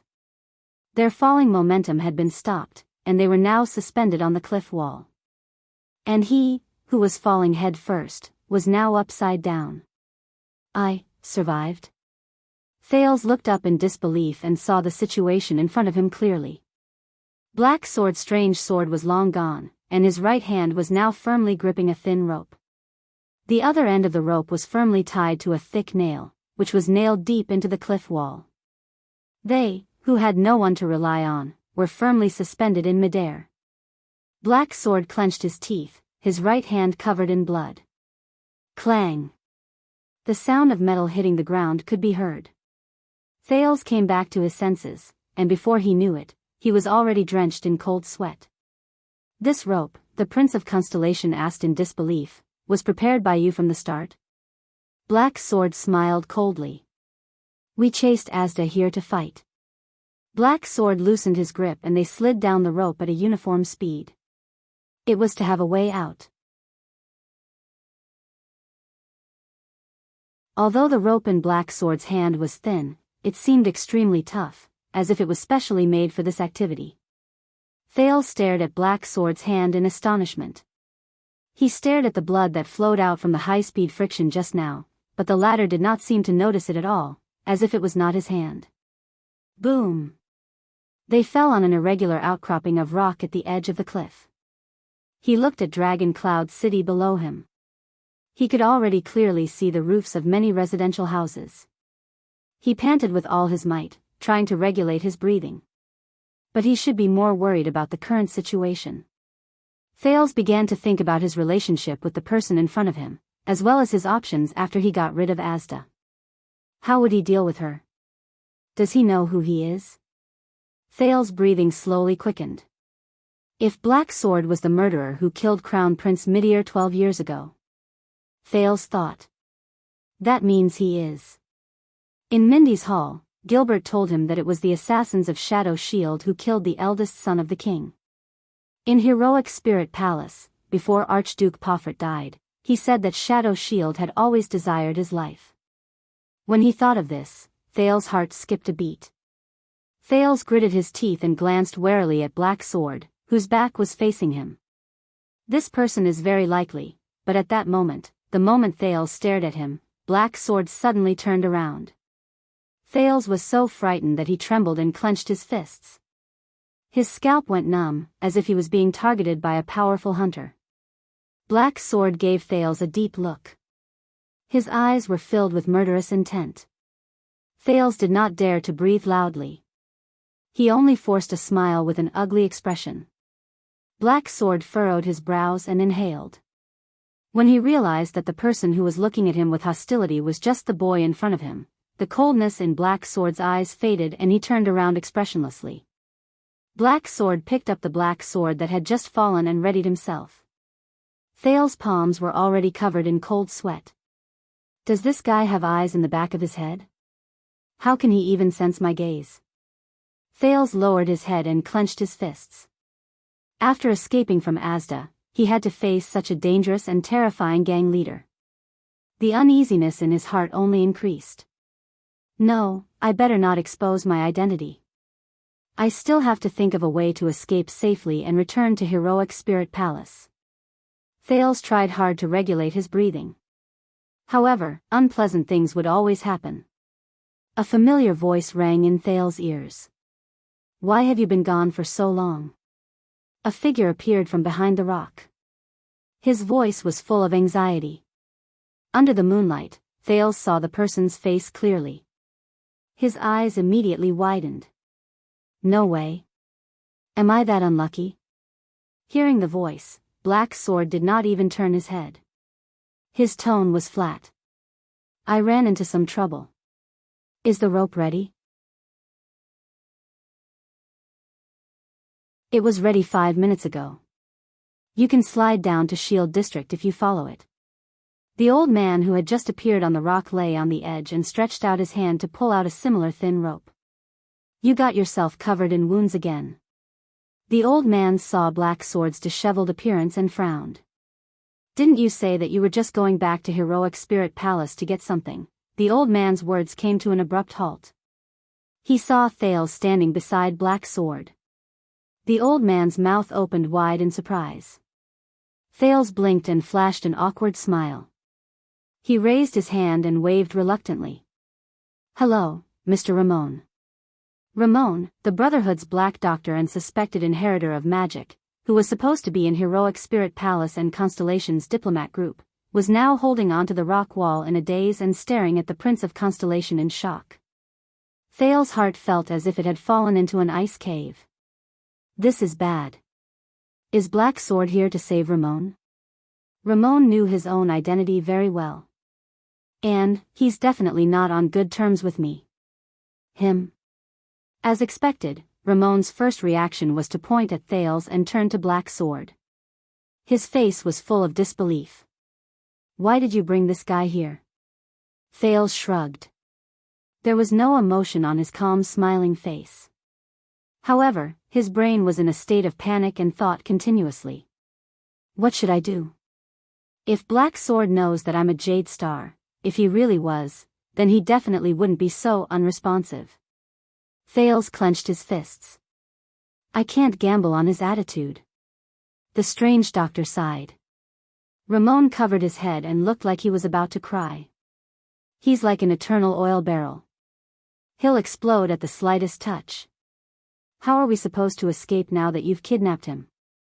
You know him?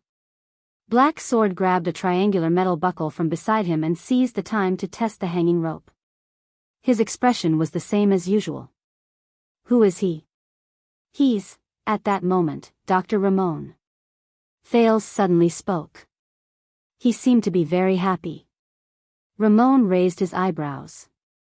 When he thought of Thales' mind-reading ability, his expression immediately turned unpleasant. However, Thales' next sentence caused his expression to change drastically. Speaking of which, I just found out about the history of Seoul Tower yesterday, Thales said with a smile. I was about to tell you about it. It turns out that Seoul Tower was established after the Battle of Survival during the era of multiple kings. A wizard named Ili Shinua. Ramon widened his eyes in shock. While Black Sword had yet to turn his head, Thales winked at him, pointed at his head with a threatening expression, and crossed his arms. Ramon was stunned. Seoul Tower is a twin tower located in a place called Tripping Peninsula. There seems to be a huge research branch in it called Seat of All Magic. Maybe we should find a time to sit down and have a good chat. Ramon's eyes widened and his hands trembled slightly. Thales shook his head firmly at him. He only hoped that the strange doctor would understand what he meant. Of course, it's best if we keep it a secret. Seoul Tower? Black Sword narrowed his eyes and turned around. He's in the same field as you? Ramon snapped out of his daze.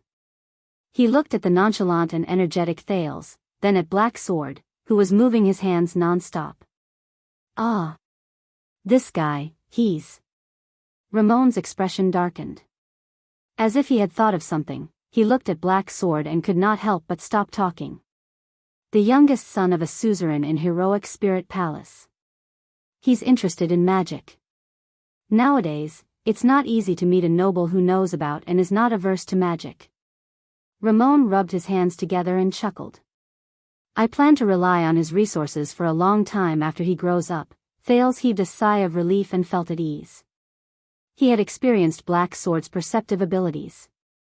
He did not dare to move at all. He only sighed silently in his heart. Magic? Black Sword did not care about their quarrel, nor did he ask in detail. So, this is the reason why Asda kidnapped him. This sentence seemed to freeze the already cold air. Asda, him? Ramon's expression changed drastically. He looked around. This is Extet, Dragon Cloud City. You met the air mystic? I was just greeting him, Black Sword said nonchalantly. Speaking of which. After Black Sword installed the metal buckle, he pulled the rope hanging down. With a cold expression, he drew out the small red sword from his waist and tossed it to Ramon. This is the weapon lance found in Azure Ambition. I almost let that monster eat it. Other than scaring people, it's useless. How is that possible? Ramon dodged the tip of the sword in a flurry. He held up the small red sword, his eyes filled with doubt. Could it be that the lady boss also made a mistake? It's a fake? Maybe. Now that I think about it, we were too confident. Black Sword furrowed his brows. After all, it's a legendary anti-mystic equipment with strange powers that can seal mystics. It's too childish to leave it in the underground mezzanine of Azure Ambition. We can only think of other ways. But the lady boss said in her letter that this is the only legendary anti-mystic equipment we can find. Ramon scratched his head. The other equipment is firmly in the hands of the various countries. Can you still kill your way into the army and snatch the kingdom's wrath motionless bow? Or go to the 38th century ground and steal the Raven of Death's crossbow of time? Black Sword's expression darkened. He shook his head.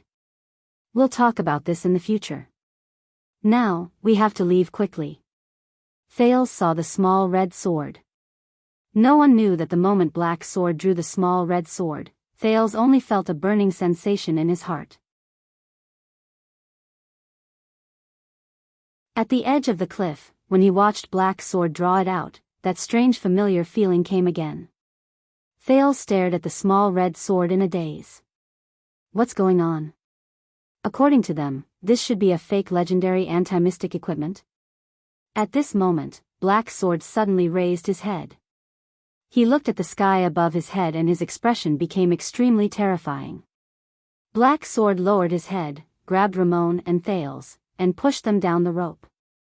Let's go. Ramon's face paled. How, go? Black Sword's words suddenly sped up. His tone was filled with anxiety. He found us. Thales was stunned. He realized what Black Sword meant. Him? Ramon shuddered violently. Even in such a heavy snowstorm and such a long distance. Black Sword wrapped the rope around Ramon's waist and tied him and Thales together without any explanation. I underestimated a mystic's ability. Thales furrowed his brows. Damn it, I still haven't completely escaped from Asda. I'll stop him, Black Sword said coldly. But... Ramon's face was filled with panic. He wanted to say something. Take him with you. Black Sword shoved the slide buckle into Ramon's hand. Without waiting for Ramon's pale face to react, Black Sword lifted his leg without warning. Go down first. Wait. Ramon raised his eyebrows and looked at Thales in disbelief. But before he could finish his sentence, Black Sword kicked him off the cliff. Damn it, you. Black Sword. Damn it. Amidst Ramon's indignant cry, Thales once again experienced the feeling of weightlessness. He continued to slide with Ramon. Thales took a deep breath. Fortunately, it was clearly not Ramon's first time doing this. Even though he was exasperated and cursed, he still skillfully controlled the slide buckle in his hand and slid down safely with Thales. They had just slid down more than 10 meters when the clear sound of swords clashing against each other rang above their heads, along with the rapid sound of air currents. Damn it. As they slid down, Ramon looked worriedly above his head. He lowered his head and said fiercely, Listen up, kid. Before you return to Heroic Spirit Palace, you must tell me about Soul Tower. Then, stay as far away from me as possible. You're practically a manure picker. Every day, you encounter new kinds of filthy things, hey. Without Black Sword by his side, Thales was relieved. He grabbed the rope and protested in dissatisfaction. Is this how you describe your savior? Anne. How did you escape from the palace? Savior? Ramon's expression changed. Come on, you cunning brat who is full of lies. Ramon thought of something and said in exasperation, You still want to lie to me that you can read minds? Thales' expression froze. How did you know? I'm not an idiot. The strange doctor's face was filled with disgust. When you asked me about magic that day, I already guessed it. In their field of vision, the area beneath them was getting closer. This seemed to be one of the more dilapidated areas in Dragon Cloud City. Even though they could only see the roofs and streets, they could still clearly see the messy layout and dilapidated appearance of the area. Finally, they landed safely behind a small house and stepped on the bumpy stone ground that was unique to Dragon Cloud City. Thales relived the sense of security when his feet landed on solid ground. A sense of relief welled up in his heart. You know. Thales pulled himself away from the rope. His thoughts churned as he said nonchalantly, Black Sword can't stop him. It's best if we run first. Don't worry about Black Sword. That guy definitely won't die. Ramon pulled off the rope and nodded in agreement. But I agree with what you said. The two of them reached a consensus. Without looking back, they scrambled to be the first to run. They ran up the empty street. As long as we run into the patrol team. Thales panted and gritted his teeth. At least we can inform Putre and the others. But before they could run far, they heard a loud noise behind them. Asterisk bang. Asterisk snowflakes filled the air behind them. Thales and Ramon were both shocked. They looked at each other. Not daring to look back, they only ran faster and faster along the street. They ran for a whole 3 minutes. Along the way, they woke up quite a number of residents. The window of a house behind them opened. A man yawned and stuck his head out curiously. A dog from a resident's house on the left was woken up from its slumber and barked at them maliciously. A woman's cursing came from the house in front of them.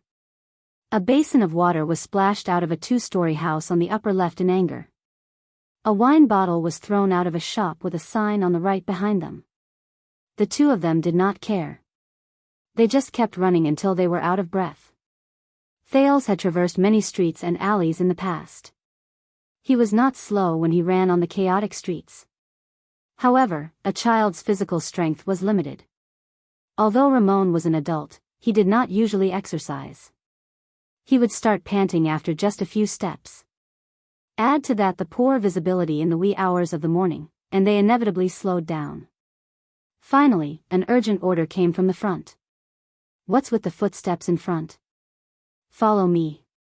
Team 3 and Team 4, go patrol the street on the left. You must meet up every 5 minutes. Once you meet up, you must send a messenger to report. Team 6 and Team 9, immediately go to the place where the sound came from to investigate.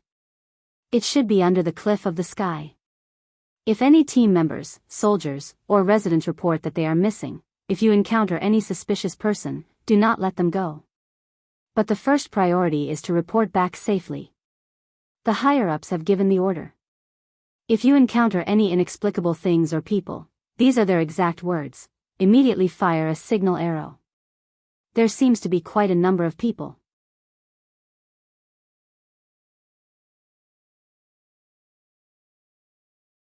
A glimmer of hope rose in Thales' heart. Ramon's face turned pale. He seemed a little nervous. "It's okay," Thales comforted him. "As long as I reveal my identity," but at this moment, two hands suddenly stretched out from the alley beside them.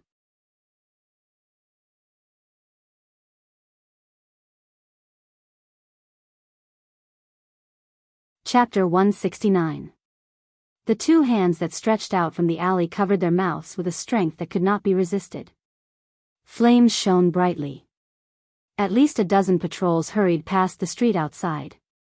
Orders rang out one after another, one after the other. Thales and Ramon struggled with all their might. However, the other party only lightly tapped their necks a few times, and they lost the strength to speak. Ramon widened his eyes and saw the person in front of him clearly under the dim moonlight. It was Black Sword who brought up the rear for them. With a pale face, Black Sword covered their mouths and pressed them against the walls of the alley. Until the patrols left. Thales sighed in his heart. "Go." Black Sword let go of their mouths and said weakly, "Asda is right behind us." Thales felt nervous again. Black Sword did not wait for them to answer. He dragged them out of another alley. "I've attracted at least 3 patrols. I don't know how long we can hold him back, but at least we can attract Dragon Cloud City's attention." Black Sword touched the wall and panted as he led the way. "We're going through the alley. I suspect that Asda is searching for us from the sky." Thales thought of something. "No." The two men from the Brotherhood turned their heads at the same time. Thales raised his head and frowned at Black Sword and Ramon. "He doesn't need to search for us from the sky." "What?" Black Sword did not stop. He furrowed his brows. Thales remembered what Asda had told him in the chess room in Red Street Market. The air mystic can sense all the air flow in an entire street. For example, Thales gritted his teeth and said, "Our breathing. He can track us through this." At this moment, Black Sword, who was leading the way, suddenly stopped. Even Thales and Ramon became nervous. At this moment, Thales suddenly realized that strangely, there was no sound coming from behind him, where Asda and the patrol team should have met. "What's going on? It's not just your breathing." A familiar and pleasant male voice that made Thales' skin crawl came from the front. "All the air flow in your body is a beacon, it's as bright as a lamp in the dark." Ramon shuddered and took a step back. Black Sword lowered his body solemnly and got into a stance that he was ready to charge. Thales sighed and looked at the entrance of the alley in front of him. Asda Sakern slowly walked out from the corner like a ghost. "Child, you are really disobedient." Asda ignored Black Sword and Ramon. He only stared straight at Thales. The coldness in his eyes became even more frightening. "I have to admit that your little tricks, along with this stinky cockroach, have indeed caused me some trouble. Ramon's expression was unpleasant. He took another step back and looked around. Black's sword was still at the forefront. He calmly placed his hand on the strange sword at his waist. That's because you're not very friendly. Thales exhaled and clenched his fists. This was a residential area. Would it help if he shouted now? Or would he kill those people who came out to watch the show? Oh, no. I'm already very friendly. Asda shook his head. He seemed to be in a stable mood. But you forced me, so I could only use some rough methods. Thales narrowed his eyes. He realized that there was something wrong with Asda's words. As expected, Asda crooked his finger. Behind him, a small figure floated out. A figure that kept sobbing. Thales' pupils shrank. No, it was a scruffy girl wearing glasses. About 8 or 9 years old. Under Asda's control, she floated in the air and occasionally let out a terrified tremble. Damn it. Thales stared at the girl in disbelief. The girl's glasses were tilted to one side. She watched in horror and panic as she floated in the air. However, the moment she saw Thales, it was as if she had found a life-saving straw. It's him. It's that boy. The girl extended her small, childish hand to Thales, revealing the bruises on her wrist. Tears of grievance flowed out of her eyes. She cried out loud. As he listened to the girl's cries, Thales took a deep breath. He lifted his gaze. With a complicated and indescribable feeling, he looked at the girl who was trembling in fear and sobbing in fear. Little rascal. Thales clenched his fists. That girl. Saroma Walton. Little rascal. Come back to me quickly. Don't be at odds with me anymore. Unless. Asda said softly and hooked his finger. Do you want to see this little maid die? Little rascal, who was in the air, suddenly flipped over. Her head was facing downwards. Thales held his breath. At that moment, little rascal was so frightened that she stopped crying. She just floated listlessly, sobbing in extreme fear and trembling. Even Black Sword furrowed his brows. Thales clenched his teeth. I know you won't go with me willingly.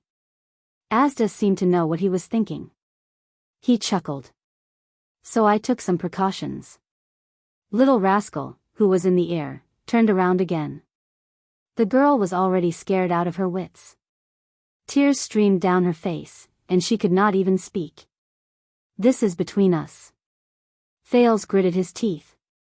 His heart was filled with complicated feelings. She has nothing to do with this. He looked at the terrified gaze behind little rascal's glasses. Before his eyes, little rascal looked at the convulsing Alex, covered her mouth, and retreated in fear. He then thought of King Nuvan holding little rascal's hand tightly and placing a black ring on it. He thought of little rascal's trembling hand when he pulled the girl away in the Hall of Heroes. She did not know anything at all. She was not prepared for anything. She was forced to face all of this. Of course, Asda said slowly and smiled. I noticed that when we were at Red Street Market, you cared a lot about your companion, didn't you? Then let's see if you care about this companion as much as I do. The scene from a long time ago appeared before Thales' eyes. Quide, who was grinning hideously, lifted Korea. He picked up the red-hot silver coin with one hand, laughed heartily, and pressed it against the beggar's face. Korea. Her struggle then. Her expression then. Her cries then. Thales sucked in a breath weakly and looked at little rascal. If I go with you, Thales said weakly, you'll let her go? No. Asda's smile slowly disappeared. He said expressionlessly, I'll keep her. Her fate will depend on your performance. Thales held his breath. Your previous actions have disappointed me, the air mystic said coldly. This is a punishment for your uncooperative attitude. Do not forget my seriousness because of my friendliness. Mystics are not existences that you can toy with at will. Do not offend the strong easily. Asda looked at him profoundly. There was an underlying meaning in his words. Unless you become equally powerful. Do you understand? Thales shuddered. He looked at the helpless little rascal and thought of that day again. That day, Korea, who had a high fever and a sickly red face, cried and laughed at the helpless Thales in the 6th house. I'm not afraid, because Thales always has a way. However, the moment the silver coin was pressed against Korea's face, the sizzling sound of flesh boiling seemed to ring again. Thales closed his eyes and clenched his fists tighter. An inexplicable grief and indignation rose in his heart. Thales always has a way. I always have a way. Asda. Thales closed his eyes even tighter. He took a deep breath and forcibly suppressed his trembling chest. You bastard. Don't be angry. Taking a hostage. Asda snorted coldly. I learned this trick from your friend in the Brotherhood. At this moment, Thales felt a tightness on his left shoulder. That girl. Black Sword sighed and placed his hand on Thales' shoulder. Is she someone important to you? Thales did not speak. Asda frowned slightly. Thales looked up. Sir Black Sword. Thales shook his head. His gaze was firm. Please place your sword against my neck. Thales' words made Asda frown. Let's make a bet. My life or her life, which one is more important to him? Ah, child. Asda sighed regretfully. Guess what kind of punishment you will receive for saying this. Silence.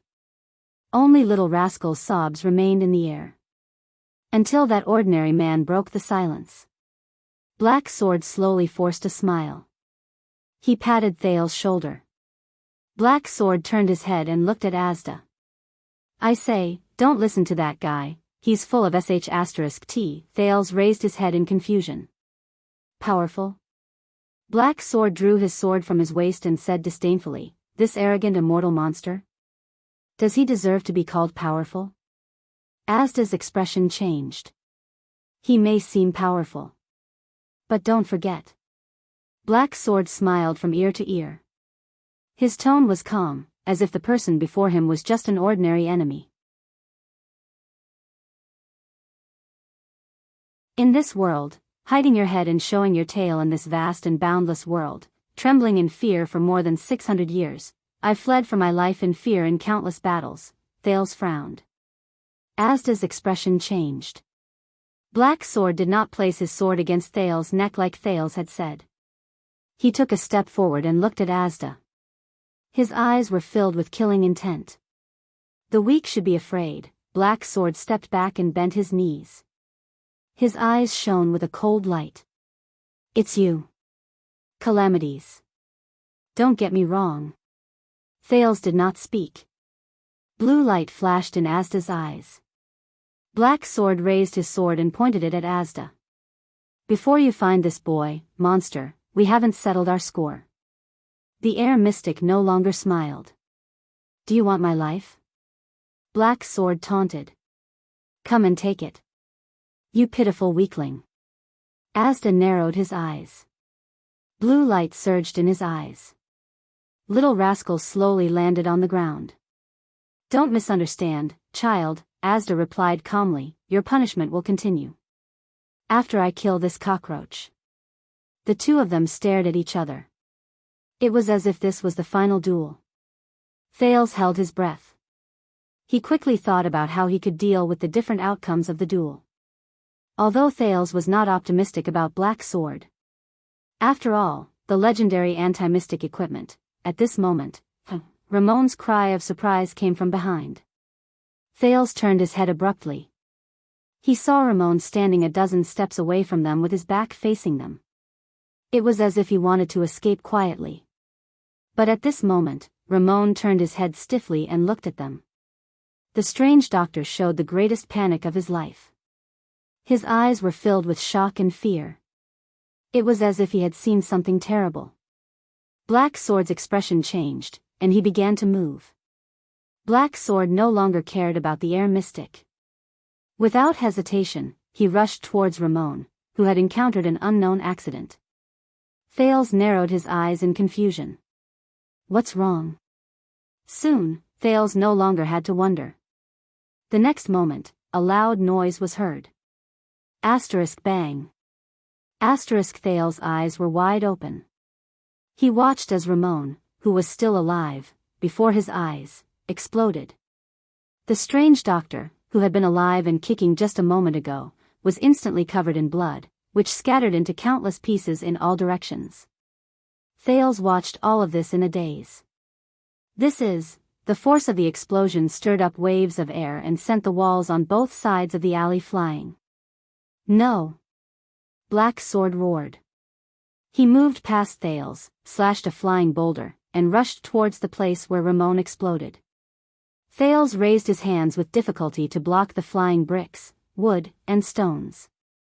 Black Sword rushed into the endless cloud of dust. The sounds of intense fighting came from inside, followed by Black Sword's deafening roar. After dozens of seconds, Black Sword's roar stopped abruptly. Thales watched all of this in a daze. He did not even notice when Asda walked to his side. Step back, the air mystic said coldly to Thales. Thales reacted. He turned around and rushed towards Little Rascal, who was trembling on the ground. It's okay now. Thales tried his best to comfort her, but his heart was filled with fear. He looked at the cloud of dust. Little Rascal grabbed Thales' arm tightly. She gritted her teeth and sobbed. After a while, a delicate figure slowly walked out of the cloud of dust. The newcomer held a sword in her hand. Thales' pupils shrank. It was a strange pitch-black sword. Look, how dare you call us weaklings? The newcomer happily threw Black Sword's weapon away. Asterisk clang. Asterisk the strange black sword fell to the ground. This is what happened to him. The newcomer chuckled. No way. Thales stared at the strange sword on the ground in disbelief. Black Sword? He was just. The strange sword was still trembling. It was as if it was calling out to its departed master. The newcomer got closer and closer until she was completely out of the range of the cloud of dust. Thales' expression changed. He looked at the new uninvited guest with a frightened expression. It was a delicate young girl. She had a pleasant smile on her face. Thales' stomach churned. The newcomer evoked his most hated memory. I was wondering what it was that made our chi choose to evolve. The young girl chuckled, tilted her head, and looked at them playfully. It's all thanks to you evolving without hesitation that I could find this place so quickly. Asda took a step forward with an indifferent expression and blocked Thales' figure. It's been a long time, my dear partner. The air mystic's expression did not change. He calmly said to the young girl. Giza. I'll just tell you the title of the next chapter, Chapter 103, Chi and Blood.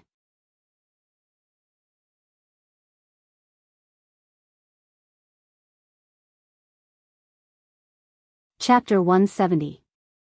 Your Majesty, those constellations. On a high platform in Heroic Spirit Palace, the Star Killer stood beside King Nuvan with his strange blade. They requested to look for their prince on their own. King Nuvan propped himself up on the high platform and narrowed his eyes as he looked down at his city. This is Dragon Cloud's city that belongs to the Waltons. The king exhaled slowly. Let them go. King Nuvan's voice sounded a little tired. Maybe I can find my granddaughter on the way. Compared to the current situation, perhaps the Walton family is really secondary. King Nuvan sighed heavily. Nicholas nodded and turned to pass the order.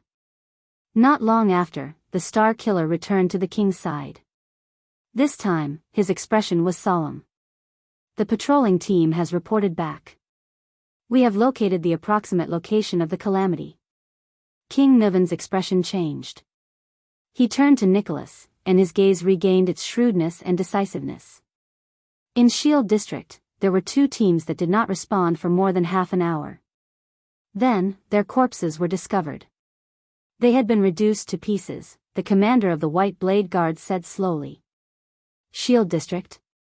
King Nuvan pondered for a moment. Very well. The old king looked at Dragon Cloud City beneath him again and said flatly, turning people into pieces. Is there any information about that calamity that I need to know? There was silence. Then, a peaceful voice rang out. Yes, Your Majesty. Behind King Nuvan, the master of the secret room, the Red Witch, Kalshan bowed her head respectfully. If possible, please evacuate Shield District and the bordering districts as soon as possible.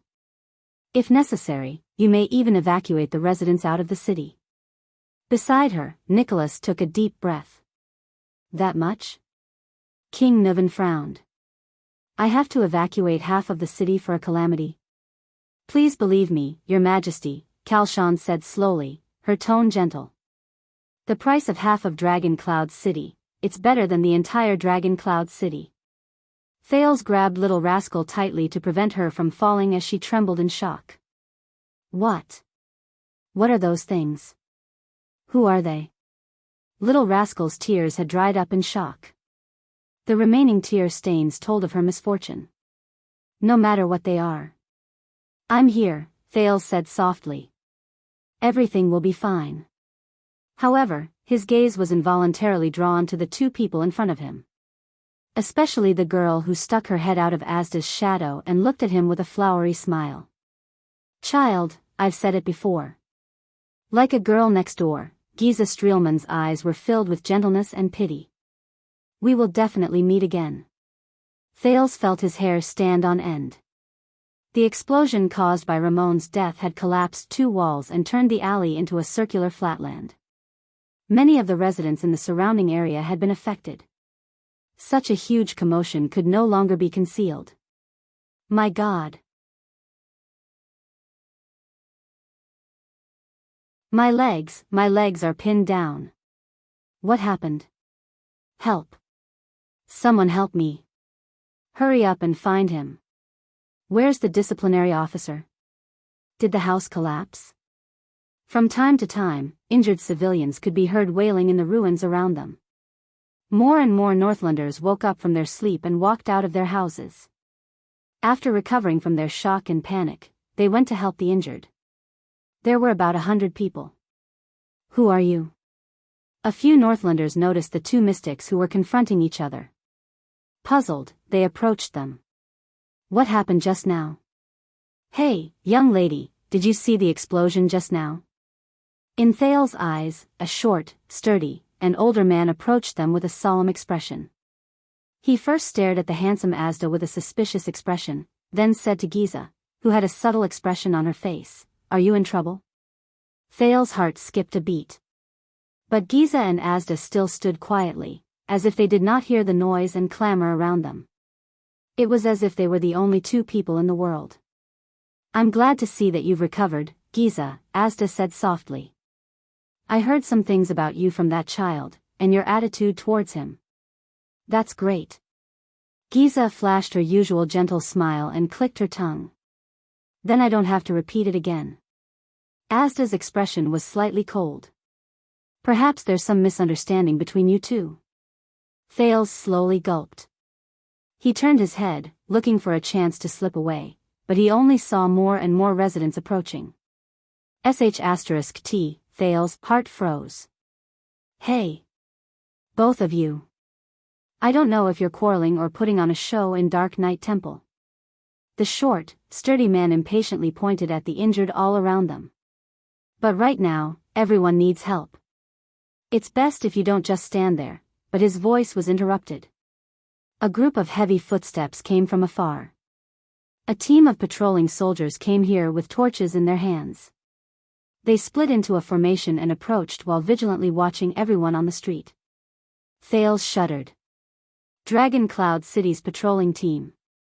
But he glanced at the mystic who was still quietly confronting each other. They came at a bad time. Misunderstanding? Giza ignored the patrolling team that suddenly appeared. She shifted her gaze back to Asda, and her gaze was subtle. Don't worry, the misunderstanding between me and that child will soon be resolved. The blood mystic licked her lips. Very soon. Thales glanced at her feet. He did not know if it belonged to Ramon or Black Sword. He felt goosebumps all over his body. Asda's brows furrowed. He understood what the other party meant. Everyone, quiet. Stand close to the street. At this moment, a rough voice came from the patrolling team. In the name of the king, accept the disciplinary officer's inspection. Then, leave this place immediately. The civilians who were either helping the injured or watching in bewilderment all turned to look at the disciplinary officer with various emotions. Do as I say. The disciplinary officer walked out from the team with a stern expression. I'll say it again, hey, officer. The short, sturdy man who interrupted the mystic's conversation patted his chest in dissatisfaction and turned to the disciplinary officer. We're all injured here. We need help. Are the lives of Shield District worthless? Following his words, the civilians booed in unison. You will receive the help you deserve, but Shield District must be evacuated as soon as possible. You, the disciplinary officer said impatiently, but then he paused and narrowed his eyes. Wait, I recognize you. You're Big Leather Belt from the Glacier Sentinels, right? The short, sturdy man nodded slightly with a stern expression. We need help. The disciplinary officer recognized the short, sturdy man and his attitude became much better. He turned to his subordinates and waved. All right, for your sake, go and help first. Save the injured. Then evacuate immediately. Only then did the civilians calm down. The disciplinary officer turned his head and frowned at Big Leather Belt. Where's Gleeward? He's the only one who can control these people. He was called away by a few officers just now. They said it was the king's order. I don't know if it's true. Big Leather Belt glanced at the mystic who was confronting him. Why did they evacuate? I don't know. It's the king's order. The disciplinary officer shook his head. We were also sent out urgently. Did you see any suspicious people? Suspicious people? We're in Shield District. Almost everyone we don't know. Big Leather Belt paused. Surprise appeared on his face as he turned to the two mystics. There are. On Thal's side, the mystics were still conversing in their own world. This child. Do you know who he is? The air mystic asked slowly. Do you know what he means to us? Of course, I know very well who he is. Giza smiled. There was a hint of coldness in her voice. Move, Asda. Asda's body did not move at all. His expression became increasingly grim. I don't like to be ordered, Giza.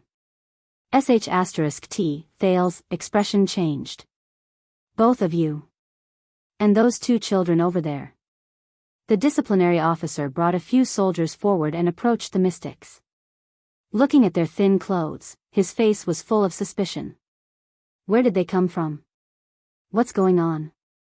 Giza turned her head and looked at the vigilant soldiers. She smiled sweetly. You, or me? We'll attract attention. Asda shook his head. Maybe we should keep a low profile. No, Thales observed Giza and Asda's expressions and movements. His heart trembled. All right, I'll do it then. Giza sighed. I'll collect some materials. Asda frowned slightly. Thales' heart sank. *T, go. Thales sucked in a sharp breath and shouted at the people who surrounded him, hurry up and leave. Everyone, get out of here. Report to Heroic Spirit Palace. Under the puzzled gazes of the disciplinary officer and Big Leather Belt, a boy desperately dragged a shivering little girl and screamed at them in panic, it's dangerous here. But a young child's voice obviously could not stop the Northlander's puzzlement and curiosity. What's wrong, child? The short and stout Big Leather Belt came forward and glared at the expressionless Asda warily. What did this guy do to you? Thales stepped back and shook his head vigorously. No, you, young lady. At that moment, a rudely rude soldier reached out and grabbed Giza's arm. Don't just stand there, stand on the street. But the soldier immediately shuddered and fell abruptly, his arm twitching. Giza giggled beside his ear. Damn it, my arm. What did you do, lass? The surrounding soldiers looked at the fallen soldier and burst into laughter. You can't even catch a girl, Jason, it's time for you to retire. Asda's expression did not change. He looked at the poor soldier who touched Giza and then fell to the ground, his face red from ear to ear. His fate was already sealed. Attacking the patrol team? Very well, capture them. The disciplinary officer narrowed his eyes and paused for only a second before he said resolutely, send someone to report to the higher-ups. Thales sighed.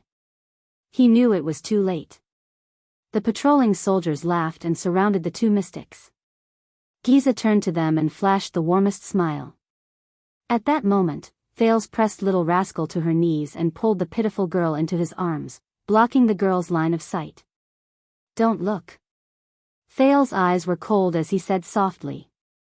Little Rascal trembled slightly. But she obediently buried her head in his arms. Don't listen. When the first scream was heard, Thales forced Little Rascal, who was still in shock and did not know what was going on, to cover her ears. No matter what, don't care. I'm here. At that moment, even Thales shut his eyes tightly, his chin resting on Little Rascal's hair. He knew what was going to happen. These people did not know what kind of fate they would face. It was too cruel. What's wrong with this girl? I can't catch her, first came the soldier's surprised questions. Ah. This girl is weird. She's hot. The sound of a few bodies falling to the ground reached Thales' ears again. Ah. My hand. My hand. A few unusual screams came one after another. Jason. Oh my God, he's melting. His blood. Under the panicked reminder from the man called Big Leatherbelt, the patrol team noticed that something was wrong. Oh my God. No. What the hell are you? Under the disciplinary officer's anxious orders, the soldiers unsheathed their weapons. King bitch.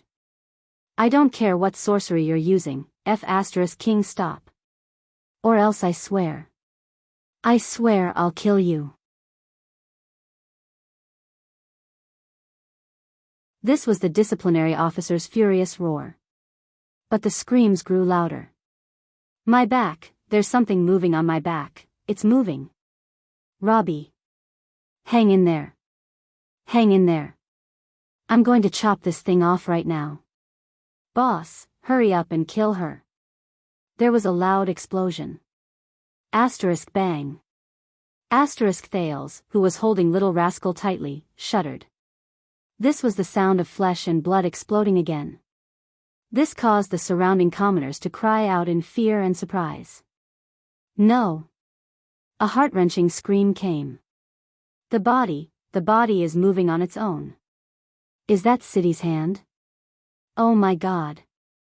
It was accompanied by Giza's soft chuckle. What are you waiting for? Kill her. Kill her. This was the hysterical disciplinary officer. The sound of a sword cutting into flesh was heard. Then came the sound of a head falling to the ground. And Giza's gentle laughter. No, it's impossible. Her head, why is it still moving? Help. Boss.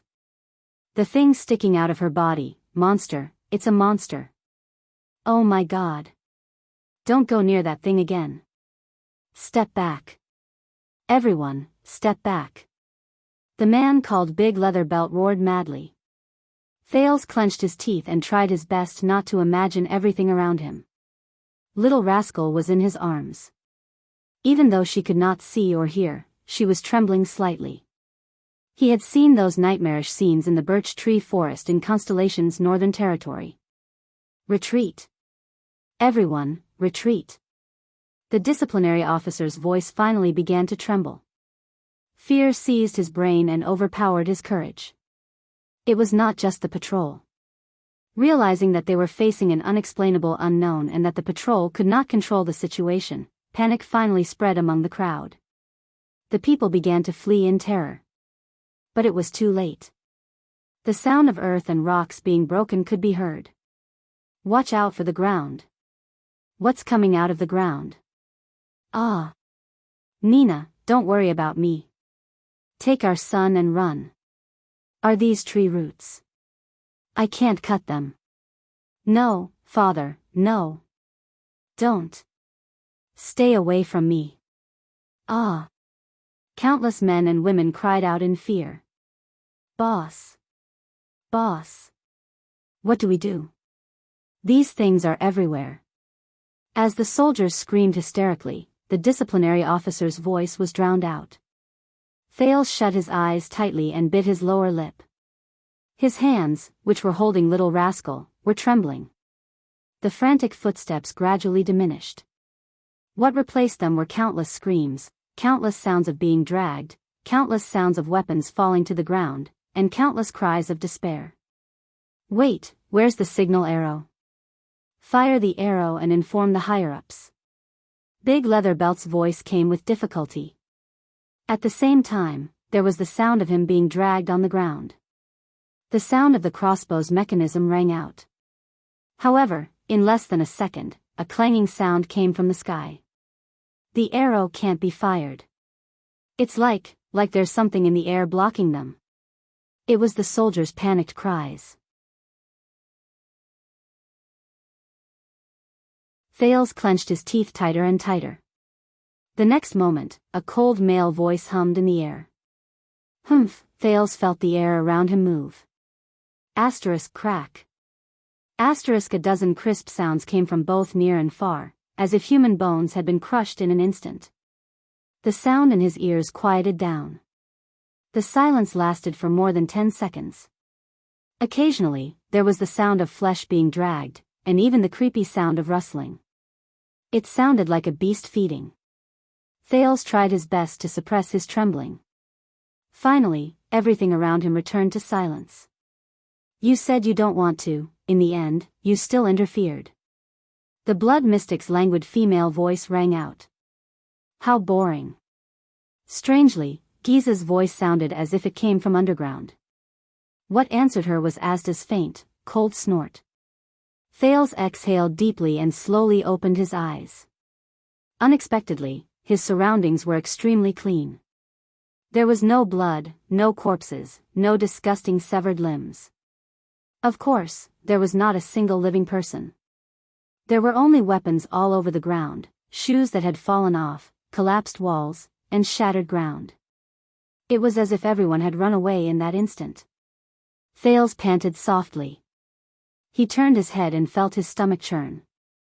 He saw Giza's torso slowly pick up her head, which was still smiling, from the ground. Then, she placed it gently and straightened it. The blood mystic touched the joint between her neck and shoulder. The bloody wound instantly disappeared without a trace. You look brand new. Giza noticed his gaze and smiled at him. Thales gritted his teeth. At that moment, Thales dared to let go of Little Rascal and let her open her eyes. Little Rascal looked at the strangely clean street around her and shuddered. Asda shook his head and said, I may have blocked the transmission of signal arrows and sound, but with so many people missing, they will find out sooner or later. Are you afraid? The blood mystic smiled. Asda did not say a word. He turned around indifferently and walked towards Thales. Thales did not even dare to breathe loudly. His mind was frantically thinking about how to escape. No, from what he saw, it was a possibility to save his life. Wait, Giza said gently. Asda stopped and his expression turned cold. Leave that boy. The blood mystic lifted her gaze and looked at Thales. Then, we will still be good friends. What do you say? Thales shuddered. The air mystic was silent for a moment. Asda turned to Giza and said slowly, the Soul Slayer pike and Severing Soul's blade are both in the city. Even if you fight with your physical body, you will not be able to withstand the Soul Slayer pike's power. We'd better escape quickly. Oh. The blood mystic shook her head slowly. You deliberately lured the patrols here, Giza enunciated slowly and calmly, Just to use this reason to force me to leave? To protect your precious boy? It really makes me sad. Partner. Hearing this, Asda sighed. For some reason, Thales felt that the air mystic's tone was sorrowful at that moment. Have you forgotten the original intention of our cooperation, Giza? For some reason, Thales felt that the air mystic's tone was sorrowful at that moment. The three of us worked together, whether it was my plan, Froland's ideals, or your persistence, wasn't it all so that the mystics could one day be free from that shackle? The blood mystic snorted softly. What happened 12 years ago has long since proved how childish and laughable your thoughts are. Giza lifted her head to look at the moon in the sky that was moving westward. She sneered and said, "It doesn't matter if it's you or Froland." Thales shuddered violently. 12 years ago. Why 12 years ago again? Could it be that the mystics were also involved in the bloody year? Thales could not help but recall what Black Sword said to Asda. When you went on a killing spree in Renaissance Palace, and Thales subconsciously tightened his arms around Little Rascal again. Blood Bottle Gang is the result of the cooperation between the air and blood mystic. But based on their conversation, there seems to be a third person. Who is Froland? Asda heaved a deep sigh. Very well, then we can go our separate ways from now on. After all, we went our separate ways before the war. This is your choice. The outcome of that year was indeed unable to convince you. The air mystic's expression darkened. But what does this have to do with this boy? Asda raised his head, his eyes sparkling. You must have a reason to kill him, right?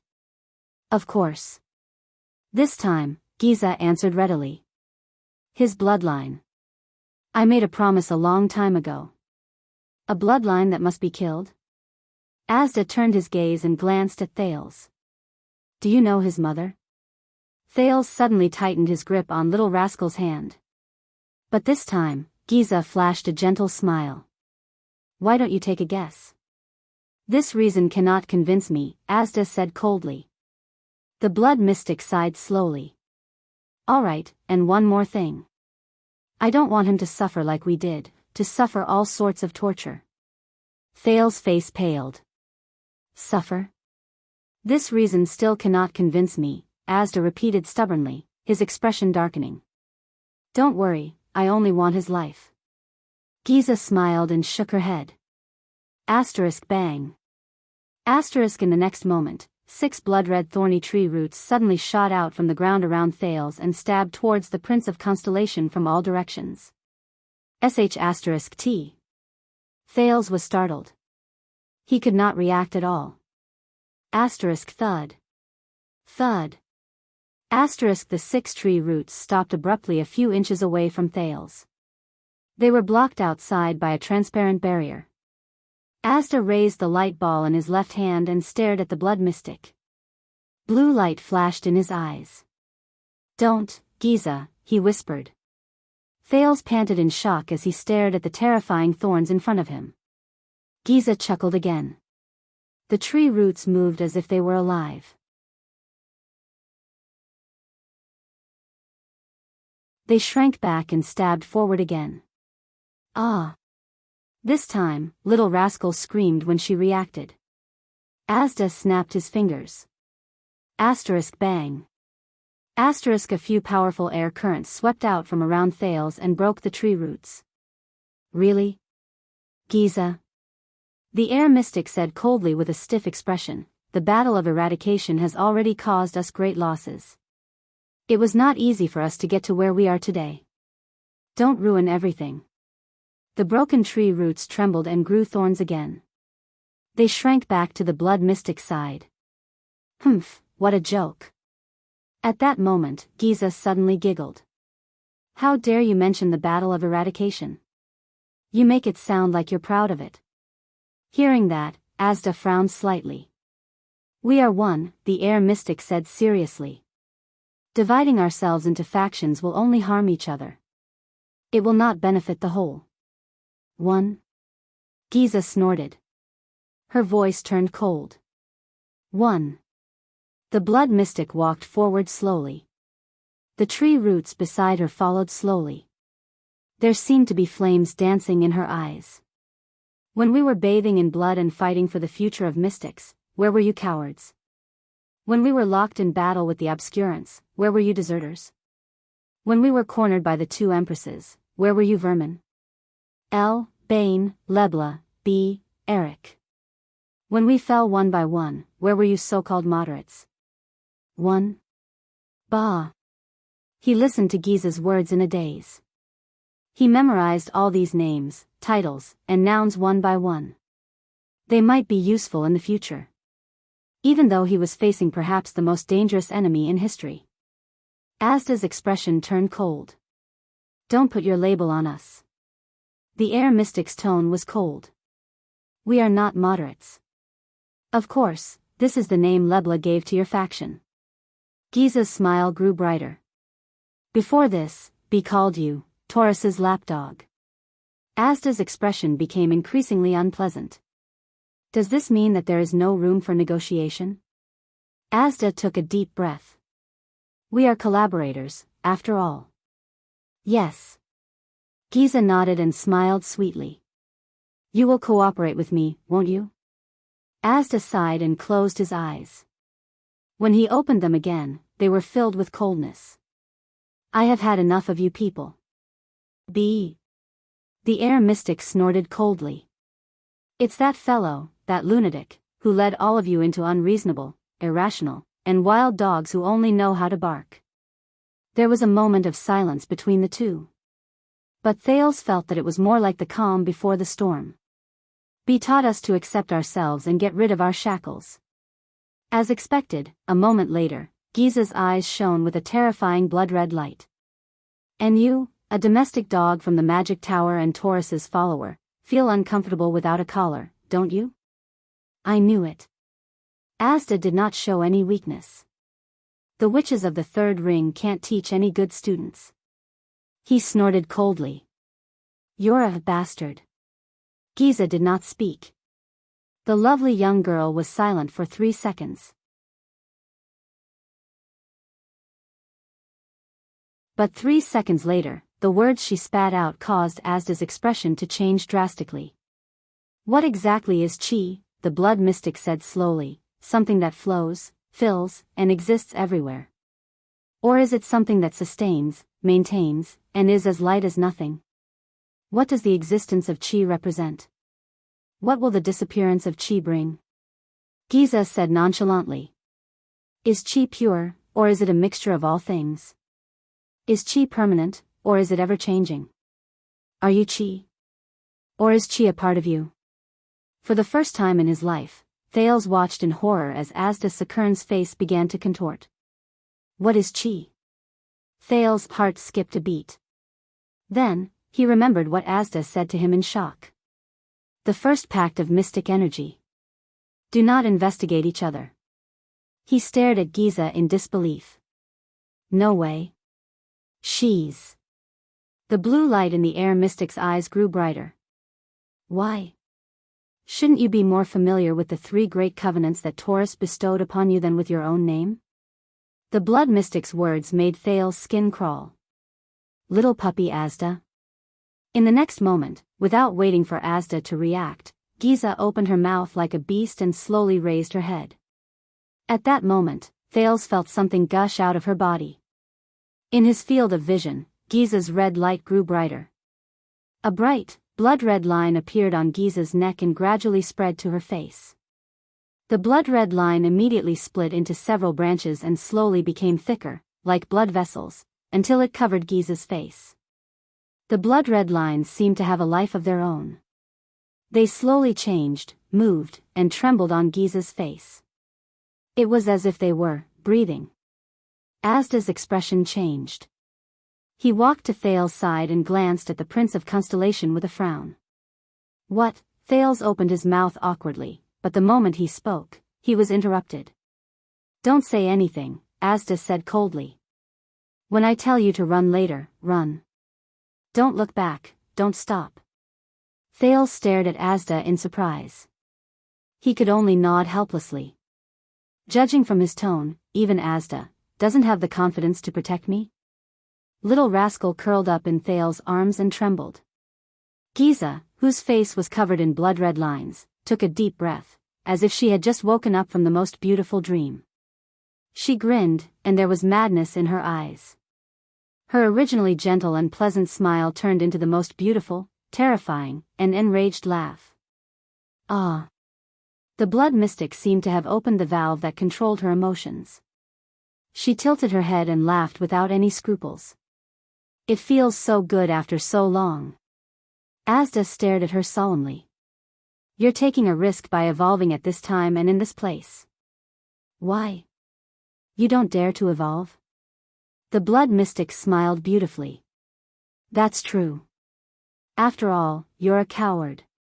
Little puppy Asda, let's play a game, shall we? Asda's eyebrows sank. The blood mystic pointed at Thales, then raised her arms and shouted while laughing maniacally, if I can't kill him every minute, then I'll continue evolving. There's no limit. You're tuning into the Biyao's Wuxia Chronicles YouTube channel. Don't forget to subscribe and join us on this journey to catch the most captivating stories.